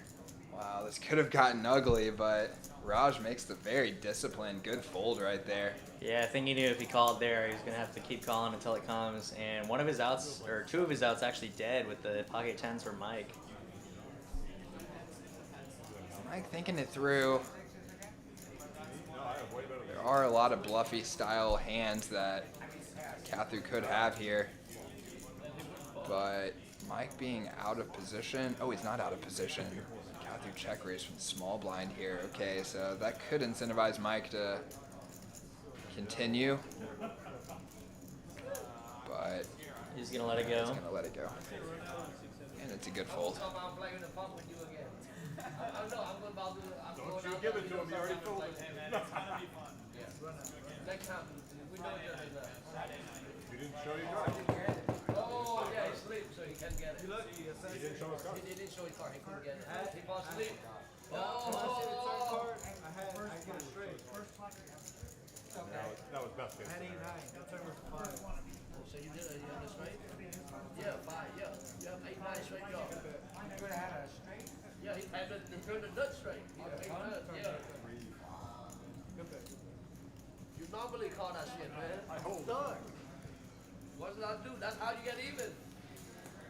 If you step, that's how you got to be in the pot to get even. That income warm over there. Man, you call that 350, you the above 100%. And we just got word that we got about 4 hands left here.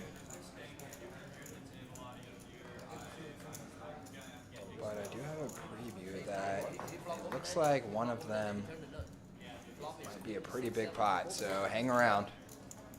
I think we still got some action in store for you guys.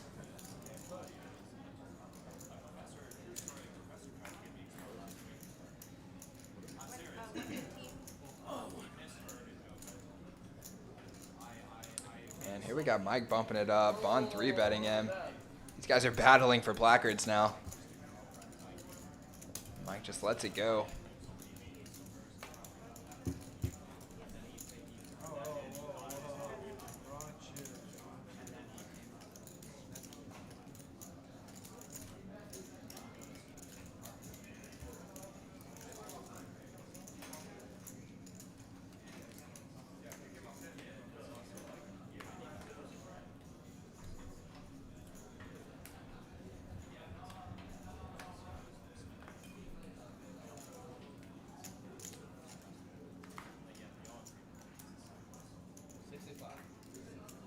Kenny with the ace-jack, gonna bump it up to 65 with the $15 straddle on. We're winding down here. I'm wondering if we might see some lighter, looser action. Kathu obliges immediately by flatting the 10-8 offsuit in the cutoff, but Spooky wakes up with the real hand on the button.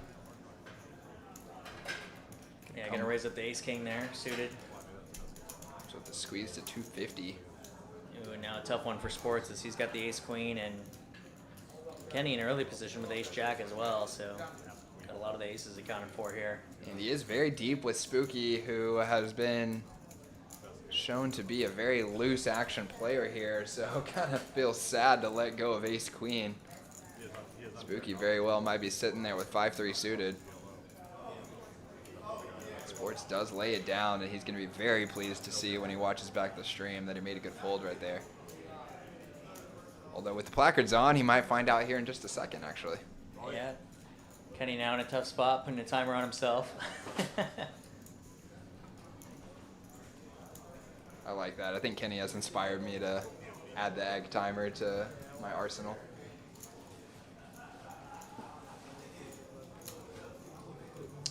He's gonna lay it down though. Let's see if Kathu wants to play. He does not. And yep, he's gonna show it, and Sports is gonna feel real good about that. Real good. Lost nothing but his blind. Always feels good. And when you're out on the floor, you pick up ace-queen, you see a raise and a 3-bet in front of you, and just kind of have a bad feeling. It doesn't feel like that big of a deal to lay it down. when you get on the stream, all of a sudden you know everyone's watching, and you also know, like, man, I only get like such a few number of hands during the entire stream. Do I really just want to fold ace queen? Yeah, you feel inclined to play extra hands that maybe you shouldn't be, or playing hands not in quite the right ways. Like maybe getting aggressive and making a cold 4-bet there. Yeah. But 2 hands left here of the stream, guys, and like Nick mentioned earlier, we did get a precursor that this one in particular is going to be building up to a big one, so everyone tune in and let's end this stream strong. But we've got a big one in the works here.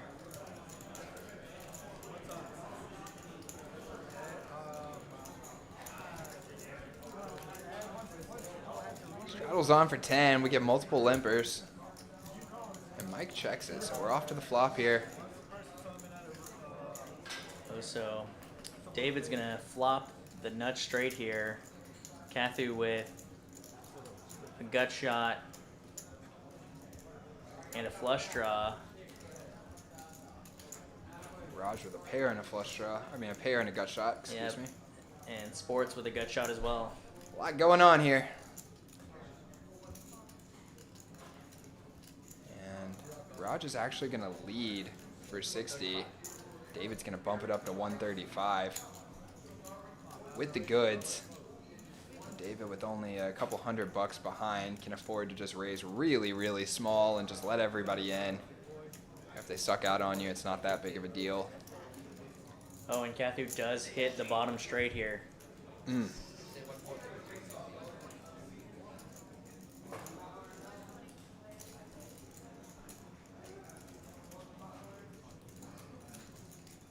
And Raj has a double gutter, right?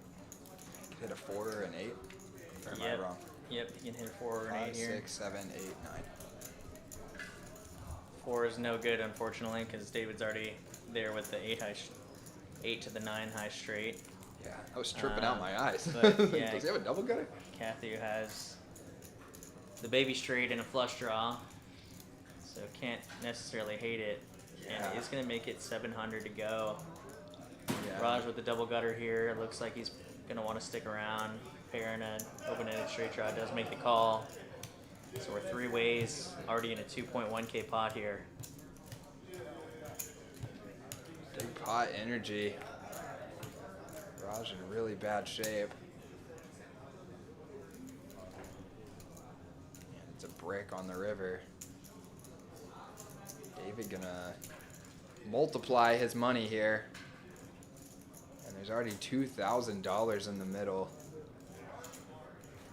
And Raj just gonna lead with his pair of 5s. Tiny little blocker bet for 125 here. 125 into 2.1K. Kind of a Raj style bet right here. Loves putting out those blocker feeler bets to gain information, find out where he's at, maybe occasionally get hero called by like ace high spades here or something.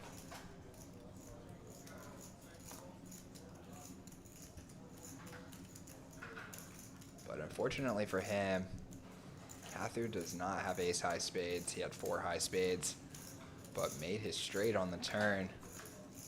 And he's not going to just be calling 125.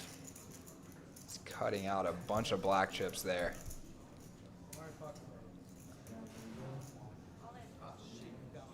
And he's going to rip it. 2.5K back to Raj. And this pot, you look at that number down there, $4.7 thousand in the middle. And it's going to cost Raj all of it, $2.4 thousand to call.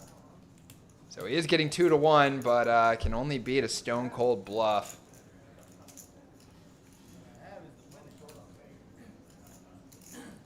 And Mike looking at his cards like, what the heck is he thinking about? Yeah, and I think Raj even just said, I have the winner. I'm holding the winner. And Mike's just scoffing. Yeah. Kind of giving him a, what do you mean? What are you even thinking about here? Yeah, funny to see those two styles and attitudes, kind of like what we were talking about earlier. 2 different mentalities towards poker, but Raj ends up winning some hands that Mike would have never won. And then Raj ends up punting in some hands that Mike would have never punted, so. That's true.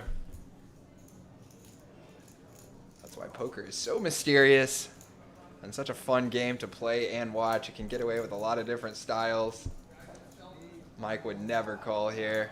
Yeah, it's tough for Raj because he knows if he calls and is somehow right, he can get unstuck in this hand right at the end of the stream, but it's just, how can you be right here? Yep, and he would be winning a nearly a little bit over $7,000 pot. You show me what? Oh, I cannot because I'm betting. You can. You pick one and I pick one. Yeah, Raj trying to bargain here, but Kathu maintaining the ethics here because David is in the hand. Great point there. Great point. I'm curious if Assassin would have fallen for this if Dave was not in the hand. Kind of hard to show. Well, it's an interesting spot because if you show a spade, it could entice a call, but then your opponent might be like, wait, why would you show me? I think the best card to show would be the deuce of spades. I Yeah. think that'd be very, very tricky.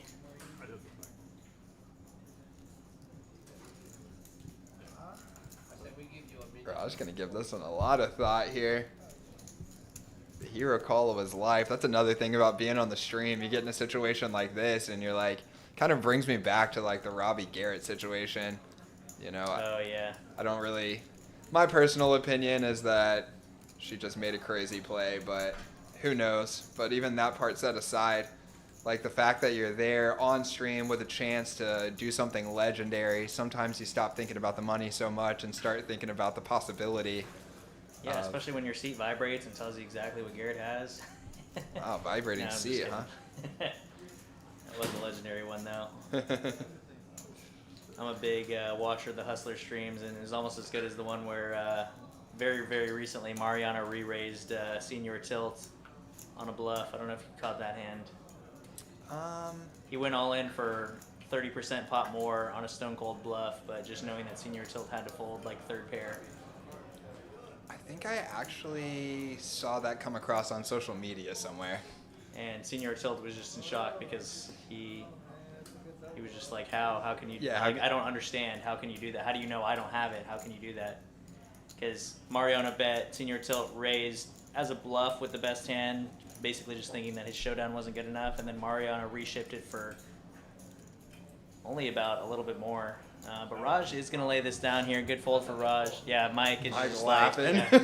like could have saved us all 10 minutes here by folding that on the flop. But and David going to take down the main pot here. Yeah. Nice hand to them both. Kathy still wins a nice side pot there. Probably helps him break even on the hand at least.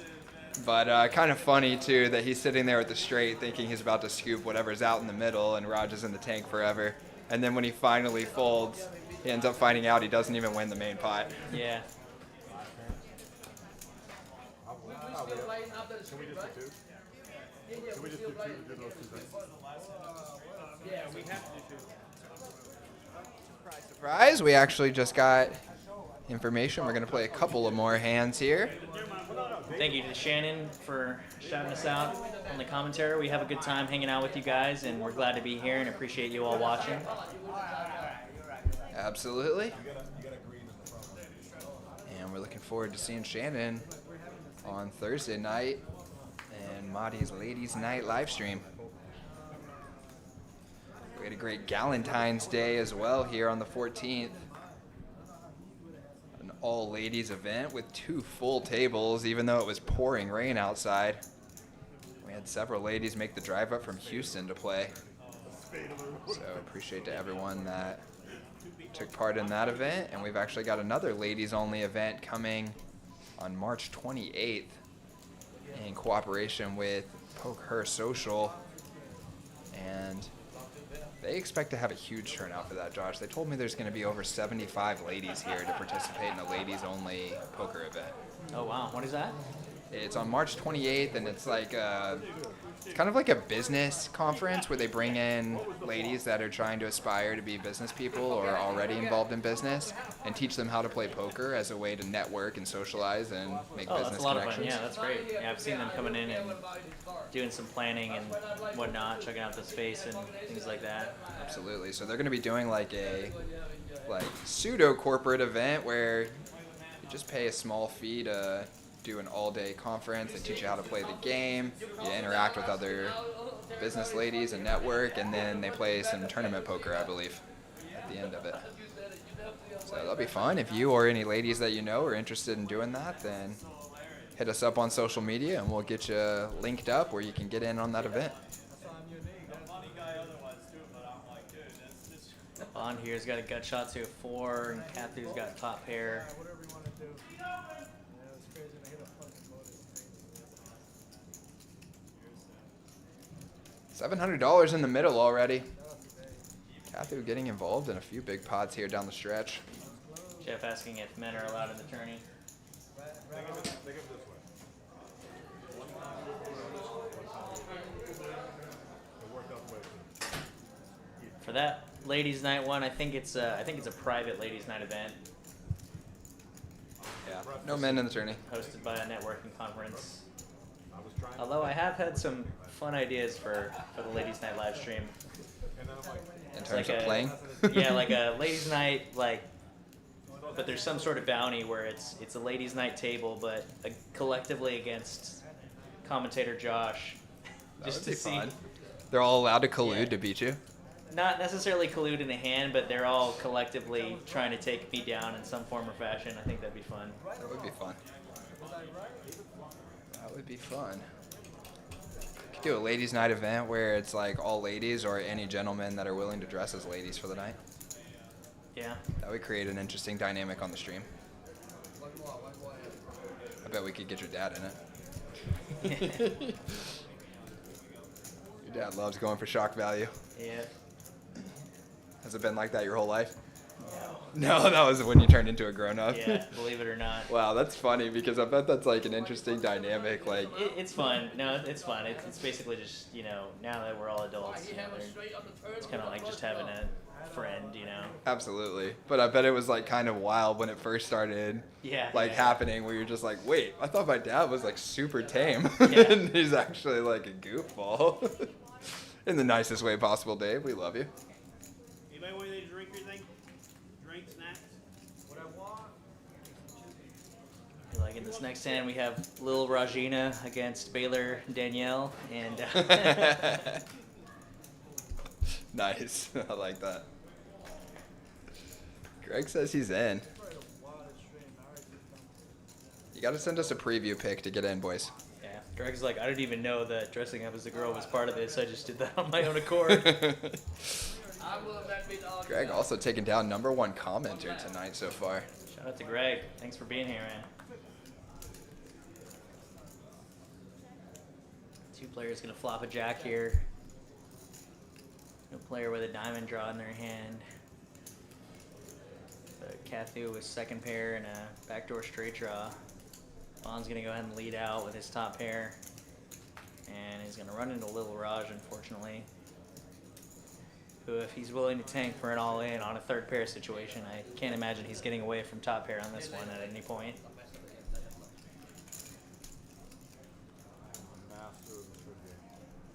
Yeah, and the pot ballooning a little already. 700 in the middle. Going to a very bricky turn card here. It's going to be trouble for Bond if he continues to value bet here. Yeah, especially after he's seen Little Raj play tonight and... Well, considering he's been willing to make hero calls with second or third pair, he's probably value betting those exact hands and also protecting against the diamond draw, but... Ooh. It's going to run into it here, and Raj is going to rip it. Raj gonna rip it, and now Bond feeling a little awkward because normally you would feel like you're no good here, but he knows Little Raj is capable of anything. Just a hand ago, he almost called down for his whole stack with a pair of fives. And I'm assuming the table saw that. And you might think between the factors of him being a wild player anyway, plus maybe feeling a little bit tilted, plus the placard game on, plus the fact the stream is coming to an end, who knows what he might be capable of. Yeah, Bond in a real tough spot now. You can tell he's not loving it. Yeah, and it's 1.6 to win 3, so he's only got to be right 33% of the time here.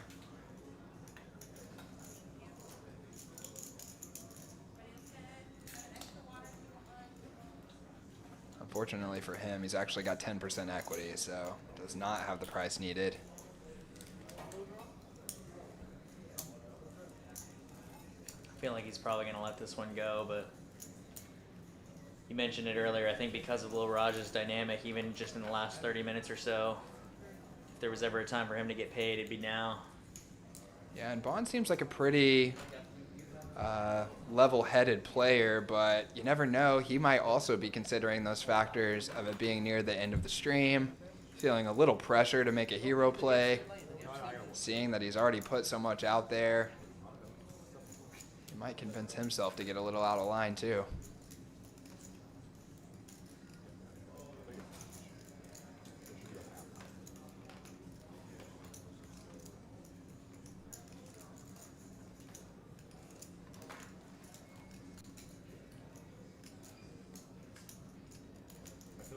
And correctly lays it down. Good fold from Bond. Exasperated fold. Yeah, not happy about it. Really feels like he got bluffed there, but I think Raj is going to show for the placard right now. Oh yeah, and he said show one, show all. He sees the good news. Yeah. A slight consolation for your $500. Give her the button that you got $40 for your river. Here's 40.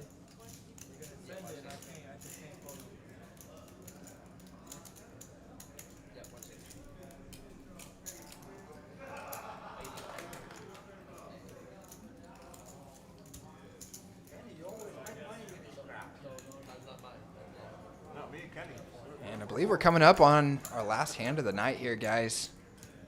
And again, we appreciate y'all joining us. Just want to give one more quick shout out for tomorrow night. We're celebrating Lunar New Year. And on top of that, have our hottest tournament of the week going. It's 2X Tuesday, where we double the prize pool of our normal 1K guarantee tournament. So $2,000 up for grabs tomorrow night, and that is a free roll. If you have a membership to the club, which is $10 a day or $30 a month, you can actually play completely for free. You do get 3K starting chips, pretty small stack to get going. So often advised to go ahead and buy in for that $15 toke to get things going. That gives you an extra 12K chips. And if you get there on time, you get another 5K. So you can get a 20K starting stack for only $15. That's here tomorrow night, where we expect to have a great turnout. The last few weeks it has been building and building until last week when we had, I believe, over 60 players playing concurrently. So get up here and participate in that. It's going to be a good night tomorrow night. Tuesdays are hopping here at PH Social in Dallas. We're off of Regal Row. Greg saying he might just play. Not sure what you mean, Greg. You going to play in the tournament tomorrow? Yeah, I think that's what he's talking about. It's awesome, Good to see you dude. here. Most definitely. Come by and say hi if you see us. I'm going to be here. I'll be here at our cash tables. Come and see me. Oh, really? You lost 3 in a row? 3 whole rounds? Here's our last hand of the night, guys. No, but I'm surprised you don't win any hand. $10 straddle is on. Got a limper and then Spooky bumping it up to 60 with the ace-7 suited. And he's going to catch a couple of callers here. Now, Nathan can play. If Nathan wants to play, he can play. Bricky flop for everybody. Let's see if Spooky can take this one down on the power of his pre-flop aggression.